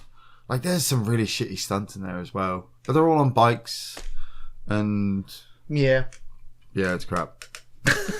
Well, we got a question from Emily Stevens asking thoughts on the Sharknado films. Oh, this is what in 2 words. They're shit, but I'm glad they exist. Perfectly awful. Yeah, but they could easily be guilty pleasures. Yeah, when people I'm so glad they exist. Yeah, cornball ridiculousness. What is it you find kind of irksome about Gary? That he really loves the Sharknado movies. No, I like the first one. Because it was just a stupid concept that they made a film about. But then you were like, I have to watch. But then they made 4 more. And then you had to watch The best thing about the sequels is all the taglines. I watched most of the second one, part of the third one, that's it, done. So you haven't seen the time travel thing at the end of number 4? No, I haven't. Man, I watched that just because of you.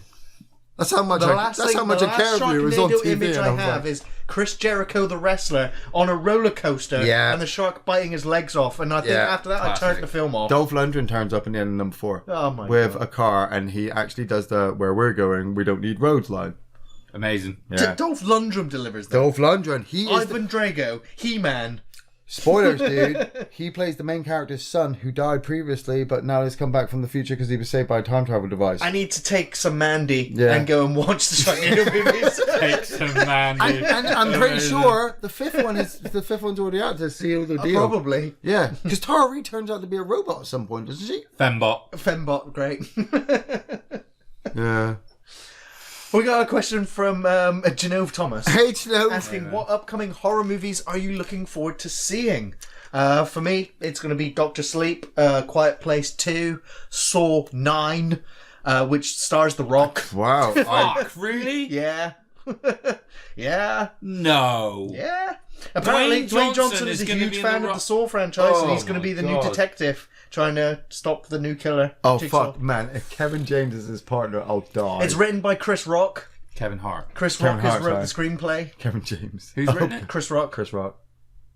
Oh, but apparently Chris Rock is such a diehard fan of the franchise that when he brought the script into the studio were like, this is the new vision of Saw. Sold. Done. So, yeah, I need to see what they do with it. Dr. Sleep for sure. I'm interested in Dr. Sleep. Yeah, hell yeah. Army of the Dead by Zack Snyder. Resident Evil, the new film, the reboot Resident Evil movie. Nope. And Spawn, which will be out. I think that's the latest is 2021 for the new Spawn. Is the new Resident Evil still being done by? It's still Sony Pictures. No, as in director Paul W.S. Anderson. Yeah. No, it's long gone. Because is he like? Did he get in trouble for the people that died on the last one, or like? No, is that still no, ongoing? it was an accident. Insurance set. covered that shit. No, but day one they've like fucking crippled some poor woman who lost an arm, and then people died at the end making it. People died making the last film. Yeah, like fuck, people died watching it. So, yeah, right. I own those movies. Oh yeah. But yeah, I want to see what I mean. Hopefully they go back and redo the games as films. We'll see. Yeah. We got a question from Gav Hickey. Hey, Gav. So, Gav. Here's one. What films do you tend to watch together as a double or triple bill? Ooh, he tends to watch The Blob and The Stuff, as well as then The Fly and The Thing. Yeah, I do The Thing as a triple bill. The double bill, the what Thing, then Thing prequel. No, the black and white. Okay. I do the black and white, then I do the prequel, then I do the 1982 remake. Evil Dead 1, Evil Dead 2, Army of Darkness. I mean, there's more, but those are the main. Coming up for Halloween soon. I always do the same thing. I always do Cabin in the Woods, the remake of the remake of Evil Dead, nice, and Tucker and Dale versus Evil. Oh, nice, because it's like a cabin trilogy of all one's kind of in the middle, one's actual horror. And I never tend to thematically group films together. I either watch both the sequel series of films, or I'll watch a film by a director and then another film by a director. Cornetto trilogy. Yeah, I've never watched any of them back to back. Oh, I love it. I've done the three of them together. We had a night where we literally watched them whilst eating Cornettos and just got smashed. It was amazing. I'll tend to watch the Predator films, or the Alien films, or the George Romero Dead films. The George Romero ones, but I never usually go, for similar themes. It's either follow an actor or follow a director, or follow a special effects artist. Tarantino movies for sure. Yeah, I've never doubled up a Tarantino-a-thon. Django and Hateful Eight I really enjoy watching. That's disgusting. Sure. Kill Bill 1 and 2 you got to do. Yeah, but again, it's almost like one film, isn't it? Do you know, I was recently rewatching John Wick 2 and 3 back to back because they flow into each other so well. Yeah, I mean, and also it's kind of like, because obviously the first one is so tonally different from the other two, whereas 2 and 3 go full blown action sequel, whereas the first one's got a lot more like reason and heart to it. I love all of them. Don't get me wrong. I think they're fantastic. Yeah. But I really found that like 2 and 3 are just great movies to watch together. Sure. As action movies. Do you know what I mean? Isolated. You get the third one. Yeah. You need to get that third one. We got a question from David Jones. Hey, David. Asking for thoughts on the passing of actor Robert Forster, famous for his roles in Alligator and Jackie Brown. Well, we were saying this obviously in the break that when we were doing the first section, it went for so long we weren't able to bring it up. But as soon as I saw it pop up on my Facebook feed, I was like, oh man! And I watched The Black Hole. The Black Hole. Yeah, I mean, I just recently saw another one that El Tarantino Camino. cast as a bit of a sort of like rejuvenation, sort of like like he did with Jackie Brown. Yeah, because that relaunched his career. Yeah, let's get him into Jackie Brown and get him out there. The three of us reviewed Black Hole. We did. You like that movie? Yes. Well, I mean, like again, it's like it's being remade at the moment by Disney. It's good. Yeah. Pew, pew, pew, laser. Ronnie McNabb. Love it. It's great. Very sad. I couldn't believe he'd passed because obviously I just recently saw. I literally watched him in something, and then the very next day he had died, and it was like, that's unbelievable. Like, I think I heard it like a month later on a podcast, and was like, what the fuck? Like, you know. Yeah. Shocking. We got a question from Andrew Kavanagh. Kavanagh. I don't know if you guys have seen it, but on Netflix there's a great movie called The Tall Grass. If you've seen it, just wondering your thoughts on it. It's a great thriller. By the way, you keep saying my name wrong. It's Andrew Kavanagh. Thanks, boys. Kavanagh. We're probably going to get it wrong in the future. Yeah, we drink too much, and by the time we get to the segment, I speak two languages, English and bad English. QC, right? Yeah. Also, from our comment section, Ian, from Land of the Dead, we've got to try and get this right. John Leguizamo. It's not Leguizamo. What is it? Not Leguizamo. Leguizamo. It's Leguizamo. Leguizamo. John Leguizamo. Okay. You're right. Up there with Roy Schneider. Yep. Yeah. So when we were on the phone last night, and you were describing something to me, and you were saying, you said a word. I said haram. You said haram, and I was like, the fuck Harem. did you just talk about? And you described. I was like, a harem. Harim. I don't. A haram, and he's like shouting at me like I'm the asshole. Yeah. Fucking haram, and I'm like, do you know what you're fucking talking about? It's the same fucking word. Thought and thought. You know, it fucking all sounds the same shit. You know. Not my fault. You guys can't read. Daydreaming Davey is asking if we've seen The Summer of Sam, which also stars John Leguizamo. Oh, well, yeah. Well, actually, I haven't seen The Tall Grass, but I thought it was in The Tall Grass. I just thought he missed the end part. I think he did, yeah. We talked about it earlier. But Summer of Sam, I love Summer of Sam with John Leguizamo. I haven't seen that for a while, man. Yeah. Kill your neighbours. Okay, dog. Yeah. The dog told me to. The dog told me to. Some weird shit, that isn't it? Yeah, but the backdrop of him and his girlfriend. That's jumping the shark, though, isn't it? Like, you know. Yeah, it's like you're wondering if any of them are just going to die at any point. Right. It's crazy. we got a third question from Alpha Diallo. Hey, Alpha. Saying, for the hat trick, sometimes I find myself thinking or working with my band is pointless, and I put down my guitar for days, only to pick it up and realise I still love it. Okay, good. Do you have creative ruts, and how do you get through it? Every day is a chore. Mortality sucks. The universe is just going around this star, and we're just breathing in and out. And no, Ian, no, this is the wrong answer. Yeah. Oh, right. How do you get through it? Yeah. Oh, yeah, no, I'm not. Don't make it worse. No, I'm getting to that, right? once you look into the abyss and laugh and turn your back on it, you know, the abyss just kind of is the abyss now. It's not actually anything. It's not staring back at you. Yeah, fuck that shit. You know, you whip out your dick and you start pissing the abyss like, what are you going to do, abyss? You then go get yourself your favourite beverage, be it tea, beer, whiskey, whatever. You take a deep breath, you count to 10, and you realize that it's between the choice of ending it all, ending everything else for everybody else, or carrying on. Carrying on actually takes the less effort. So your option, at no point was the option just stop doing the thing. Like, because his is like, I just won't play with my band anymore. No, because yours isn't like, I'm not going to do off the shelf anymore. It's literally like, it's kill everyone, kill myself, or carry on. There wasn't like you could just stop doing the thing if it's that bad. No, because if you stop doing the thing, you're going to have to replace it with another thing, which means you just got to put more effort into another thing, which at that point, you may not even have the effort to start a new thing. You might as well carry on with the thing that you already know how to do. Or just kill everyone. Or kill everybody. Okay. Yeah.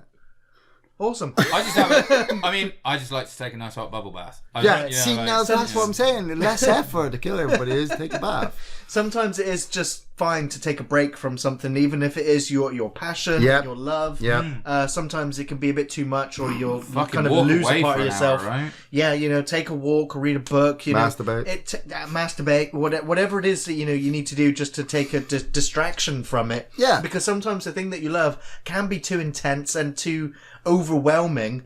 That you will burn out on it. You can't see the forest for the trees, and you can't see your own shit on your knees. You turn off the Marilyn Manson song, and you're ready to go. Right. Yeah. Nice. I hope we helped. Ian's therapeutic motivational tapes. I'm out there every day. You are out there. Back in the day, these guys will tell you. Back in the day, nobody ever thought I was going to make it past the next morning. I was just gonna.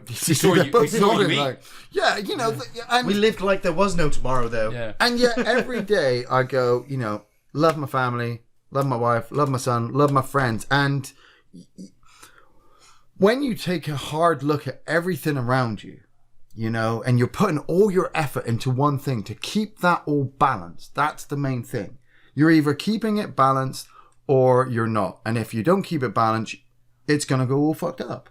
Now, personally, I make the joke that I'm a god, but that's the thing of I know what will happen if I drop all those plates that I'm attempting to keep spinning.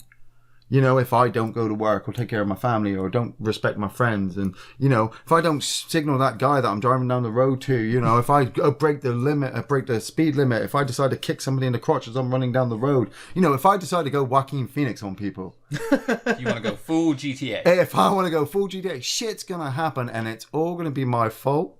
It's all going to be bad, and it's going to hurt everybody around me. And I go, nah, I'll just carry on. Well, on that note, I'm going to bring this podcast to a close. Yeah. I just want to say thank you, Andy, and thank you, Ian. Well, thank you very much. I hope you guys have a fantastic Halloween. I hope we've given you some great shitty movies to watch over the Halloween period. Look out for them fucking infrared cameras in the cinemas, boys. We're watching you. We're watching there. Fucking see that head bobbing. We'll see you next month. Take it easy.